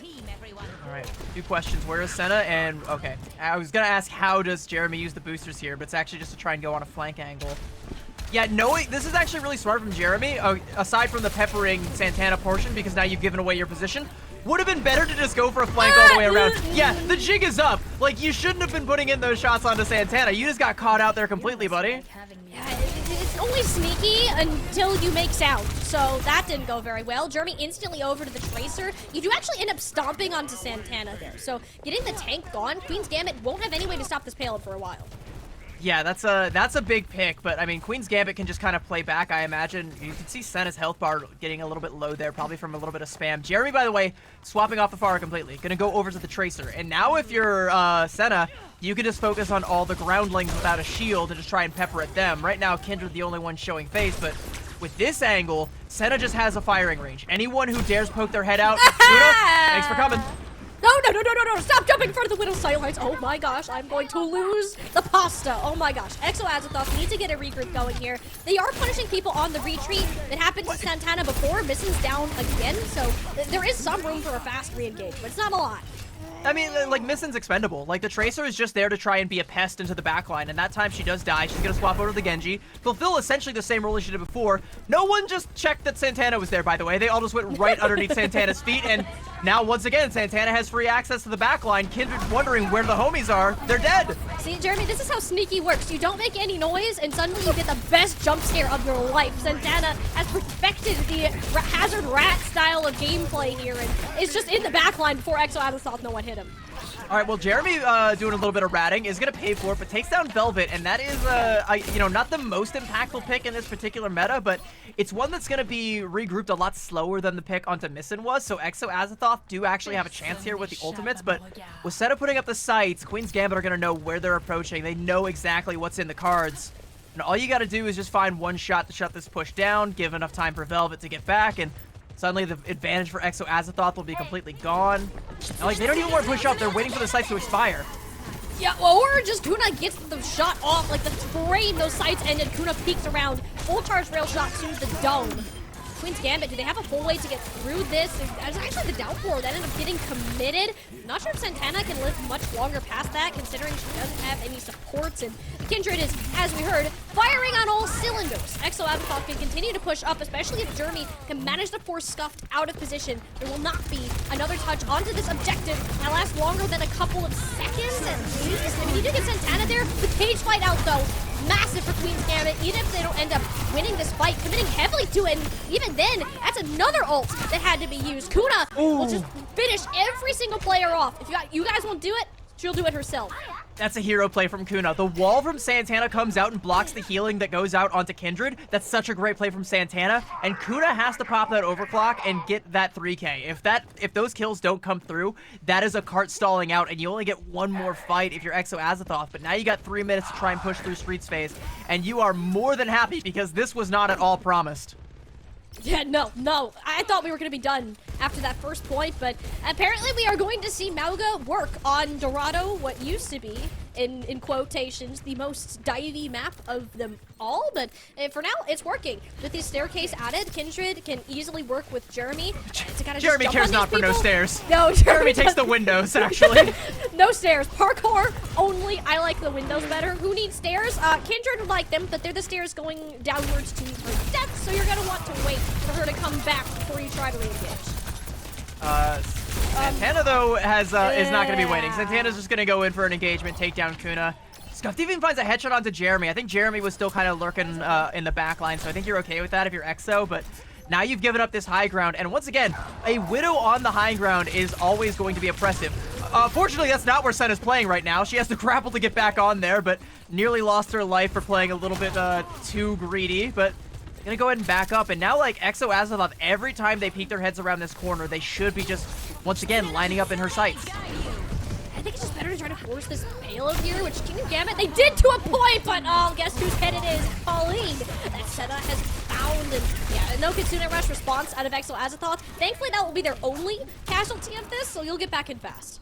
So, like, there's two potential win conditions for Exo Azathoth right now, but the problem is they're both really hard to execute. You either have to go and use the Kitsune Rush to claim the high ground, or you have to force the entirety of Queen's Gambit to the low ground and then pop the Kitsune, but, you know, you can counteract the second one by just not ever taking the fight on the low ground, stay on the high ground, and peek around corners, and just let Senna keep popping heads. That's another support, you know, another notch in her belt, and I'm sure there's more to come. She's just built different. Like, I don't know what else to say about Senna's Widowmaker. She has the power to show up and take over lobbies, and it's not like Queen's Gambit even needed that right now with how far ahead they were. Senna just wants to make sure, she wants to add her name to that contention of MVP candidates we've heard from so far today. Now it's time for the win conditions. Exo Azathoth have opened their mouths, have something to say, and it's missing. You're not allowed to play the game. Kitsune Rush at least buys the space on the low ground. Yeah, there's another shot from Senna. Nissan was the only one who took that fight onto the low ground. Senna, by the way, with the sights again, sees where Jeremy is playing. There's a cage fight that comes out from Kindred. Needs to catch Santana here. What are we doing? Queen's Gambit are going to go ahead and just get Santana in that. I think Velvet jumped in with the rally, too, to make sure that the tank could live, but even that wasn't enough to get rid of how tanky Hazard is with that armor overhealth. Unlucky Main hoping that this overshield will help, but even then, Santana found Pauline's head yet again. No healing, 14 seconds on the clock. CB, this one is looking as good as it's done. Late kills left, right, and center. Queen's Gambit have made sure that their run shall not fall short, that their hopes are staying alive. Unlucky Main, one last test, but it's not going to do much matter. Exo Azathoth, it's just going to be stagger after stagger, chucking bodies, hoping for a miracle. Yet there's none to say. The Queens have no mercy to give. They're moving on in our lower bracket. I admire Exo Azathoth's map pick to choose to die on the sword, but I mean, Queen's Gambit, they say, we are no mere sword, we are a claymore, alright? Senna on this Widowmaker. Always finding headshots on the backliners, like the highest value pick you can get in any meta is always going to be the flex support. You can take down Pauline, even getting some spare ones there onto Unlucky Main. And like, there's no real way that Exo Azathoth were ever going to dislodge any members of Queen's Gambit from that high ground. If this Queen's Gambit, with this level of confidence, goes up against Yas again, I think we see a completely different story. If this Queen's Gambit, with this confidence, goes up against Nightmare Eclipse in the Grand Finals, I think we may have a series on our hands there. But this, I mean, everything after the first map was all Queen's Gambit, and it was never close. As soon as Queen's Gambit realized, hey, why are we playing Exo Azathoth's games? Why are we giving them what they want? We can add our own spin onto this, and that's exactly what happened. It started with that Sombra pick, swapping over, forcing that Mauga change, and then saying, why don't we just try running the Hazard? And it worked in wonders for this team. Dorado, just a cherry on top. Put Senna on her signature Widowmaker and expect bodies to drop. Yeah, And drop they did. There's another shot there for Unlucky Man and one for Kuna as well, taking down the Contemporary. And, you know, it's not always dictated entirely by the Widowmakers, but it's a little bit telling that, like, the one team fight that Exo Azathoth cleanly won was because Kuna gets a good rail shot there onto Senna, and they don't have to worry about that pressure. And suddenly, Exo's like, oh, sigh of relief. We can actually play on the cart now and not have to worry about getting a long-range lobotomy.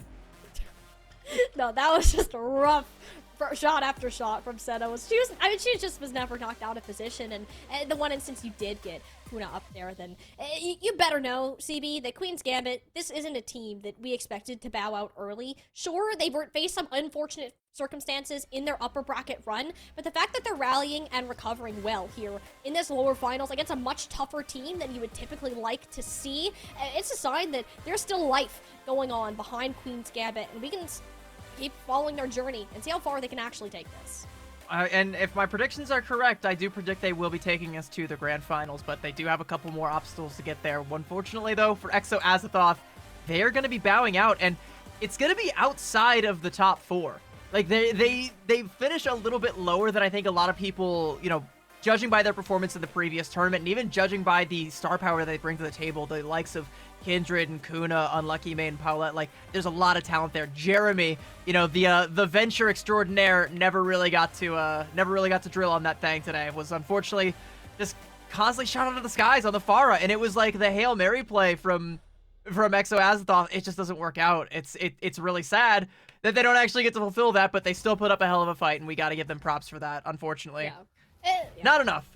Not enough, but I don't think this will be the end for Exo Azathoth. All of these players have made massive steps amongst their journey throughout the entire circuit, and hopefully we can continue to see them competing within Overwatch Esports, CB. And speaking of that, we have a lot more action still to come yet today. Like, I'm so excited for the rest, not only the last game that we have, but we still have a whole nother day tomorrow to look forward to. But you know what we have to look forward to right now is an interview with one of our winning players from Queen's Gambit. We're going to go ahead and cut to a quick break, get them all loaded up on in here, and we will hear from them just how they feel about their journey through the lower bracket and what is next for them. Don't go anywhere, chat. We will see you on the other side.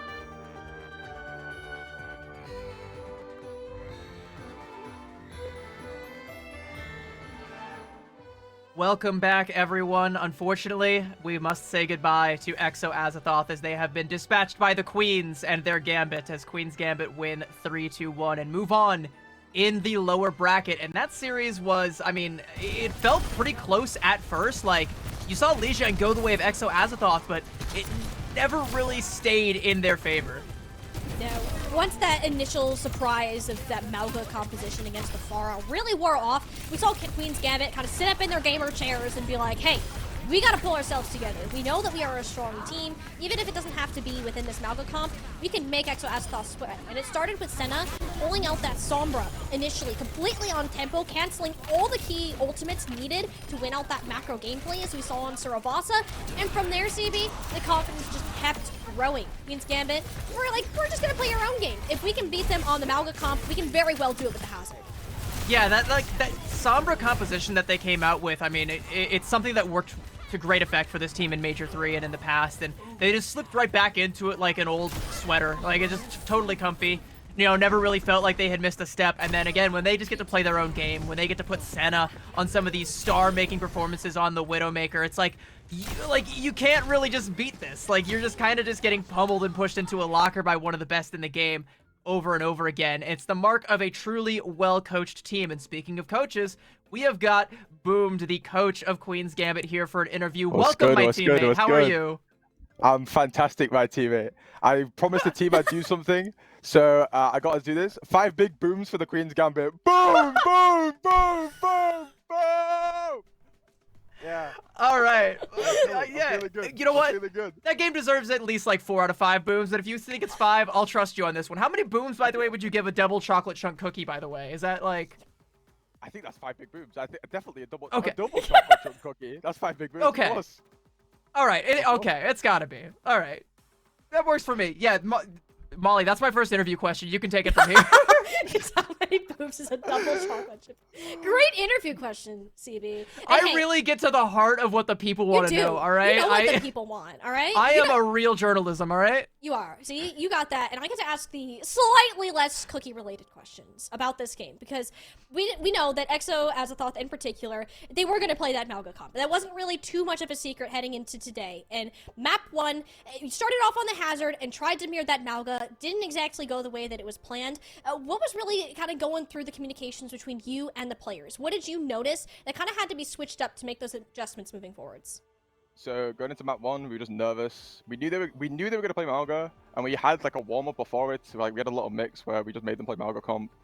It's just we've been playing into so much Haz, and we've scrimmed into like no Mauga, and we kind of had the same thing against OES, where they played the ball, and we just had no scrim like prep on it at all. So we just kind of didn't know what to do. And I think like with the Juno Brig stuff, we're kind of trying to hide some strats for later in the bracket. You know, we don't want to give teams data on Akiri, Lucio, and stuff, and you know, trying to just play some mind games a little bit there. But yeah, I think they just didn't understand like Mauga's our comp, Senna's just the Sombra Goat, the Demon Queen, and yeah, just we just gapped them in the Mauga mirror, and then they just fought. For some reason, they forced Dorado. I don't know why they forced Dorado. Like you know, they play dive map into when they can't play Haz comp. It's kind of troll, but it's okay. Yeah, I was kind of scratching my head at that one because I was like, surely they go to like Havana to try and throw you guys off, or surely they go to like Havana spawn camp. I thought they were gonna like Havana spawn camp, like Mayfarah, just like hold the doors. Kindred's known for like her Rhine too. Like you could just come out with that, like. I was at least on the same wavelength as like the coaches, so I'm right a little bit, but it was actually Exo that chose wrong. Yeah, I think Woods needs to get a little review on that one. I don't know. All right, well, let's talk a little bit about you know, earlier on in this tournament. You guys had a bit of a rough day on day 1, going up against Ayas and falling, courtesy of some internet problems. I believe Missin fell out. You know, you had to have Santix come in and you know, sub in for that flex DPS role, which is not necessarily something that's in Santix's wheelhouse, but you got to make do. How do you like bounce the team back from something like that? Because that's the kind of thing that can be really like mentally damaging. Just got to sit them down. And like, because we were mad. We were really, really mad because we lost 2 maps to ping. We won the first map really easily when Chloe was on good ping, and then we put Kayla, like Santix, on flex DPS, and she's got a good Genji, she's got a good Tracer, like she plays it in ranked and stuff, but she's obviously never had like scrim time on it. So we got decent value out of it, pushed it map 5, but we're just really mad because we knew we lost our own mistakes on the Dorado. Like we lost by like 1.16 meters on Dorado or something, like something ridiculously small, and we just entered the fight that we needed to win and just kind of sit them down, make them reset, make sure everybody knows like, okay, because every single tourney we've gone out in the same round. We've gone out second round winners every single tourney. When we came third, we came second, and we made progress every tourney. We came second last time. There's only one, there's only one spot we can be in this tourney, in our opinion. And yeah, we just cracked on the mental. We just cracked on the mental, and it happens. But you just gotta lock in. You just gotta have the conversations, fix the problems, and then lock in. There is potential for an Aw Yes rematch still in the cards. So if that happens, what happens to your team? Like, how does that play out? 3-0. 3-0, really? All the shot 3-0 Aw Yes. Nice. I mean, 3-0. if Senna gets to play Widowmaker, I don't doubt it. Yeah, if we keep seeing performances like we have been from this team today, like especially after you guys started to play your own game at the tail end there, you kind of see the continued growth with that. And, that isn't to say that the matches ahead, this one was a difficult one that I'm sure you weren't quite expecting to have this early on. We're looking ahead where you'll be playing the winner of either Aw Yes or Fable. And then after that, you're looking into Valentine. I know you have very high expectations for this team, but is there a particular opponent that you're wanting to face that you're kind of looking out for going ahead? Nightmare Grand Finals. Like, the overall map score between us and Nightmare is 4-4. We 2-0'd them in Swiss, they 4-2'd us in Grand Finals. In terms of like previous competition, we're dead neutral. We lost, again, Grand Finals last major, 3 maps. Chloe's internet was just unplayable. We lost 3 maps out of that. We dragged 2 back. Bun got tilted, subbed herself out. Peace came in, closed out the game. And we don't really have that luxury, we can't swap people in and out. Don't really have the bank balance for that, but yeah, I think we just want to face Nightmare. Chloe's back on good internet. We're playing really well right now. Senna's back. She's been playing kind of inconsistently over the past couple of days. But yeah, that game against Azza, she just kind of, as soon as the pressure's on, Senna always turns up. I have complete trust in her. So yeah, Nightmare in the Grand Finals, and I think it's going to be a sweep until then. It sounds like if you guys do go up against Nightmare in the Grand Finals, let's even say that like Nightmare wins. There's this battle of like MVPs. I think it sounds like to you the MVP would actually be Chloe's ISP for playing for Nightmare. Yeah, like they've got the ISP on the payroll because every time it's these big games and it's like, hey, I'm on ping all of a sudden. Like, yeah, I think if we have like Chloe on good internet for one tournament, I don't think we drop a map. It's just I think every single map we've dropped in Calling All Heroes has been Chloe on bad internet. So. All right. Well, let's make sure that she's got like if you guys win this tournament, you could probably afford to get her some like fiber optic or something like get her back on like. We'll get her at the team house. Let's go. Let's go. Queen's Gambit team house. All right, I love it. That's what's on the docket for you guys. That is the goal, and I can't wait to see how you guys inch closer to that goal. Thank you very much for joining us for this interview. It's been lovely to have you. And anything else you want to say before we send you on your way? Shout out EXO, shout out Queen's Gambit, shout out my teammates. Use code triangles at victory.gg on any EXO, Azathoth, or Hypnos jersey for 5% off your order. And yeah, see you in Grand Finals. If this team keeps playing like that, I have no doubt that they will. They are the team that brings the boom. That's what they do. And 5 of them at that. 5 out of 5 booms for that score. Which, hey, considering the comeback that it was during that game, you're going to need it. And you're going to need about 10 more to keep going all the way to get that rematch against Nightmare Eclipse that Boom is talking about here. Because there's a lot of traffic that's going to be getting in their way. Have you ever, by the way, have you ever been to a Costco? Like, what's your favorite Costco menu item? Like, it's quite, like, if we're going to talk about, like, how many booms, like... Are you a double chocolate chunk cookie girl, or are you like the hot dog? It's chocolate, CB. What kind of question is that? All right, that tracks. You know what? Chocolate. Like, for me, it's the chicken bake. That's all I'm gonna say. Okay, and you know what? That's solid too. I'd love to go ahead and get one, but I don't think I have that kind of time, unfortunately. We do also have to take a break, so we get a little bit of time. Not enough for me to get a chicken bake, which I'm really upset about. But we'll have our final series on the other side of this break. Don't go anywhere, chat. We'll see you in a little bit.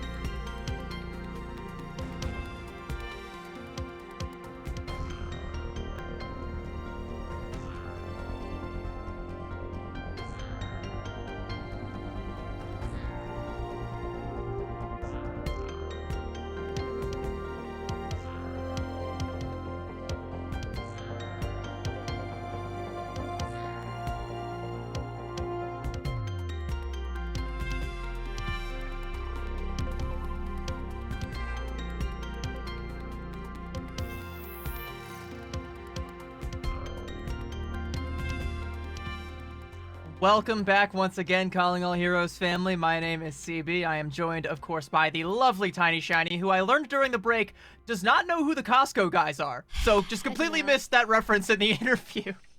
No, I'm not, as you said yourself, CB, so it doesn't sound like I'm insulting. I'm not as chronically online as you, so no, I did not get that reference. But I am enjoying it for good chocolate chip. After the show, I'm going to send you a barrage of TikToks and just, like, alter your brain chemistry completely with just... I need to be educated. Yeah, educated is what we'll call it. Yeah, that's the word we can probably use. All right, maybe you don't know who the Costco guys are, but I do know that you know who these two teams are because we have another series on our hands. Let's have a quick look at where everything is on the bracket. We just watched Exo Azathoth dispatched by Queen's Gambit, and one of these two teams has a date with Queen's Gambit to make their way into that top 4 slot there, potentially make that run all the way to grand finals if they play their cards right. It's Yas versus Fable. First of all, wonderful team name by Yas. They've been around forever, but every time I say it, like, I just get so excited. Like, oh yeah, let's go. Okay, that might be copyrighted. Anyways, you thought last game was interesting with off meta? Oh, people, just you wait. If you haven't met Yas yet, you're gonna get to know them even better in this matchup today, because formerly a very one-trick ball Torbjorn team has now decided to, well, all play Wrecking Ball for starters, but also venture a little bit further away from that. Maybe play some of that meta, and it's a big reason for them making it this far in that championship bracket. I think the main reason, though, is that they understand the one core tenet of reality that everyone else has failed to grasp, and that is that ball is life. And they know ball. I'm not going to say Fable... Yeah, 100%. If there's any team that knows ball, it's this team right here. It's Yas. And they have quite the story throughout Calling All Heroes, but you can't talk about storied teams in Calling All Heroes without bringing up their opponents. Fable, headed up by Avery, their tank extraordinaire, and with Mickman and Minami as the DPS line. This team has surprised a couple of people. They've fallen a little bit to the lower ends of the bracket throughout some of these tournaments, but have always been a mainstay in these playoff situations, and they've made themselves a pretty respectable lower bracket run thus far. Fable can hit very high highs, and we are well aware of those, hitting some third place finishes, making appearances in those lower finals, but they've also found themselves in a rather consistently middle position so far, finishing between 5th and 6th in every single Calling All Heroes event throughout this past year, except for one. So Fable this is their chance to get over that hoop. Right now, you go out here, you're once again be 5th and 6th. If you can take out Yas, they can beat that narrative that they've set through themselves throughout these last couple months. And both of these teams, by the way, found themselves in the lower bracket courtesy of some of these upper tier teams that we've seen. This team, specifically Fable, was knocked down by Exo Azathoth. Yas was knocked down by Valentine, who are currently waiting in the lower finals for one of these two teams to potentially make their way through Queen's Gambit to play. We're going to kick things off over on Lijiang Tower as I continue to ramble on about these two teams, because Yas, I predicted that they would be really, really good in this meta, and I think they showed that despite, maybe a little bit of ISP-related interference in the Queen's Gambit matchup. Yas were still able to capitalize on that and still make some pretty solid plays. I feel like in this micro-heavy meta, a team that plays a chaotic style with like a Wrecking Ball and like an Ashe and a Tracer, like you can get away with a lot of stuff in this that you just couldn't get away with in the Mauga meta. That said, like how far is that really going to take them? Because the big thing to note about Wrecking Ball comp, CB, is it causes chaos. And a big way to counter that is to not get lost in the sauce. And for teams that have been with each other for a long time, that they know their players in and out, you almost don't have to communicate to some point because you just trust that they're going to be there. There's very strong things pointing to Fable is one of those teams that, because they've been in Calling All Heroes for so long, with Avery kind of as that anchor player, Phone, Mickman, Yanmi, just going in and out based on who's been needed. Like, this is probably one of the rosters that's seen the least amount of changes as of late. Fable know how to play around each other, and it's never really a secret of what Yas are cooking. It's just a matter of, can you keep your own heads on while you're facing it? Yeah, I mean, when they went up against Valentine, Yas kind of got read like the morning paper. So, if Fable is able to like kind of mirror that success and get the good read on them, then they might very well be up to the task. The thing, though, is that we're kicking things off on Lijiang Tower, and We didn't see Yas play the Wrecking Ball on this map, and I doubt we're going to. I mean, maybe they're still full of surprise. It's Yas. It's, you know, the child team of yeah, potentially one of the most EU teams of all time in terms of how silly they can get. Right now, all business. It's actually no. Avery is not going to stay on that. I don't trust that one bit. Oh, but it would be funny. Okay, that's funnier. That's funnier. Avery should do that. Oh, that's instead. yeah, that's comedy. All right. Oh, Avery, have you been taking improv classes? Cause that's funny. that's funny. But let's get a little bit more serious about these things here. Fable will be swapping off of their strange set of heroes here. Back to that Hazard that we know and love. Fable on the meta, and yes, they're gonna meet them right along with it. Yeah. Mikman, though, going to go back over onto that Pharah, which we have seen Fable come out with in the past, and I think this might put Yas a little bit, you know, behind the 8-ball. They haven't been the best at dealing with these kind of, like, offbeat compositions. In fact, even in the mirror, they've looked, like, competent, but not, like, you know, oppressive. So I feel like if Mikman gets into a good position nestled behind the point, Yas might struggle with this a fair bit. They have to try and keep control as best they can and not let Mikman do precisely that.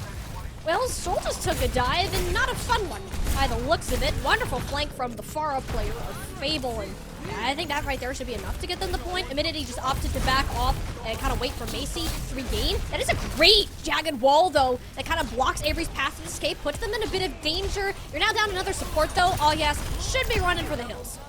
Yeah, they take down Adrenalinda, and Yas try to commit because they see how low Avery's health bar is, but they just can't ever confirm that kill, and yeah, Yas giving up the point. Now, this is where I feel like they're going to struggle because every single time they come through a choke, they're going to have to look up and try and find where Mikman's playing. Yas making a couple swaps, by the way. Sabatabi swapping over to the Tracer. I like her Tracer a lot more than I like her Genji.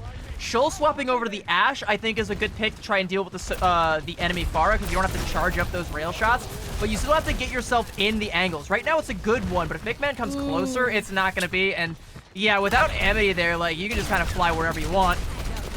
That's kind of the issue. Is Mikman, if you can get up close and personal like this, deny Shoal's sightlines, it's kind of like that situation with the Sojourn. You said that the slide is the most important cooldown. Ashe is even more vulnerable to that. Yeah, like the coach gun just doesn't give you the same level of utility as the slide does. So like, you don't even really have to worry about baiting that out. You can kind of just go in and dunk on the enemy. Ashe is yeah, especially if she doesn't have any space to play. If there's no tank to try and negate you from taking that space. Yas kind of flipping the map here a little bit. Ooh, I'd see that's the thing. Wait, the recovery from Shoal. Oh, it was too good to be true. Made it back on the ledge, but the enemy made sure that they were sent down under shortly after.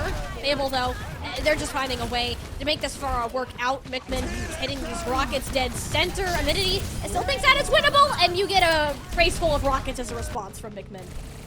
Yeah, Sabatabi lingering a little bit late. Not going to be able to get the flip. There's a little bit too much pressure there. Dies kind of late, and that's your Tracer gone. Adrenalinda has to try and go in for the touch there, but I'm not too sure how easy of a task this is going to be. There's a lot standing in her way currently, not least of which is a downpour, which is going to root her straight to the ground. Amity does get the touch, though. Amity's there, but for how long? Fiery, just popping the beat. A little bit of a victory song here to start us out. Fable, we knew that they'd be pretty strong going into this, especially Mikman, able to pull out this far that all you just haven't seemed to find a solution to. Yeah, I even like when Yas is playing up to their greatest strengths, I still don't know that I give them the advantage on control, especially Lijiang Tower. I think even by their own admission, from what I've heard from Sabatabi, like, this isn't really where they want to be. They just kind of want to get this map done and over with so they can get to where they can really start to play their game and really start to catch Fable off guard. But like, so far, it's actually the Pharah that ends up catching Yas off guard. I like the swap over onto the Ashe, at least in theory, but it still relies on you ever getting a good angle. Like, I know a lot of players will have that kind of like low elo brain where they're like, just go hit scan and you can counter the Pharah. And it's like, okay, sure, but you have to be at a place where you can see the Pharah and shoot the Pharah and confirm the kill or pressure her down, get her out of the way. Mikman gonna go ahead and make that swap again. There's gonna be more open sightlines for Shoal here, but it's also gonna be, you know, just as difficult on Night Market to try and deal with this flyer. Yeah. Like, this is arguably the best Pharah point in the entire game. If you think about it, you can just kind of hover around this little point, whether you're inside of it or on the outside. It's more so on Sabatabi to kind of harass these backliners and set up damage for Amenity, just like we saw there. Minimi is completely gone, and that just left some synergy of this tank and the Tracer. Angles like that need to be set, and hope that you can dodge the rockets on the way out. Not like that. I mean, but that's still kind of an okay trade, and yes, like they're gonna, still get a bit of a positional advantage there. Avery's gonna jump right back in. Oh, Amity can go in and try and mirror that. As long as Mickman's like nestled inside this point here, though, it's gonna be so hard for Yas to get a shot on. Yeah, you can't really go anywhere with the Pharah just on the point. I bet you can just kind of contest it, but not up close and personal like that. And Adrenalinda wanted to try her hand at it, got a little bit done, and at least Yas are back into the point. Yas just kind of ignored what the Pharah was doing altogether and took the fight to the remainder of Fable, and that's going to seem to be the best way for them to help stabilize. The fact that no one has capped this point and we're already seeing ultimates on the board is kind of crazy, but also relatively normal considering this objective.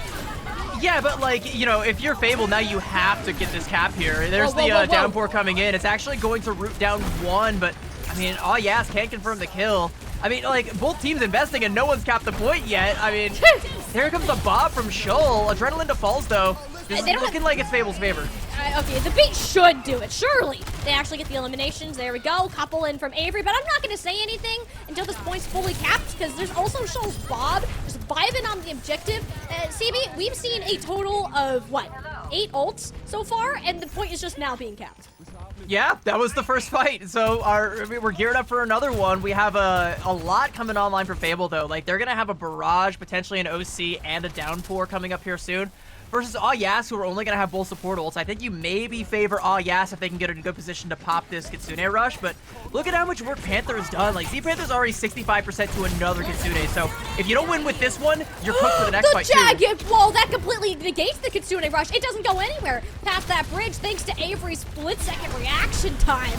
Yas, well, they're going to have to rely on that sound barrier more now, but Adrenalinda, no! You don't use the ult while you're in a barrage of rockets. Yes, the support ultimates, they are long gone, and so's Immunity along with it. Sabotage gonna fall there as well, but that's only 40% for Fable, but they only use the Barrage there, though. Like, that is value, and yes, like, they've completely lost anything resembling an ult advantage, so now you're relying on one of these DPS to try and find a pick out of thin air. Otherwise, you're just walking right into a potential Kitsune rush from Z-Panther or a Downpour or anything else Fable really wants to do to you. They have full control right now. Oh, but that Coach Gun's out. The wall plays behind Shoal. She's in a heap of trouble. Big dive into the back, and look at Mickman on the way out. The fact that these Kitsune rushes are up a lot faster are very helpful to Fable, but if you don't have your Kiriko to help Avery sustain in the long run of those fights, that's where we can start to see this orange team make their mark on this objective. Yeah, Sabotage on the Tracer gets like the perfect pick, takes down Z-Panther after the Kitsune rush is popped, so, Fable still does get a fair bit of value on that, but they're so focused on trying to get all that value that no one's able to peel back and try and stop that kill from coming through, and then Sabotage gets another one there onto Avery to clean that one up, and now Yas are coming up on a respectable ult bank. They've got a Downpour of their own, gonna have a Pulse Bomb, the Bob and the Kitsune rush are maybe one fight off each. And if you can try and parlay this into more and more capture percentage, there is a real chance of Yas winning this point. You're gonna have to take it slow, just because you're near one fight territory. If Fable were to get a cap back, I mean, you'll get a scramble touch, but even that, it's not gonna be great. So this Downpour from Immunity is really gonna have to hit its mark here. Instead, it will be Immunity, drawing the blade first. Straight out, DPS for DPS. Not having that black line harassment, and that's not very ideal, especially since Z-Panther and Fiery can live without too much fear. The trades are relatively even. They're playing it safe. That's the go button. Sound barrier on the way. Health bar shot straight up, and Shoal shot straight down thanks to Kunai to the dome. Fable going to start to regroup. They're taking their time with these picks, catching Macy out of position. Sabotage now is returned. It can help Yas stabilize. That's kind of the problem, though, is like you said, they're taking their time with these picks. Adrenalinda actually almost gets another touch there. Sabatabi's also in position to go in with her. So, yes, despite conceding that point, Fable are not at full strength. Okay, no, you can't be losing Macy first in these fights. Panther with the pick of all time just put this into one fight territory. Yes cannot lose another person. They have to stay alive, and they have to try and get a pick.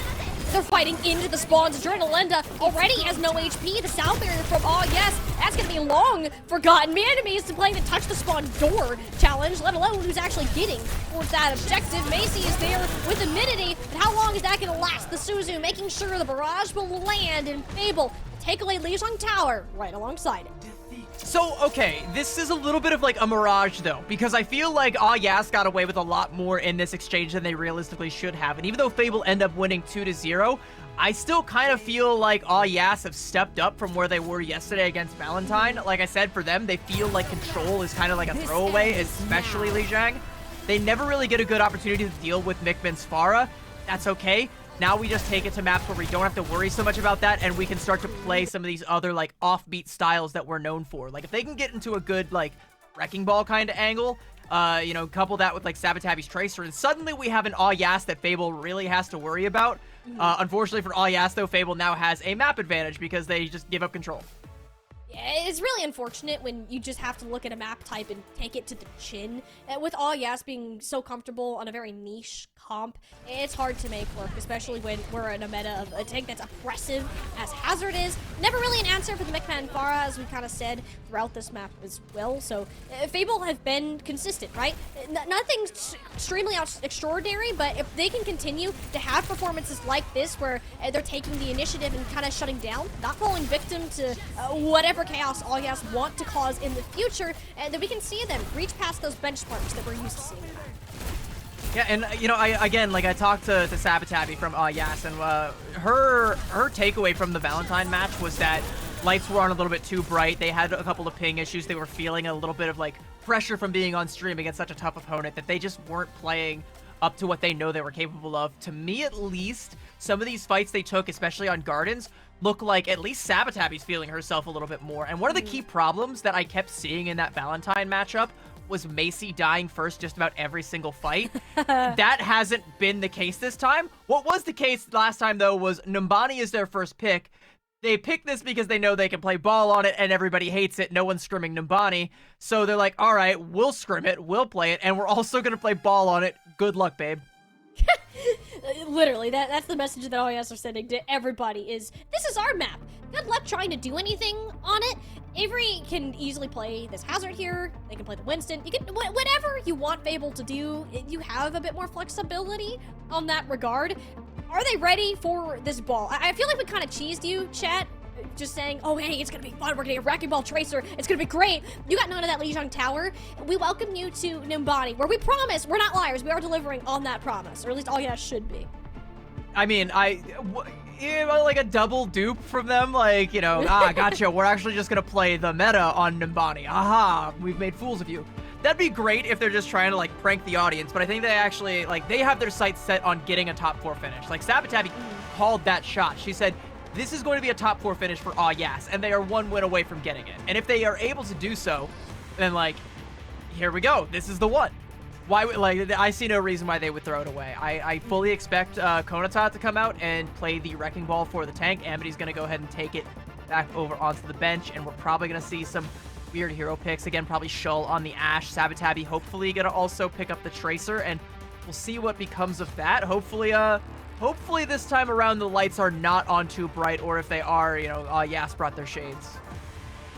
Yeah, this is also kind of, if Yas can't win this map, or they can't make that strong performance, I do fear for their future in the rest of this series, because this is the Yas map. If you cannot win your own map on your own comp, what else do you have to kind of chuck at Fable and just hope that it sticks? Fable, again, queens of consistency from what we've seen previously, and if they can manage to not get caught off guard by this, then Yas will have to do some serious thinking going on ahead if you really want to be that much of a fortune teller. But for now, we're going to focus on the present. Yas Fable facing off on a map that nobody picks, and for good reason. And in this case, it works very well to our good old attackers' advantage. I do want to answer one of your questions, though. Take it back to the future. First of all, chat, look, bugs. We love bugs. Sorry. I got a little bit distracted. It happens. So okay, so there's the Wrecking Ball, there's the Ashe, there's everything I projected coming out from Yas. One thing I do want to say though is that, like, if they lose this map, I think the entire Escort map pool also facilitates the Wrecking Ball really, really well. I will double down on my Havana prediction, by the way, if they lose this one and take us to Escort. Push and Clash though, I think are going to be kind of rough for them, so you know that's something they're also going to have to deal with, and that's going to be where it kind of plays to Fable's advantage. Fable is currently flashing the D.Va, which I have seen a fair bit of on Numbani. You you want those boosters to be able to quickly engage and disengage from the high grounds. But against this ball composition, we'll see. I kind of feel like, you know, Z Panther is going to have a tough time dealing with this. It's not going to be the most fun, but at least you have Fiery on the brig to hopefully help just whip shot Kanata or Sabotabi away. It's just a lot of pressure from a lot of angles. And we know that Auyas will be very well coordinated when it comes to these pile drives and just playing off the overall disruption of Kanata. They didn't have time to scrim. Normally Auyas doesn't scrim before these tournaments, but they have this time, so you're even better prepared than usual. It's going to be kind of the slow burn of disruption. Kanata scouting out what's happening, and it's good old Mickman to get out, caught out first. That's traded out for Shull, though, so there's a lot of that high ground pressure that's been taken off the field. That pick off there onto Fiery, though, is going to slow down Fable's push, I believe, unless they can trade that out for Macy. But, I mean, if you're Fable, like, you can't really engage without both your supports online. Oh, Kanata, the Bio Nade almost did her in. They want to retreat to the Mega Health Pack. Kind of under the point there. Make sure they're alive, but can't say the same for Mianami. Kanata has so much uptime in these fights. That's how sustainable Wrecking Ball is. You're out 1 second, you're back in playing both lanes next. Yeah, and like they get all of these picks that gives Shull enough time to get back up, and yeah, Konata just going in, just bullying these backliners, and it really doesn't matter like if she confirms the kill or not, right? Like it's literally just be annoying, buy time, and like frustrate the enemy team. And if you can keep like putting Fiery to the point where it's like, okay, I really need to be like glued at the hip to my Ana to try and keep Z Panther alive, like suddenly Fable is playing in this kind of like really scared way where they're just waiting for the next shell to drop. Or in this case, they're waiting for the nano boost out of Z Panther. They did just build up and just full sending it onto the backline. The nade partnered up with this, and this will be a win fight off of Z Panther and the tank. Not sure about that Kitsune rush either. Avery cleaning a house right now. Fable knew that they had to buy their time, even if they were frustrated doing it. They're playing their win conditions well. Yeah, but like that Kitsune rush and the damage that comes out from Konata, like you've got the minefield. You can actually go back in here for another contest. Like you give up 2 ticks, you can actually see her coming in from behind. She's gonna drop in from the high ground. Oh, okay, hits the wall and gets whip shot there. Wall diff. Yeah, so sometimes you just gotta watch out for the walls. Okay, so you're gonna get the Mega, and you're still kind of lodged deep in behind Fable, but never really got the chance to pop those mines. That will still be a problem going forward, though. Like, you might have to invest, like, the self-destruct, or, you know, use the Bionade early just to try and clear some of those mines, and that creates an opportunity for, like, Sabotabi to go in. Well, a smaller window. Adrenalinda, the nano of her own here. That's that minefield we were talking about. Really just splits Avery off, which they have no problem flying over all of the little mines laid out underneath them. The bigger thing is the Tracer duel that we're watching happen. It now has the overhealth of Fiery's rally that's popped in a small room. Nada doing her darndest to help disrupt. They get stuck with a pulse bomb. And can take that like a champ, but can you actually finish off this Tracer? It's now your turn to start to run away. We're watching Bob fight a losing battle on the point. This is why we love Wrecking Ball comps. There's just so much chaos. It's so difficult to follow what is happening. Shout out to our Zerbers, honestly. Yeah, well, there's a nano on Konata. The sleep dart does come through, but that angry hamster's gonna wake right back up. Adrenalinda somehow gets a melee kill on Minami. Avery trades that one out. Okay, sure, why not? Avery's actually taking down the entire backline of Auyas, so Fable should get a little bit more forward momentum going here. I doubt Auyas are going to completely disengage, but they are going to play at least a little bit more scared. They're going to swap to Zen's Brig. Interesting. Okay, you're banking on the Discord for damage and praying Macy can stay alive long enough under the pressure of Mickman and Avery. I can see the vision, but it's gonna be difficult to work with. At least for Fable, that payload wasn't moving this whole time until right now. Yeah, and they only got 2 bodies on it right now, so it's not moving even at full speed. And there we go, Konata's gonna come through and finds the kill on Minami. We're not watching Overwatch. We're just watching bowling, but the ball fights back. So yeah, Auyas, they're finding their way around this composition. The Zenyatta is working out for now. They have plenty of plays to contest this payload, and this second point is going to be very difficult for Fable to crack, just because of the amount of space they have to clear before moving up. Yeah, and this is where it's going to get really scary, right? Because like all of this high ground, all the space that you said they have to clear, every time they try to set foot in any of that space, there's like 50 different angles that a strike can come from. It's either like a 5 orb from Macy they gotta worry about, another slam from Konata. Sabatabi's got the pulse bomb. Even if Fable get their feet on the cart and get a good contest going, Shoal's gonna be coming up close to a Bob here really quickly, and that's gonna take some time to dispatch. More time for Konata to set up for another big slam. More time for, you know, Adrenalinza to try and make up some of that rally charge and really just grind things to a screeching halt. Oh! Or you could just chop a couple shots at Macy. If there's one thing IS's comp is good at, it's sustain and forcing Fable to play slower. They have so much uptime. The players returning very quickly. Pulse bomb. It was a little bit wide there to Sabatabi, but is that Bob that you were talking about?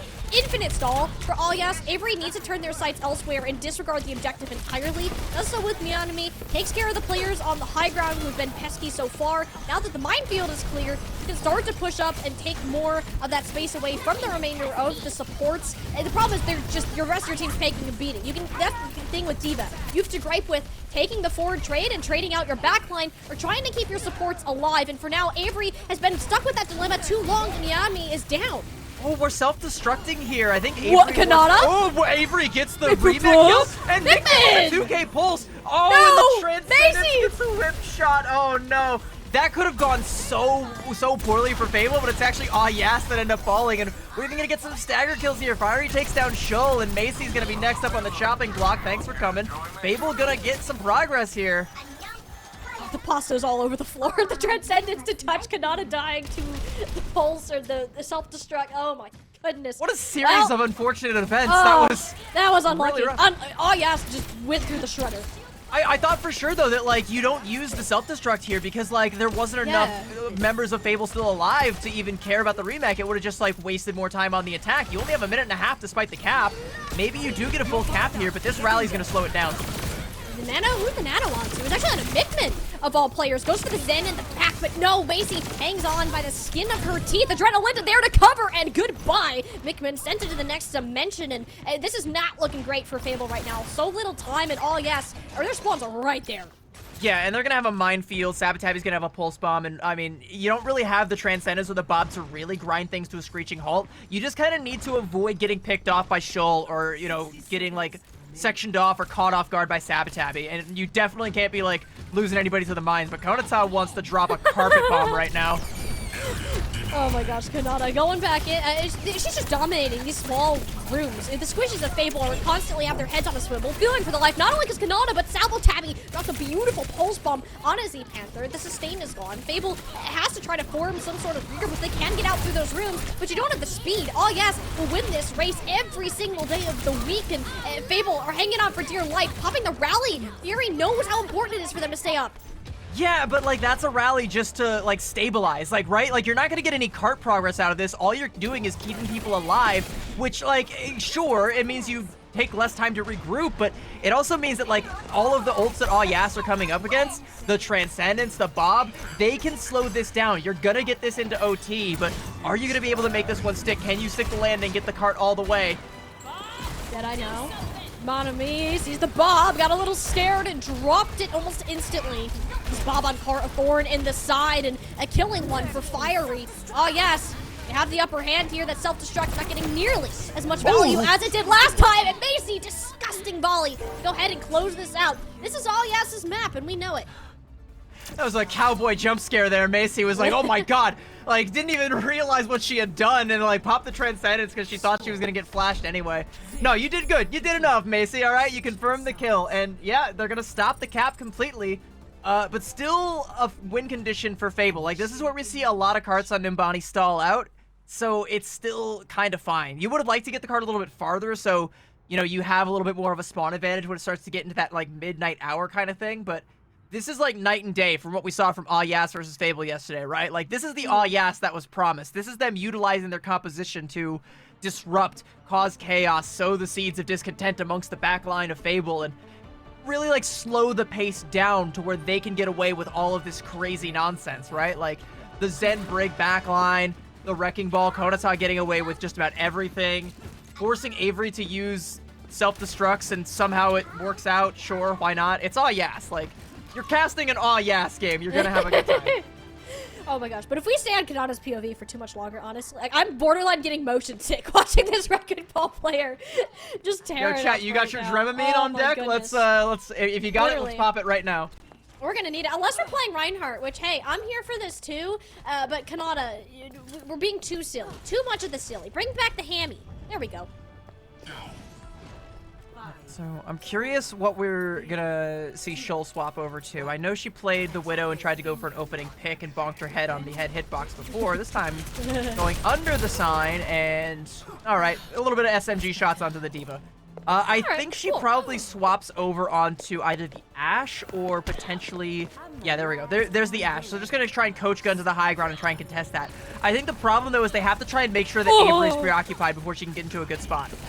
Fiery's in trouble. I mean, Avery's certainly preoccupied trying to keep the Brig alive for sure. Oh my goodness, the recall. Big Man 6 cents and just called to pull the trigger at that time, but Nanami straight shot on a Sabotabby. Less of a fear for the Tracer player who no longer has their get out of jail free card. Oh yes.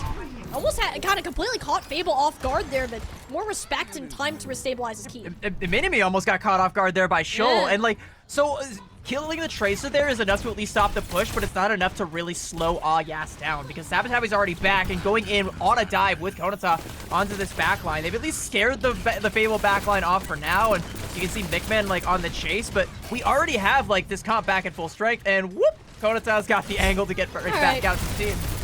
Oh, but you lose Minami like that. Not a great thing for Fable. You would ideally want to try to regroup or a further connection. If Avery can stay in mech, I'd say there's a chance, even without the support. Yeah, no supports though. Okay, this is looking like Yas should just get this point here and now.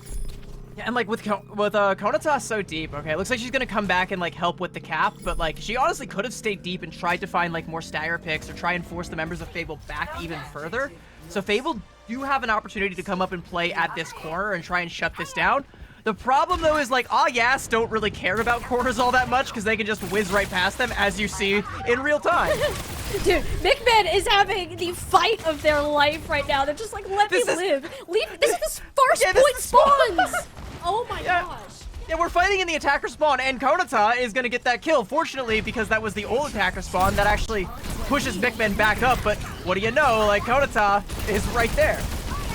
Fable are very discombobulated right now. The Nano and Avery was an attempt to just ward off some of this rolling in, but at some point you just gotta sacrifice your backline to the wolves and try to trade it out. Surely, problem is you don't have your Tracer. Avery doesn't have that damage follow-up, and the staggers are only gonna continue to pour in as one crack in the armor, and suddenly everything is getting flooded away from Fable. Yeah, and there was also a nano boost invested by Z Panther, whose life is currently in an iron lung right now. Okay, that kill's not going to come through. Yes, thankfully for Fable, don't confirm that one, but that's a nano boost used in a lost fight. Mickman's pulse bomb doesn't really find much of anything. Like, Fable don't even have their feet beneath them to be able to stop this cart, much less make use of their ult economy. No, like, what can you really find a way out of it? Winning the Tracer 1v1 certainly helps. Mickman and Avery have to be on the same page about getting this left backline and hoping Fiery and Z Panther can live long enough to see the day that they do so successfully. Fights like this are one of the few ways that Fable can manage to outsmart Yas. Yeah, and like, okay, now that they've managed to like stop the push, they just need to try and play this high ground and not allow any members of Yas to dislodge them from there and constantly put out pressure to where Macy and Adrenalinda can't play far enough up to really support the deep dives that Konata and Sabotabby want to be going for. So that Harmony Orb is going to keep falling off of them if they go too deep, so like that Zen will have diminishing returns if you can't play aggressively. People are just bunkered down into the small room like, Konata, stay away, get out, no rodents allowed. Uh-oh, dangerous situation for Minami though. Pulls out this Deadeye, but yeah, he just fit the trade for the bomb. Not the end of the world, considering that ultimate is certainly subpar. I'm more scared for Z Panther, and this tech that Kanata is pulling off gets back to the safety of Fiery just in time. But the Nano Boost, it's onto the Cassidy, not the D.Va, forces the Transcendence out, which ends up saving Macy, sure, but she almost did that just for flash. Yas are putting a lot of their, if not every single ultimate, into this fight, but they don't have a way in. They're kind of resetting and waiting for health to come back. I mean, I like that moment where it's like Z Panther versus Konata, and Z Panther just looks like mildly perturbed that Konata stole the Mega. It's like, hey, I was gonna eat that. Like, you just stole my lunch from right out in front of me. Fable still have a good position here. Mickman, though, playing on the cart, lurking to try and find a good pulse bomb. But oh, the Konata nade! That was a big nade, but it doesn't remount anything. There's no one who can actually capitalize on it. Pikmin ended up holding onto the pulse bomb there, which is quite surprising, seeing that opportunity, and you just kind of lose Avery. Fable sat around for too long and let All Yes get into the positions, the setup they wanted, and you're facing the music because of it. All Yes moving all the way through the second point. Minami likely swapping off after that last bit of ultimate. You got 3 minutes to defend the third point. And Avery's gonna make the swap over onto the Hazard, which, okay, that stagger on the Z Panther might mean that Hazard swap doesn't really make anything. Look where the box of victory is, by the way. Not even fully around the corner, right? So Fable's spawn advantage, it's still there, but it's not nearly as overwhelming as you want it to be, especially when you have 2 minutes and 50 seconds for Aw Yas to even get like one pick that can crack this defense wide open. No, Kanata bursts out first spot early. We'll have a minefield online. She's kind of scouting around just to see where everyone's positioned. And guys have all the information that they need to push on up and kind of burn down Avery. Avery can kind of exist on the payload, which is why they swapped over to this Hazard, and it also prevents Adrenalinda and Macy pushing up and getting the sightlines onto these dive heroes. Minefield, though, more of a problem. Don't exactly want to touch that. Rally from Fiery using the extra shield health to break through and guarantee a touch still happens, and getting out of the way just before Kanata's second roll through. I mean, so I do kind of like the idea of this composition, though, right now. Bob's gonna come out, though. The fight is not over. Konata's still going in for the slam. Nano goes out onto Minimi. We got another Electric Cowboy. It's gonna find Sabotabi. And you needed these shots to land, but that's the only one that has hit so far. Fable looking worse for wear right now. No tank to really help stall this payload out. It's more so on Mikman to get there, but if Macy keeps slinging these orbs like she is, this is looking like All Yes are very much in this series, CB.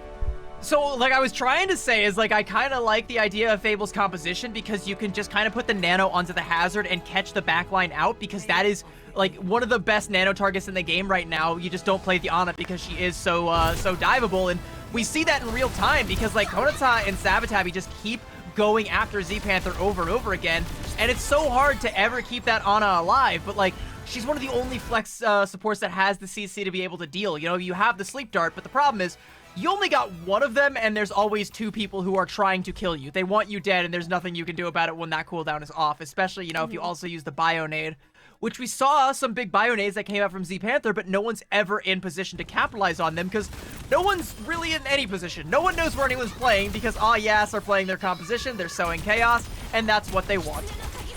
Yeah, no, this was the chaos that Ayas wanted to cause, and my goodness, did they do it well? This comp is almost like a mental assault to a point, just because you're just pulling at every strand of sanity your opponent has with wave after wave of attack where they can't confirm any eliminations, and eventually they're out of resources, they can't get all of their cooldowns back up, and you run right through them. So even if it's a slow burn sort of process, it's one that threatens Fable's mentality and their ability to stay coordinated, which is where we kind of saw them collapse under these last couple of points. Yeah, like it's all over the place. Like even that Deadeye that came out from Minami, like that was just desperation. Like what were you even going for there? Like you're being harassed by a Tracer and a Wrecking Ball. Like maybe you get the shot off onto the Tracer and try and alleviate some of the pressure there, but you ain't getting out of that alive, homie. Like you're done. Like you're so cooked at that point in time, and it's so rough. I mean, it's going to be Fable's map pick, so they can at least kind of dictate the pace and maybe take us back to a place where they can play the Hazard Mirror. But the problem with that is, like, you know, it needs to be like Clash or Push. You can't take us to Escort here. Because, again, all of the Escort maps facilitate a really strong Wrecking Ball play that I don't know that Fable are really well equipped to deal with. Although I will say, Havana is a good Sigma map still, and Avery still does have a strong Sigma in their pocket, but I don't know if you really want to play like Sigma double sniper against something like this. Like that kind of feels like bad juju all around. Yeah, you gotta find a way to force this Hazard Mirror. I don't think trying to match the dive or play on a composition that you haven't necessarily practiced is going to be the answer for Fable. So a push, maybe even a Flashpoint or Clash are likely the direction we're going to see them going. By the way, I do actually have it on good authority that like if it is push and if it's Esperanza specifically, Yas will still play the Wrecking Ball there. Like, so the real only options for Fable that they can completely avoid that altogether are either Caliseo or Hanaoka. Oh, and no! They picked the ball map. Well, we got baited! Our producer baited us. I don't know if this is much better. That's worse! That's worse! Wait! We got baited. We got Esperanza up. Our producer said, sorry, I baited you. And then put up an even worse map to have to play against a Wrecking Ball. What is happening? Yeah, that's, okay. So the Wrecking Ball is still very much so going to come out on this one. If you're Fable and you've picked this, either you lack the critical information, which it's yes, alright? They don't do subtlety very well, so you should know what's coming. Or you feel confident enough in your dive play to be able to counter dive with either the Hazard or maybe you bring Avery out on a Winston. But like, I don't know. I don't actually know what they're cooking here. Only time will tell. If we're looking back at last map, like, it almost seemed, again, Avery had that dilemma of whether, am I gonna play to keep our backline alive and let everyone else on August set up? Or am I gonna try to counter dive and pray that my support line could stay up, right? There was too much of that indecisiveness that I think set Fable back pretty far. And it's not an impossible thing to fix. You just need to make that decision as a team of you're just gonna use your supports as bait and they're not gonna have a fun time, and have confidence in your DPS and tank to output that amount of damage and get those eliminations that are wired. Avery does have a strong D.Va and a Winston. You could still play the Hazard here if you really wanted to, but I think it needs to come down to that decision of what you're going to have your tank do to actually give Fable a fighting chance at this. That is the classic dive dilemma, and it's one that, like, I think a lot of teams are out of practice on, because it's been a while since we had a proper dive meta in Overwatch. Like, you think, like, before this, it was Mauga, before that it was Orisa, before that it was a Mauga again.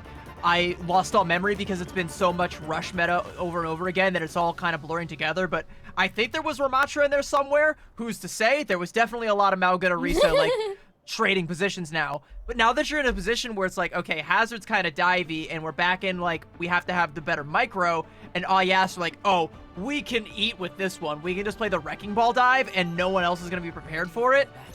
Or sure, why not? Play Mauga. Yeah, okay. Attack response, I guess. Maybe they don't come out with that. It's Konata. I doubt you try to take the Mauga mirror here. But, like, no one's really used to having to make that call of, like, do I continue to commit to this and take down the enemy backline, or do I peel back from my own backline? That's also not one that you really have to make in the Hazard dive as well, because you're playing Kiriko Lucio. They should be able to live just fine on their own. They should have, like, you know, sojourns on off angles or traces that they can teleport to safety to. Like, you shouldn't have to worry about that at all, but, you know, against the Wrecking Ball, you kind of do.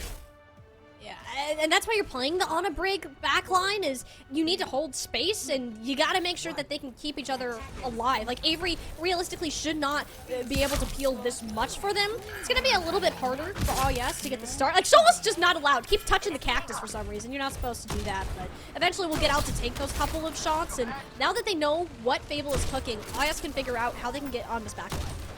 Yeah, so the question is, like, where is Z Panther? And that is what yes are currently asking themselves. I think Konata might have that intel. It's gonna be kind of hard for her to access, though, because Fiery on that Brig is gonna be, you know, hopefully Gianni on the spot with those whip shots to try and keep Konata out. The question, though, is when will Sabotabi be there to try and set up that pincer attack? And will Shoal click ahead? Nope, gets a shield, but close enough.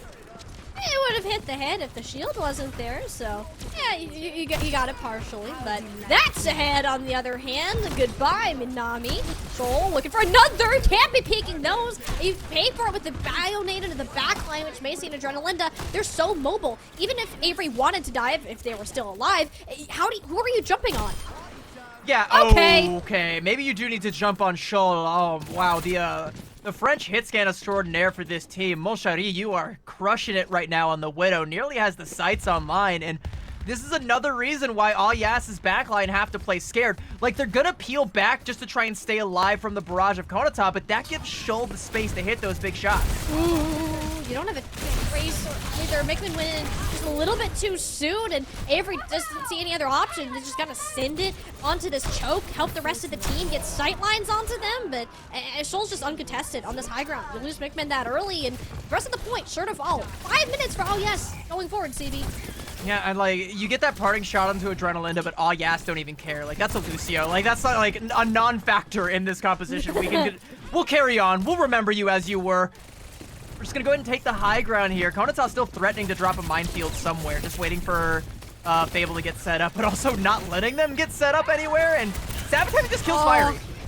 Fable haven't been able to take a full regroup at all so far. And this is a problem. At some point, you just need to decide, are we just going to sit and spawn and wait for everyone to get back? That may need to be the decision, but for now, Z Panther sees this invest into Avery, this Nano, after the backline has already been torn to bits by Sabotabi.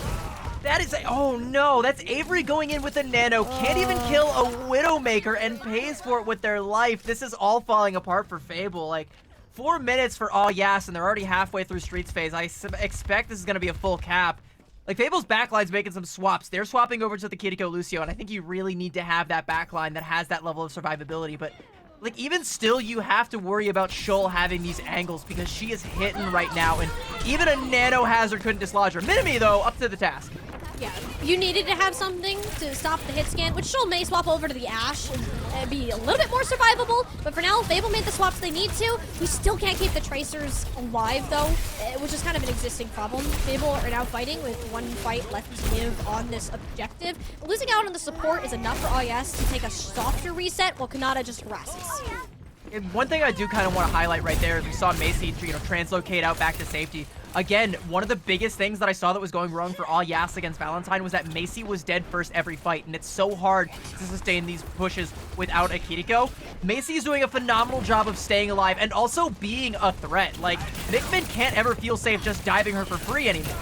No, and here's the thing, CB. All that we're seeing, besides that pulse bomb, is Fable are surviving. They're not taking the fights, they're just fighting to stay alive right now. It's only at this point where Minami swaps over to the Genji. There's more dive presence to go with this Hazard, a hero that we've seen being very impactful throughout the days today, and all Yas are struggling to figure out how to keep their supports up because of it. Yeah, it's a little rough when you have to worry about 2 flankers and a Hazard. Like, that's a lot of damage coming out all at once. Konata, though, still has the minefield. Can maybe try and drop this on the back line. See if maybe you can take down Fiery. Hey, Shoal, how you doing? There's another cactus for your troubles. No sight lines for you. Gonna go ahead and SMG that one down. Ooh, Fiery's dead. That's the beat down. It's you go in now.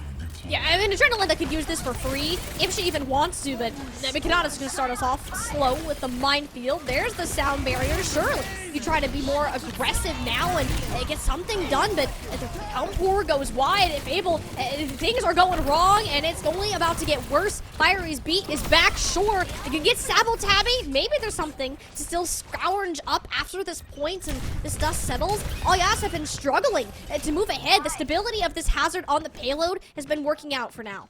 Yeah, and I think maybe it might be time for Shoal to swap off of the Widowmaker, because where the cart is where the fights are going to be happening, and you're never going to get a really good sight line on the objective. And I think, yeah, she realizes that, going to go back, and this is probably going to be the Ashe swap. So she can actually play a little bit more aggressive now with the use of the coach gun, maybe even take a high ground position on top of the saloon if Konata can clear it for her. And there we go. Let me get rid of these Fox girls up here. All clear. No. You're good. All clear. Time to enter. Sabotabi, they didn't clear Foley. Z Panther has returned because the Fox girl can't climb. All Yas are once again down another player. They're kind of in this situation where they're just trying to get a full set of 5 players in, but Fable have been setting up well enough where that hasn't been the case. The nature of all Yas's comp, though, is that all of their players are expendable, but there's only so many expendable losses you can take. Avery's gonna fall. Blade's gonna take down Shoal, though. I mean, that's a fair trade, though. If you're all Yas, you can definitely go off this. You take a dead Hazard over a dead Ashe any day of the week, and that big issue of not being able to contest that payload well has suddenly been solved. Nickman popping out the pole, and Kanata lives on a sliver of HP. No tank to protect you now, all Yas. Konata's still gonna get out, though. Still able to live. All Yas have some ults here. Like, you know, they have lost a lot of their time bank, but if they can bait Fable into a low ground fight and then pop Macy's Kitsune Rush, there is a good chance that Sabotabi can put in some good work with this Pulse Bomb. Also just with the Pulse Pistols, but you need to find a pick, and you need to find it now before Panther can mirror. Another minefield of Kanata. They're churning these out so quickly, but you have to get these eliminations. And Sabotabi, off to a good start for all Yes. We'll have to take that trade and run with it, because you're not going to have that Pulse Bomb for a minute since the Kitsune Rush. Blue lane laid out. Fable If all the cooldown sustainability that's needed and all, yes, they don't have the damage. It has to be some big burst. And so far, Nace's kunai to the dome of Mikmin is a great way to work through that. The sound barrier, mistimed, fiery, at little to no value other than an approach onto Shoal. Fable getting closer to this downpour. If that gets up, yes, are looking pretty rough. I don't know if we can call that a full C9 CB, but it's looking pretty close to being one. That was, I mean, that was pretty close. I think there was still, like, the potential to contest. Sabatabi's recall got forced out, so she wasn't able to get back in time. Had there been a touch, though, Adrenalinda had the beat. You could have kept that one going and maybe even capped it outright for all yes, because the coffers for Fable were completely bled dry with that fight, though. I mean, Fable, they're able to scratch and claw and just keep themselves in the fight, and they've set themselves up for a pretty decent win condition. I kind of like their chances now. Like, yeah. If unless they get full held, like, I kind of expect that this might be Fable actually taking the advantage in this series. Just barely, though, because that was a razor's edge kind of fight where, again, like, a nanosecond of touch coming out from Yas could have been the difference between Adrenalinda popping that beat and keeping the fight going and things going the way they actually did. It wasn't pretty at all, but Fable made it work, and a big turning point for them was Minami swapping to that Genji. You're no longer a massive dive target. You can output more consistent damage and help Avery dive. You're not just sitting there waiting for Ayas to come to you. You're going to them and preventing that setup ahead of time. And that change of pace really helped Fable kind of get their boots together for that 5-minute hold. Slick moves, Avery. Gonna swap back over to, swap it over to the Hazard. So, okay, so Minami on the Hanzo is just going to try and scan these train cars to make sure there's no spawn hold. I wouldn't put it past them to, or wouldn't put it past Ayas to try and play for a spawn hold here. The question, though, is like, okay, Fable understands that this dive composition has worked out for them, but from what angles is Konata going to be coming in and attacking from? It looks like directly above them, at least to start off with. Vertically. The challenge of does my team look up? The Suzu's already forced, but Minami, big burst of damage that she was not expecting whatsoever. Fable, I'd be able to work with that for now, but no, they're just going to kind of opt to wait and see. Mikmin is barely alive. What am I watching right now? That was, okay, Fiery is lucky to be alive right now. That boot from Konata, I thought nearly sent the Lucio careening off the cliff, but the wall ride comes through clutch. Fable are still at full strength, but not making a whole lot of progress right now, and playing at least a little bit scared. It's like watching Konata swing around. It's like I'm being hypnotized just to watch, like, ooh, where are we going next? We're gonna go this way. Oh, I have 500 health. And yeah, there's just so much sustainability around this first point. If people can get the payload a little bit past this gas station, I'd say there's a much better shot of moving up, because you can contest the high ground like that. Adrenalinda is down. Not the end of the world for Ayas, probably the least important component of your composition for the time being, and you have plenty of room to stabilize out. Yeah, you know, again, a lot of these members of the Yas roster are expendable, but too many expendable losses and suddenly it becomes a problem. That's a great TP there from Macy, once again, able to stay alive, but Fable are knocking on the door of this first point cap. Yas have to go back in. Yeah, they'll have to, but they're going to be met with the Kitsune Rush. The Panther built one up very early to support ultimates for Fable. I don't know if that's communicated super well using both at the same time, but you take what you can get and can overwhelm the sustainability of Yas as a result. No Macy, no healing realistically for the defending team as of now. Avery happy to throw up a wall behind the back of Shoal and help clear these mines out of the way. The only thing that's really stopping this full capture. Yeah, I mean, it should be a capture, though, but, like, it's not clean. Konata's still around. There's not enough damage to really get River. There we go. There's a nice jagged wall, and there's the follow-up. There's the sauce. Sabatabi coming in for a late touch there, but you stacked both support ultimates from the side of Fable, and then, you know, you still lose Minami halfway through that fight, and it takes you so long without that extra damage to clean up the other attackers. Oh, Shoal! Oh, Shoal! Welcome to Hazard meta. I see, that's what we're saying. You use your slide to get into the fight. You are a free pick for Avery. Has got his next meal right there. I mean, Fable, they're so set up with this positioning. Look at that. Yeah, like, Yas are playing, like, literally at the checkpoint door there. There's Macy dead again, and that's the problem that I keep highlighting from Yas. When they start to go down, when they start to lose this Kiriko over and over again, especially when she's holding on to the Kitsune Rush, it like, completely guts the composition, right? Because, like, you can't really be playing on these off angles. Adrenalinda ends up being kind of alone. Shoal's also kind of alone. You don't have the Suzu to bail her out, so everything kind of falls apart if Macy keeps dying. Macy, up and healthy for now. 4 ultimates on the board. It should not be the end of the map unless something were to go extremely wrong. Shoal flanking around to the back line. not going to shoot the deflecting Genji, which we do appreciate, but it was even further back. Avery is done with this Sojourn, but Nami even plops the Blade, yet somehow Shola's still alive, mostly thanks to Adrenalinda popping that Dragon Blade, and they spent so much on just trying to get the one Sojourn who escaped their grasp and is now taking them out from behind. It was also a Suzu that came up from Macy to stop the downforce from actually rooting Shul, but as that's all been happening, Avery's been pushing the cart, and I mean, the cart is right there at the golden box. All Yas are getting the better of this fight, sure, but they got a couple more that they got to prep for. Ooh, yeah, this is going to be a rough hold if all Yas are going to move all the way through. Like, that was literally 5 ults that they just had to pull. Yeah, and they have none for this next fight. There's only a sound barrier on the other side, so if they can force a suboptimal sound barrier from Fiery or find a kill onto that Lucio to stop the ult from coming out altogether. Oh, Sabotabi's dead. Okay, I think Fire is completely safe. So if you're all Yas, you have to just weather the storm now. Yo, don't send Disruptor shot. Like, they don't even need the sound barrier. If Avery is gonna keep finding pickoffs like that, their hazard is extremely strong, and if all Yas are not respecting that distance, then it's not gonna take much to just make this team crumble beneath them. Fable, we doubted them in this map pick, CB, but they proved us wrong, moving up to match point.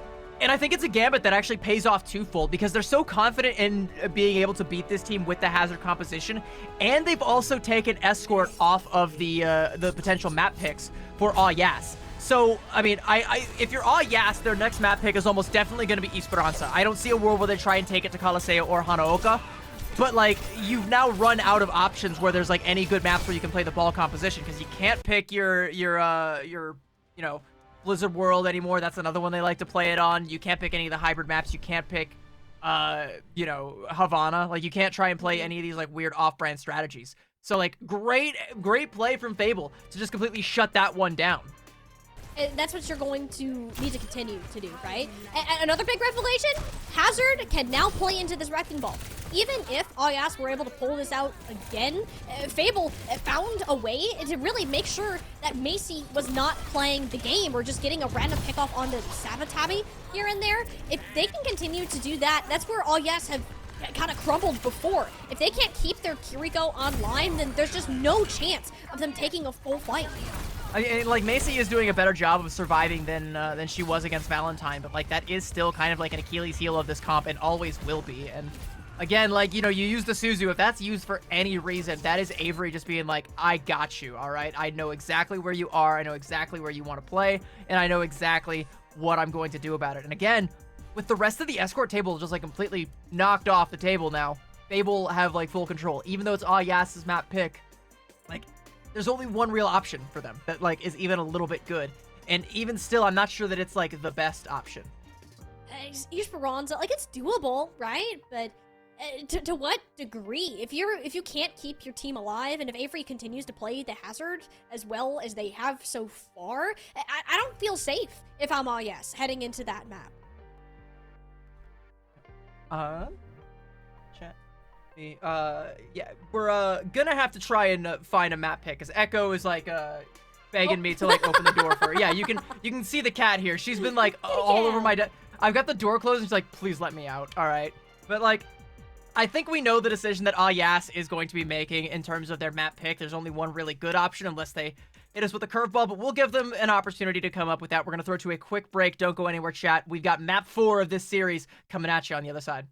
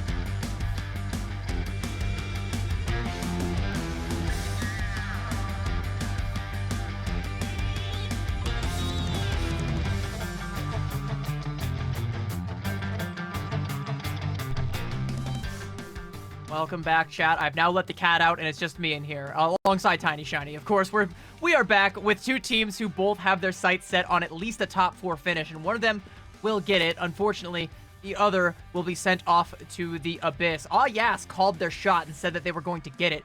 This, though, is not the shot that I expected them to take. Colosseo. I mean, I guess I just want casters to be wrong today, or, you know, you can throw a curveball to the curveball and it makes a full circle and maybe something cool happens. I've been wrong so many times. I will be confidently wrong, and it's totally nothing new to me. You can't hurt me. But surely you don't play ball on this map, do you?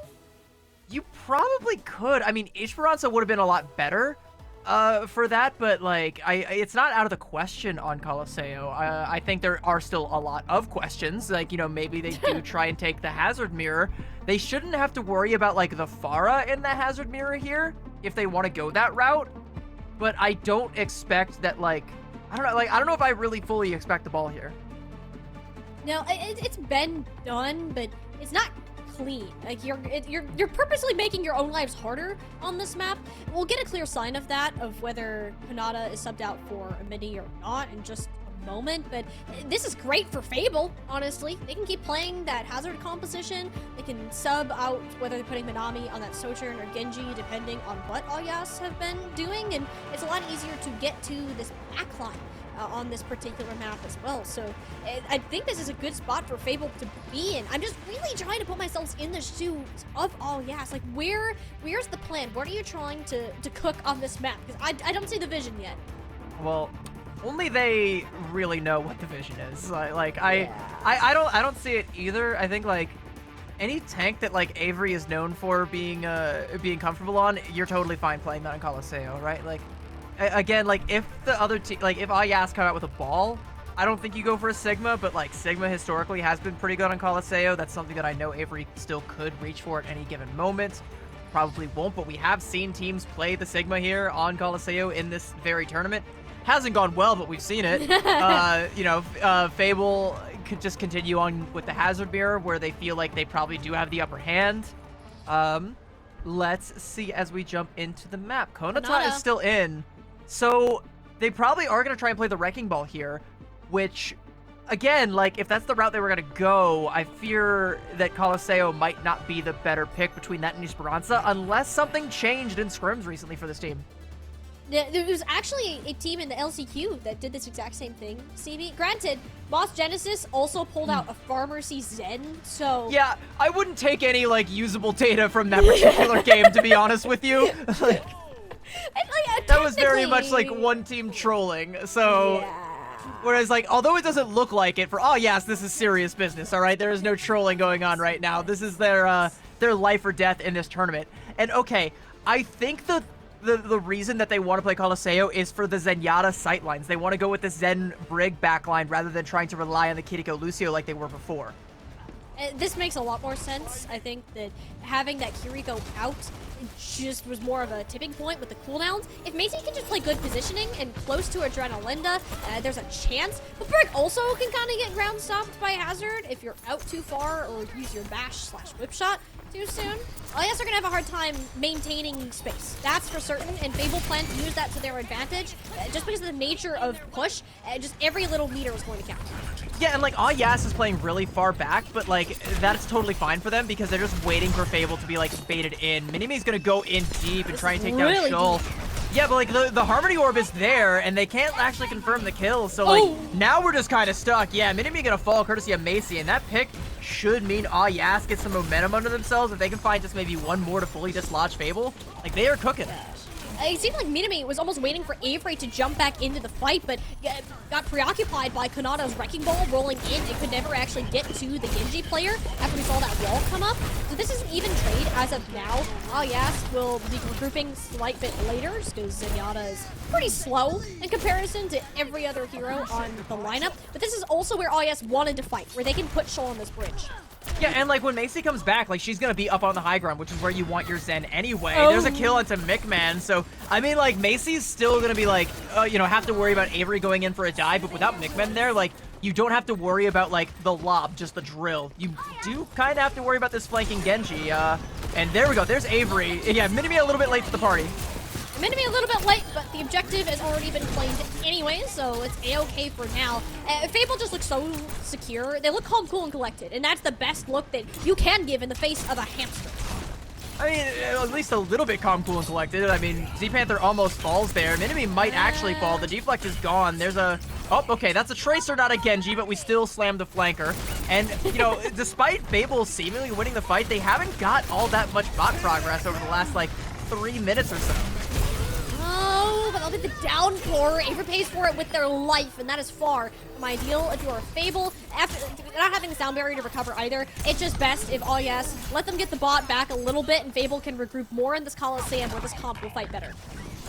Minimi is, like, really deep still. Okay. Heck? Taken care of, but like that buys Fable a fair bit of time because like no one was contesting the bot. It hasn't even gotten back to the center there, and Fable is essentially entirely back at full strength. So I doubt Yas is gonna get all that much bot progress here. They're gonna need to go for like an aggressive play to try and boop some of the members of Fable off the high ground and catch them off guard with a minefield.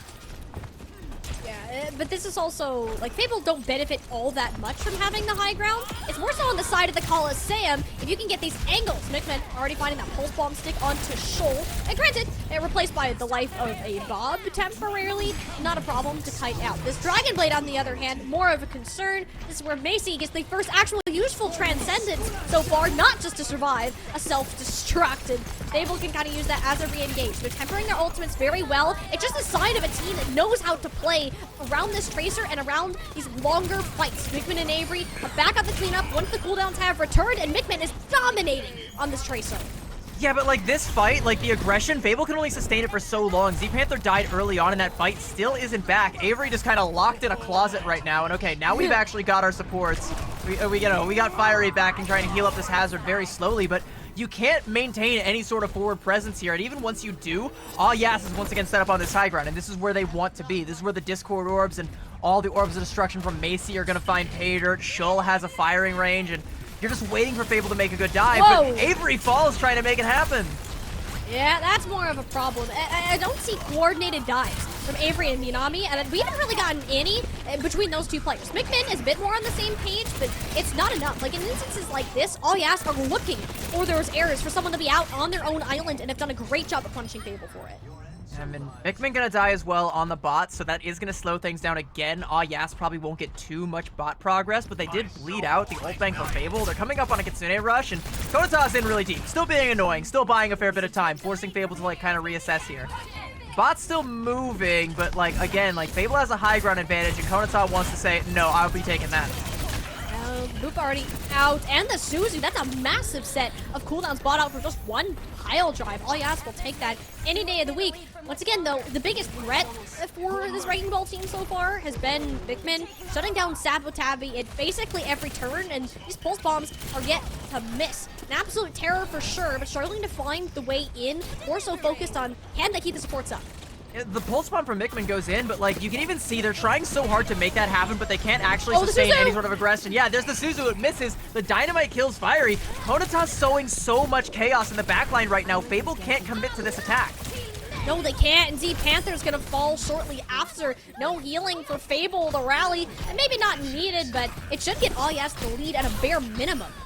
All right, once we get rid of Mikman, who was maybe playing prop hunt, I'm not convinced Mikman might not have just been a bush there for a good second, but this should be Yas taking the lead. Can they get it under the bridge, though? Because that's where it's really going to start to favor Yas. Because Fable won't have the high ground anymore, and Konata can continue to punish them if they even try to take it. That's a downpour just to stop the minefield? Okay. Don't know about that one, Avery. Might want that one back. I felt personal. Like, Avery told Konata, you put me through so much today. Eat this. Completely whipped. Is like, well, I guess GG's go next fight, because Minami and Z-Panther aren't having a ton of fun. Z-Panther found those mines that Konata placed down a while ago. If this checkpoint gets capped, CB, they will know that it's going to be a huge heap of trouble. Look how quickly Avery exploded through that sound barrier health. Not a chance against Yas. And, like, even if we don't cap the checkpoint here, which it looks like we inevitably will for Yas, like, we got it under the bridge, and that was kind of all Yas needed out of this push. The fact that they get the checkpoint and the butt scratch and progress means that they're getting way more for their money, and it was literally just the minefields from Konata that set all of that up. Maybe Fable's swapping over Avery onto the Winston now, just trying to be like a minesweeper, maybe? Yeah, perhaps. Maps leading more into this dive, and which I think is necessary, but Minami way oversteps her own bounds, and this is getting to be more of an issue. This robot's not moving until right now, so Fable will have to fight all gas again at this midpoint. If Avery lives. Yeah, Avery gets the cover, but Nah. Konata cares not for your cover, goes in for another slam. The heals are still coming through, and Avery is still alive, but this means still haven't been completely dislodged from this bot. Fable still cannot make any forward progress. And they lose Fiery just trying to push up. Like, yeah, no, if you're like, you go in on that. This is so messy right now out of Fable. I mean, they're making work with what they can. Sacrifice the backline and go for all yeses. They'll manage a successful trade on both Adrenalinda and Macy. All yes didn't quite have the setup in time to make something out of it. It's not like Fable's going to be in a great shape to get much progress, though, because how do you stop that? Like, genuinely. Avery's like, okay, I don't want to set into the spin cycle right now, all right? It's like a whirlpool. No, thank you. That'll just suck me right in. I'll never get out. Like, if your DPS are dead, there's no way to dislodge Kanata off this payload. Like, how did Fable move the bot at all? Like, they need to rely on, like, Minami to get these hacks, but, like, are like, okay, you're on the Sombra. You think no one's tried this before? Like, okay, they get the kill into Sabotabi. That's something. Okay, Primal Rage forced out also. And this is a much more workable situation. You'll trade a Primal Rage if they get you anywhere close towards this checkpoint. I'll trade a Primal Rage for a team kill. Yeah, absolutely. That's fine. Yeah, that's great. Yeah, but like, it's still kind of rough. Like, I don't know if Fable are going to get the lead off this. They might get the checkpoint, but there is still the matter of the butt scratch. And like, Konata can go back in for another touch here before we even get to the checkpoint. There's the contest coming out, and like, the other members of just like, there we go. Bob right on top of the bot. Well, that will make sure Fable are sent back more towards this middle fountain. And they're just going to have to fight in the Coliseum. And I don't hate this. They want to deny Shoal sightlines altogether.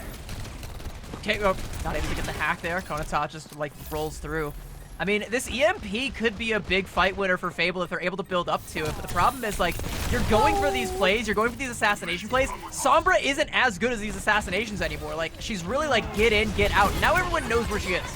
Minami really can't be going for things like that. At least you get the Transcendence, so once this EMP comes out, Alias don't really have an answer to it. That's on the bull support. Sea Panther in the kill feed, cleaning up, and that's the checkpoint hacked. At least it should be, if you can deal with this one last player. Team kill number 2, and this is mere meters separating the tournament life. Yeah, but it's like, we got 30 seconds, so we got the butt scratch. Konata should be able to get a contest here. Not only did you burn the EMP and the sound barrier, but also the Kitsune rush to get there. That hack is going to deny the touch, and that might give Fable the lead here. Ooh, nope, Kanata's still gonna get there enough to lay down the minefield. Sabotabi pulls bomb. Mikmen is dealt with the DPS line. There's no way that Kanata dies now. It's simply impossible unless she somehow does herself in. The robot moving away from Fable, but it's only Avery and Z Panther remaining. Are fighting for that spot, that tournament life that they wanted so bad. And they're gonna get one more contest. Overtime Wick is burning, but there's no sustain. There's no option until the team regroups. Avery throws themselves into the masses, praying that Mikmen can get the touch. Pulse bomb doesn't stick where you need it the most, and Fable once again are fighting a losing battle against this timer. There's no damage to take care of the Wrecking Ball. There's no way to get a full dive onto an enemy team, and they have time plus some. All Fable have to do is live, though, but they can't do that. Shoal has now found both the DPS, and now it's Fiery trying to go in for the touch there. Konata with a big slam right on top of Sea Panther. Avery is back just in time, but the party is all over, buddy. Red solo cups all over the floor. Hey, you can have the cleanup duty. Oh yes, this team, they're throwing a party themselves with this Wrecking Ball. Kanata, we just keep doubting teams on maps and like, oh, this doesn't work. It did. It very well did. Oh yes, they wanted to get that top 4 finish, and just like that, it's only one map between these two teams. And like, it's so close, right? Like, look at the score at the tail end. It's like, what, 79 to 76 meters at the very end? Like, again, I thought the hack onto Konata was going to be enough to stop the touch from coming out, but Konata's still able to get there at, like, the last possible second. Sabotabi hits a pulse bomb onto Mikmen, the enemy tracer. That's not something that's just supposed to happen, but really good tracers like Sabotabi can make that kind of thing happen, especially in these duels. And it all just kind of falls apart bit by bit from Fable. There's not enough time to take a regroup. They have to stay on the bot for the rest of the map, and they just can't. It just all falls apart bit by bit. There's that moment where they get the contest at the last minute. all they have to do is try and stay alive and keep the contest going, but every time they go back in, like, they're paying a little bit of a tax. They're taking a little bit more damage, and it's just waiting for Avery to come back. Maybe they build up that Primal Rage, but it just never happens. Shoal finds Minimi, finds Mickman, and there's never that opportunity to really make that happen, to really get that Primal out. Dig your heels in and contest the bot truly once more. I don't think that this road is necessarily over, though, for Awyas. Like, they barely were able to squeak this one out, and it's honestly because Fable made these swaps relatively late. They didn't really have an answer for these ultimates, not expecting Kanata to get that final touch. And we look ahead, CB, it will be a Fable map, right? And now the map pool is completely reset, if I'm not mistaken. Other than the maps we've already played, anything is up for grabs, and it leaves Fable with their most important decision of the entire tournament. Yeah, it's anyone's guess what it could actually be. I kind of feel like maybe you just, like, I want to say you take it back to control, because, like, it feels like that's where you have the most leverage. But even still, like, with Lijiang now off the table, like, do you really feel like you have the better on, like, Samoa or Nepal? Nepal, probably not. Like, I feel like Nepal might be a trap. Like, I don't think you go for that. Maybe you go for Samoa, and yeah, it's kind of a rough decision. Like, you know that, like, any push map at this point, because again, Esperanza, that's a ball map.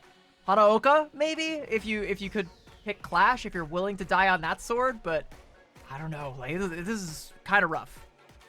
Yeah, I'm not going to be shocked if Fable sit on this one for a while either. Like, this is kind of their entire tournament series, and this team has struggled to make it past this 5th, 6th place finishes for the vast majority of our major and minor events in 2024 and 2025, and where you have a team like Yes, which really is a true Cinderella story if you think about it. Like, they didn't even qualify for the playoffs in Major 3, CB. Like, this is a complete turnaround of a team who has inconsistently made it to top 8 and then usually goes out in 7th and 8th place to now have a shot at top 4 and leave your opponent really sweating that out is ridiculous considering where they started. And it's the meta, right? Like, it is not just them, like, leveling their game up, which they absolutely have, but it's also the meta. The fact that they can get away with this kind of wacky composition that no one else in the field is bringing to the table, and it works because we're no longer in, like, Mauga hell like we were, like, a tournament ago. It feels like years, like, that we've had, oh, wow. It feels like it's been so long. It's actually going to be Suravasa, Flashpoint. This one's a head scratcher. Because this could either be really good or really bad, and I honestly don't know which what it's gonna be. Like, this is, ooh. I don't even feel like we could say anything because we were wrong about Route 66 being bad for Fable. We were wrong about Colosseo being bad for Yes. Like, who's to say what's to happen on Suravasa? There's not a lot of high ground to play from like there was on Colosseo or Route 66, so you're kind of not as worried about the Wrecking Ball, but there's still a lot of different flank angles that a Wrecking Ball can attack from, a lot of different angles that a Tracer can attack from. But what we've seen on this map for the most part has been the Hazard Mirror, and I think that, like, it might favor Fable just a little bit more. I'm still not fully convinced. Like, there's still a couple of sub points too, like Palace, where maybe the Wrecking Ball actually does kind of favor a little bit more because you do have, like, those little bits of high ground. It's gonna be tough. I legitimately do not know what is going to happen on this map. All my analysis in the world, all my years of being entrenched in this game cannot prepare me for this particular moment. That's the best kind of Overwatch, though. It might be a little bit terrifying for us as casters, but at the same time, it's so intriguing to not know what is going to happen next. We'll have a bit of idea just because of the subs, if that will happen. The hard part for Awyas is if they're going to keep Kanata in, you're kind of locked into that Wrecking Ball. You're going to bring Amenity, you're not going back to this composition that's won you the past couple of maps. So it's a very challenging decision now for Awyas to make. While this isn't a traditional ball map, if you're that good at it, if you think that you've been that much of an issue to Fable that it can continue to work on this type of architecture, then what's really to stop you? But at the same time, Colosseo, 3 meters was the difference between these teams. We saw one fight go differently, then we wouldn't necessarily be at a map 5. You also do have the sticky matter of momentum on the side of Yes. It's like one of Newton's laws or something. Like, once a ball keeps rolling, it rolls on forever or something. I don't remember. I didn't pay attention to physics class, but it feels like this ball composition for Yes, like, They just won Colosseo by the skin of their teeth. If you're Fable, like, are you rattled by that at all? And if you're Yas, are you feeling yourself? Like, are you like, we got this in the bag. We are going to take this one home. And let me actually check, by the way. Ooh, okay. So, Suravasa was not signaled to me, by the way, from Sabotabi as one of the maps that they like to play the Wrecking Ball on, but we're keeping Konata in, so they will be playing the Wrecking Ball for the side of Yas. And if you're Fable, like, I don't want to ask the stupidest question in the world, do you think Yas are going to come out on the Wrecking Ball? But, like, are they predicting this? Because it feels like they shouldn't be able to get away with it. Yeah, I think with Kanata still being in, you have to think that, and also Minami rolling out on the Genji instead of that Sojourn that we've been seeing more from her lately, it kind of signals that this is what you're expecting Yas to do. Playing the Zen big, though, on this map, you have to play so far back and hope that Kanata and Shoal and Sabotabi can more live by themselves, because the supports are just bait at this point. Yeah, and you can see, like, Macy and Adrenalinda playing at the hip alongside Shoal. Where is Avery? Where are they jumping in from? Ooh, looked like either a coach gun or a whip shot. Avery wasn't actually able to get a good jump there. I didn't even get a boot from Konata. Honestly, there's so much CC on the side of Yas. Could have been anything. Could have been a breeze. Could have been the slight wind just blowing past her. Just a sigh of frustration from this Tracer player who has to deal with Minami on the Genji. Fable will get that first capture. That's kind of the advantage of having this hazard. It's easy to get that cap. Not necessarily to maintain it, though. That's finally that gap closed. Minami into the backline. Little slice and dice action, and Fable straight back into this thing.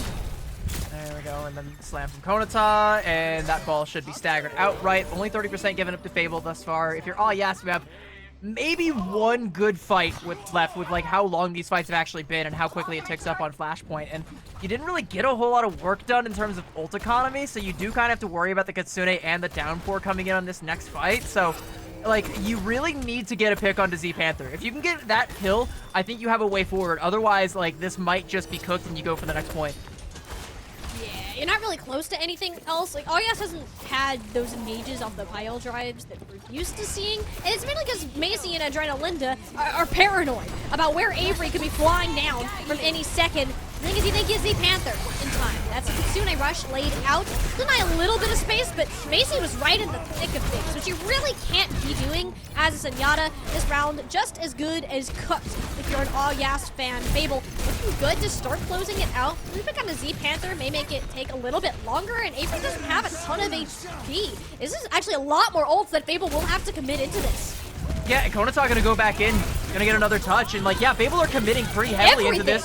Yeah, there's the pulse bomb, but now the Bob is out. Fiery is 1 HP, can't peek out. Avery can't be topped up. There's the kill. Yas have done it, and again, it's all off of that pick onto Z Panther. You gotta find the Kiriko. Like, that is the breaking point for Fable's comp right now. And it's the same problem that Yas were having on the Wrecking Ball. Like, trying to have Macy on that Kiriko. If she dies, that's the whole fight dead. They understand that now. They just have to try and find Z Panther wherever that Kiriko might be lurking. And if they can get that kill, suddenly the fight, even when it doesn't feel like it should be cracked wide open, is. And Yas are going to have a Transcendence now to count out Minami's Blade. I mean, like, if you're Fable, you have to build up to a real ult bank here, or force the trans out, and that's exactly what happens. Yeah, it'll be slippery territory there.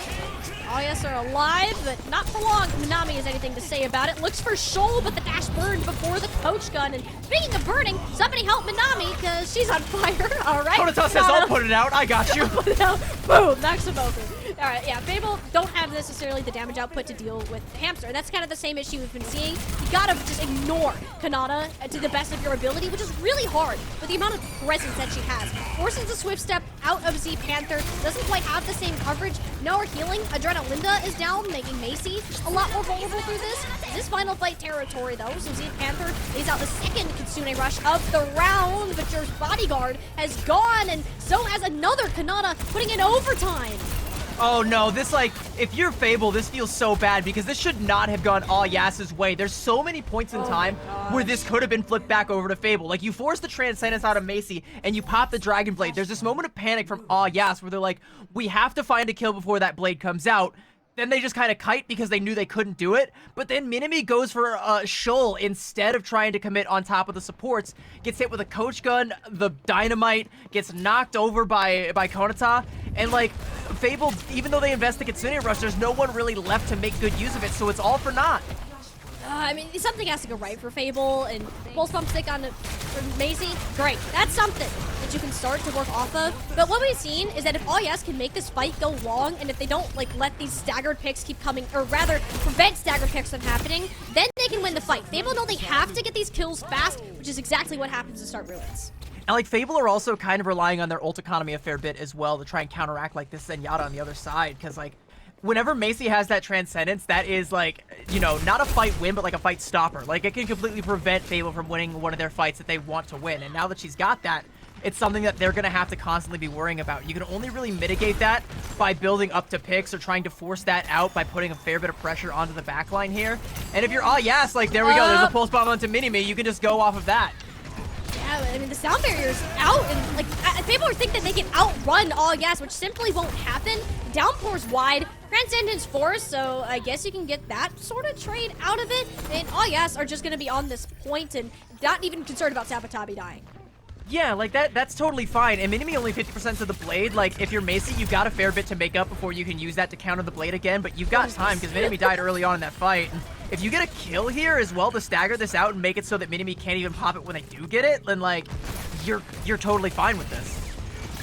No, All Yes have all the stall in the world. Minefield will certainly help with that. Makes the Kitsune Rush rather useless for Fable unless they wish to explode. Now, I mean, Sabatabi certainly do. Bob on the point, Shoal too. I mean, Fable can't even get the swap over if they want to, so they're going to prioritize taking this back fight just right off those couple of percentage points and come back once these minefields are dipped first. Yeah, they still have to dispatch Konata, but once this hamster is dealt with, which is happening now, maybe? There we go. Okay, finally the dispatch, but 75% for All Yes. Like, they want these fights to all be so chaotic that they take forever to play out, and it works out in All Yas's favor because now they're in one-fight territory. That kill, though, onto Sabatabi, though, means it's going to be difficult for them to touch. They're only going to have one more opportunity to regroup. Both teams in one-fight territory, and Minime's coming up on that blade. All Yas need a pick. We're fighting nowhere near the point. What are we doing? Fable are taking space. They're denying All Yes that full fight touch. But the thing is, if you're playing Wrecking Ball, you don't need that. You just have a bajillion health on your own that your entire team could be crumbling around you unless Fable is focus firing just the tank. Kanata will live, which she'll do, but not with the point. Yeah, she gets out and able to live, get back with the team, but like the fact that Fable took that fight so far up means that they didn't have to use any ultimates to close that point out. So we're going over to this next flashpoint, and they have nearly everything except for a Genji, because Konata has taken one down. That's going to give All Yes an opportunity to build up this Transcendence before the blade comes out, but you still have an overwhelming ult economy from Fable. So maybe you use the Transcendence to get rid of either the Downpour or the blade, but then you got to worry about what comes next, and it's probably going to be like either a Sound Barrier or a Kitsune Rush, or worse, both. Fable have to play their hand perfectly. Even when they were in this situation before CB, they're not always able to convert on these ultimate advantages. McMahon starting us off in a similar way. Pulse Bomb onto Adrenalinda. All Yes. We'll see a ball rolling in here momentarily, halting that push. Sound Barrier is out, really just to say, hey, get away, hamster. We will kill you if you stay around. And honestly, if that gets you to the point, do what you gotta do. Yeah, Konata sees that Sound Barrier drops and just goes like, okay, you know what? Nope, I don't think I will, as a matter of fact. But that's a pretty big ultimate to bleed out of Fable, essentially, for free. Because, like, Fable already had that Pulse Bomb kill onto Adrenalinda. I don't know that they really needed the Sound Barrier. I think they expected that All Yes was going to stick around a little bit longer. This angle from Zeep Panther. There's a Kitsune Rush. Oh, they're looking, and that just forces the Transcendence. Objectively, great. Fable, that's one less major ultimate that you have to worry about. Sabatabi Pulse Bomb. There you go. Oh, yes. Now finding a ton to work with, and how low Kanata is actually ends up going down first. A rare sight to see from this last point, but Navi pulling the blade here, not great, because it's very likely Kanata can get a second touch. Yeah, Macy's getting staggered out, though. Great. Takes down Fiery. That's going to be... Okay, so you're going to have to go in without your Zen. Like you said, Konata can get another touch there, though, but again, this is a situation where, like, you get the touch, you stagger it out, use the mines to try and buy yourself some time, then Sabatabi has to kill Zeep Panther. Oh, the down... We just can't be downpouring on the Wrecking Ball. I don't think a single one of those have landed on Kanata so far. I think you'll get her eventually, but at the cost of a major ultimate. All Yes, denying the bomb to Jagged Wall. Completely just shoved him off the map. Wonderful play from Avery. Gets Fabled 1 point away from moving on this bracket. Yeah, and oh yes, they understand now. Like it's go time. Like we have to all go for a reset. We can't be staggering. We can't take fights off of the point this time. We have to try and get there first and take a fight on our terms. And in the last 2 sub points, they just haven't really been able to. You can even see Konata going in super deep there, just like knocking the backline around and then getting right back out to her backline. I mean, like the saving grace for Yas is that you only really have to worry about the pulse bomb from Hickman at this point in time, which kills 2. I'm So maybe. Those worries just got a whole lot more real right there. 2 blown to bits, and yeah, this is just... Oh yes, they have to get a full regroup on. It seems like they're starting to panic, knowing how close this is to being thrown away.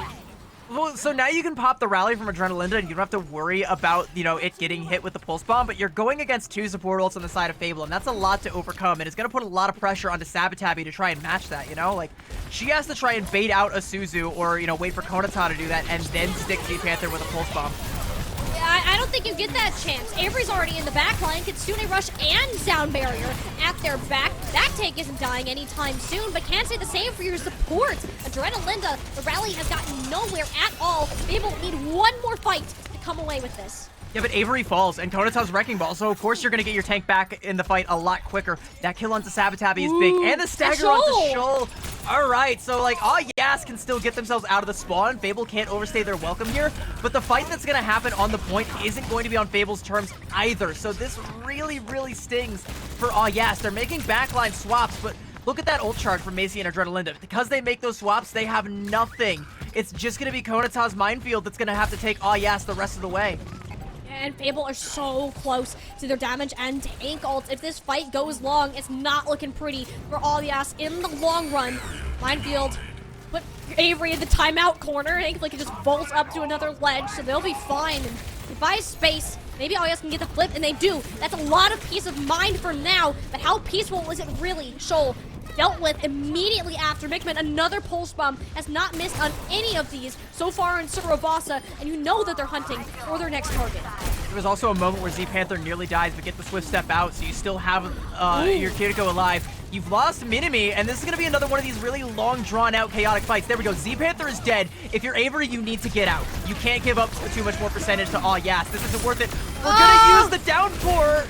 I mean, they get Macy and Adrenalinda. I can see the point of wanting to do it, but I mean, Shoal has a bomb that she's not even going to need. Yeah, and like Sabotabi can just get passively healed with the, you know, the universal healing passive. So now you've got both DPS ults on either side, both support ults coming up for Fable. Avery gonna swap over onto the D.Va. I think you kind of need to have Z-Panther beat Macy to the punch with this Kitsune Rush, and Shoal needs to die. But Konata lurking up here on the rooftops, getting all the intel, gonna slam down here. Oh, Macy! Oh, Macy! Macy will live. TP out. Sabotabi though, single HP. The Bob actually covers her retreat. It's that blade. Haven't had success on it so far, but it's Minami finding her way into the backline. Slices one in half, and Macy is dead. The Achilles heel of Yas has been struck yet again, and Fable have all of the tools in the world to be able to pull from. It's Kanata fighting a one rodent battle on this objective. There's 4 players all looking at her. She just needs to stall long enough for someone on Yas to make a return and tag her out of the stall. For now, it's Macy. TP's in, pulse bombs out. Minami deals with her swiftly as she appeared. Kanata still has some health, but with that going down, the stall potential of Yas drastically diminishes. Shoal, Sabotabi keeping this fight alive. Z-Panther is down. Fable, they don't have the healing either. It's an absolute dogfight for this final point, but it's one that Fable will come out on win. Their story is not over yet. Oh, and it just comes down to Avery getting back there on the D.Va. Sure, Fable didn't have the healing, but they did have the health bars to be able to withstand all of the stagger kills. Props to Sabotabi and Shoal for finding those picks in the midnight hour when they had no business, but it just wasn't enough. You know, Konata stalls for so long. Macy tries so hard to heal her back up. I mean, Yas called their shot. They thought they were going to be able to make it to the top 4, and there were a couple of moments in time in this series where that was a very real possibility, but it is unfortunately not the reality that we live in. We live in one where Fable has etched another chapter in their story, and they steal that top 4 finish away from Yas, and they will continue on in this lower bracket. They live to see another day in this tournament, and what a series to end it on. If you're Yas, I know you're going to be disappointed not making top 4, but I mean, you really played your heart out here. I don't know that you can really be too disappointed with a performance like this. No, especially against a team such as Fable, who's been so consistent when it's come to these hazard type of compositions and really giving them a run for their money. This last fight, an absolute dogfight, as I said, and there was just close. Map after map, Alyas found a way. Even after basically throwing away the very first map of Control, like, think if we didn't have to play Control at all, CB, what result would we have gotten today? And like, unironically too, like, I still don't know if this map pick actually favored Fable at the end of the day, because like, yeah, still were able to get their way back into it. And it's the same as like that Route 66 pick that we saw earlier, where it's like, I don't know if that really favored them, but they were still able to win it out regardless. Like, Fable are the perennial underdogs of Calling All Heroes. They have always been like the ones playing behind the 8 ball and always trying to, you know, overcome the adversity. And on this day, they actually do. And that going up against the Cinderella story of yes, it's like we have 2 underdogs going head to head, but only one of them can stay alive in this tournament. It always hurts to say goodbye, and unfortunately, yes are the ones that we will be saying goodbye to today. It was a fun story to follow while it lasted, and I'm very glad that Alyas did get to make that appearance after some inconsistencies during our regular season of events. But for Fable, it's just another mark on the record, another match for the day. They've broken that 5th, 6th place finish curse, and now can move on even further. Now, ZB, it's coming up for one of our favorite times, is when we actually get to hear from the players themselves. I hear we got an interview on the way. Yeah, we're gonna head on over to the other side of this break, and we will have an interview with one of the players from Fable. We'll see how many booms they give that series, and yeah, don't go anywhere. We will be right back.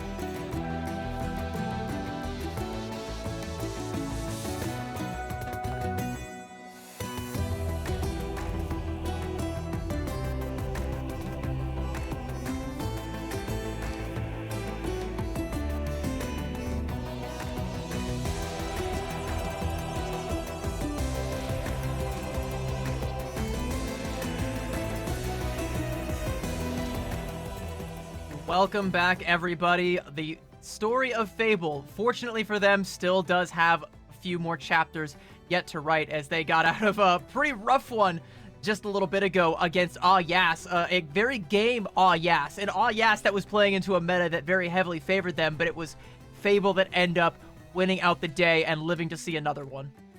Yeah, Fable have broken their mid-tier finishes and will have a shot at a top 4 contention facing off against Queen's Gambit tomorrow. And we really didn't know what to expect heading into this series, CB. Knowing Yas is always just a curveball. Wherever you see them in a Calling All Heroes tournament, they can either be your best friend because they're playing a chaotic comp that you know how to handle, or they pull out something that you're not expecting. And we really questioned, once we saw Numbani here, how Fable would be able to recover, as it just seemed they got pulled to the limits. Yeah, I mean, it's a great showing from Yas. I mean, you're talking about how, like, this chaotic composition can be your best friend. I think after a while it gets pretty annoying and they become your worst enemy, but, like, it really speaks to the composure of some of these teams, right? Like, in a series like this, where you're in a 5-mapper against a Wrecking Ball team that's playing this chaotic composition that no one is scrimming, to be able to stay, like, sane, for one thing, but also to have the mental fortitude to just, like, keep on your game and continue to scratch and claw your way to a W and to claim it at the end of the day. I mean, you gotta feel like you're on top of the world coming out with a win like that. You're not exactly scrimming against Yas as comp at all. Heck, Yas don't scrim themselves very much. It was only for this tournament that they got to do it a little bit, and perhaps a shout out to their long run that they had within this bracket. But for now, we gotta focus on Fable and what they were able to accomplish by making it this far. And CB, I think it's only fair that we talk to who's kind of just been the anchor of Fable for as long as this team has existed. We're going to get Avery on here for our interview today. And Avery, I just got to start us out by asking, how are we feeling? 5-map banger, you go into Suravasa, like, how does it feel to come out on top and get a chance at top 4 in championships? Yeah, I mean, I feel ecstatic, and it's just like every range of emotion I feel like I'm going through right now. There's nothing better than winning in map 5, and the way we won, it just feels super. It just feels amazing. So it's got to feel like you just, like, escaped a war zone, right? Like like a map 5 against a Wrecking Ball team that, like, Yas, like, come on. Oh yeah, I mean, I wish you guys could have heard my comms when we won that. It was pretty explosive. Explosive or explicit? Like, maybe a little bit of both. Because I know what the comms are like when I'm playing against the Wrecking Ball team, and it's a lot of 4-letter words that I can't say on a broadcast, so... all right, well, so with having escaped, escape with your lives intact, you have now guaranteed yourself a top 4 finish in this tournament, which, it feels like Fable is usually on the lower end of some of these brackets, but to finish top 4, like, how does that feel for you? It's super important, and it was like my goal was to try to push a lot further in champs. I feel like last tournament I was very disappointed in my own play, and I feel like I let the team down because I was very, like, burnt out after a long season of collegiate and scrimming Ka and all that. And so coming into this, I really wanted to put my nose to the grindstone and prove that we can break the 8th and the 6th curse or whatever, and just really take it to some better teams. And I feel like all my teammates really reciprocated that same effort, and it really paid off. So I couldn't be happier. We could see the hard work that was put in through the gameplay today, but Avery, I think you had the hardest job of them all in learning a new tank hero, kind of coming into this whole tournament. Like, what has it been like for you, like, learning how to play Hazard? Have you liked playing him so far? Is it difficult to do into a Wrecking Ball? Talk to us. Oh, I love Hazard. That character is just Thanos. Like, I can just be lobby admin half the time in ranked, and it means I don't have to play Malga. So, like, I was very happy. I was like, please do not nerf Hazard, like, into the ground the day before Ka. I want to play it so bad. I don't want to play Malga. And so they listened, I guess. They were looking out for me. I've been on the same wavelength, by the way. Like, everyone on Twitter is always just like, Hazard's so oppressive. I'm like, yeah, but shut up, because I don't want to go back to Mauga either. Like, Yeah, exactly. You're right, exactly. but can you be quieter, please, so the devs don't like nerf this potentially very fun meta? Speaking of, potentially very fun metas, I can imagine that's probably what you're going to be stuck playing for the rest of the tournament, because it ain't getting any easier from here on out. You are in the top 4. You're in the big league. So what exactly is your game plan going forward into some of these teams that you said you're in your own words, some of these better teams? Yeah, I mean, we played. I believe we play Queen's Gambit next, and we've played them earlier in the bracket, and played them decently close. I think we took a map, and I think we definitely could have won Lijiang, and if that series goes map 5, I don't know. It might end up a different way. So I'm definitely confident. They play a little bit different of a style than we were used to scrimming, so it's going to take the adaptation that I know my team is capable of, just adapting our play style and trying our best, having some fun. It's the last tournament of the year, so we just want to come in and just have a good time for the most part. I gotta ask this just because I'm curious. Did you have a good time playing against a Wrecking Ball comp all day? Did you kind of want to go back to the Hazard mirrors that you're going to be having the rest of the weekend? Was this kind of a breath of fresh air? I mean, I like the Hazard mirror. The Wrecking Ball is definitely it's a curveball, and that's I think what Alyas kind of banks on. They bank on you not knowing how to play against it, and I think at first we had like theory crafted ways to beat it, like with the Diva comp, and it ended up just feeling like we just need to take the tempo back and we need to play our game. So we kind of went back to the Hazard with the Lucio, and Persona just pulls out a Genji because for some reason she's just the goat at Genji, just for no reason. And so it was definitely a satisfying win to try to kind of like work through the issues that comp was giving us in real time. And we even, after both of our map losses, I demanded that everyone join my stream, and we did breathing exercises, and we just calmed down a little bit. And I said, you're going to focus on your own role and your own job, and we're going to win. And so what were the breathing exercises like? Like, what were those like? I just pulled up a YouTube like box video, breathing, just like the 4 seconds in, 8 seconds out thing. Like that, I do it on my own between almost every map. And so I'm like, if I feel the nerves are getting a little bit nervy, I think that's a great thing to bring it down. And I think it honestly like allowed us to win the game. Like we didn't overheat because of that. I can imagine. Yeah, I can imagine, because, like, again, I know what it's like playing against a Wrecking Ball. As a flex support player, I know what it's like playing against a Wrecking Ball. All right, it sucks. And that's the most delicate way that I could put it. But I can imagine that, like, things are only going to get more stressful and more difficult with some of these other teams. So maybe keep those box breathing videos on deck for the rest of the series. Another question, though, how do you rate your Hazard play up against the rest of the field that remains, against Santana, Hitori, and against Mari? I mean, I think the Hazard versus Hazard like matchup, it's kind of hard to tell who's like better, or it's like, at least when I'm playing, I don't feel like, wow, their Hazard is just so much better than me, because I'm focusing on doing my own thing. But I think I'm one of the better Hazards for sure, and I know like Molly is definitely very good at it, and we've scrimmed them before. But I'm not gonna like say, I am definitively the best Hazard, but I'm more than confident on it. I think you can definitively say that you are at least the 4th best. I think that's fair. Oh, the Hazard of Ka. Okay, I'm one of the Hazards of all time. That's okay. Also true. You got me there. That's fair. That's fair. Oh my goodness. Well, Avery, I'm sure that you have a lot of box breathing to do just to come down from the high that was that 5-map match and kind of take a breather with the rest of the team. But before we send you out here from this interview, do you have any final thoughts, any shout-outs you'd like to make here while you're on the interview?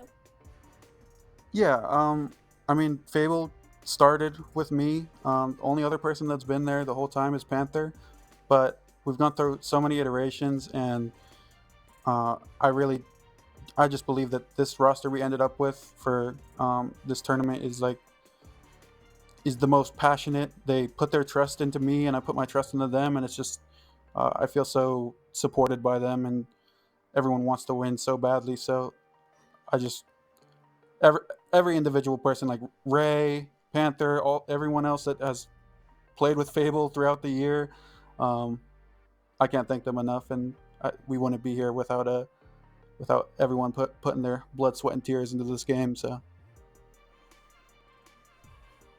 That is awesome to hear. It's like, it does sound like you guys really do want it, and that trust and how badly you want it, I suspect, will take you very far. It's already taken you this far, and I think, like Molly said, you can kind of have a little bit of that box breathing, bring yourself back down, and just enjoy this moment, because it's only going to get more stressful tomorrow. Thank you so much for joining us, Avery. We're going to go ahead and send you on your way. We got a show to wrap up here. Thank you once again, and I forgot to ask Avery how many booms they gave that series. That's on me. My bad. CB, you failed the people. That's what sorry, I forgot my core tenets as a hard-hitting journalism that, like, I need to get to the heart of what people want to know. How many, chat, tell me how many, in the chat, tell me how many booms you would give that series. It was a 5-mapper. I think that's a 5-boom series, right? That's like, one for each map, easily. You can do that. Yeah. Yeah, Suravasa was definitely a boom. I'd probably also give one to Colosseo as well. Colosseo gets like 3, actually, because push is great. Okay, so we're at 8 booms out of 5 now. We've broken the scale. We've completely broken the boom scale with this one. I mean, and the action's only going to ramp up from here. Let's have a quick little bracket overview to see where we have landed after the chaos that unfolded today. We kicked off the day with some upper bracket action. Nightmare Eclipse and Valentine. Nightmare Eclipse kind of just pounding Valentine, sending them straight down into the lower bracket. And then from there, we also saw some elimination matches that went quite the distance.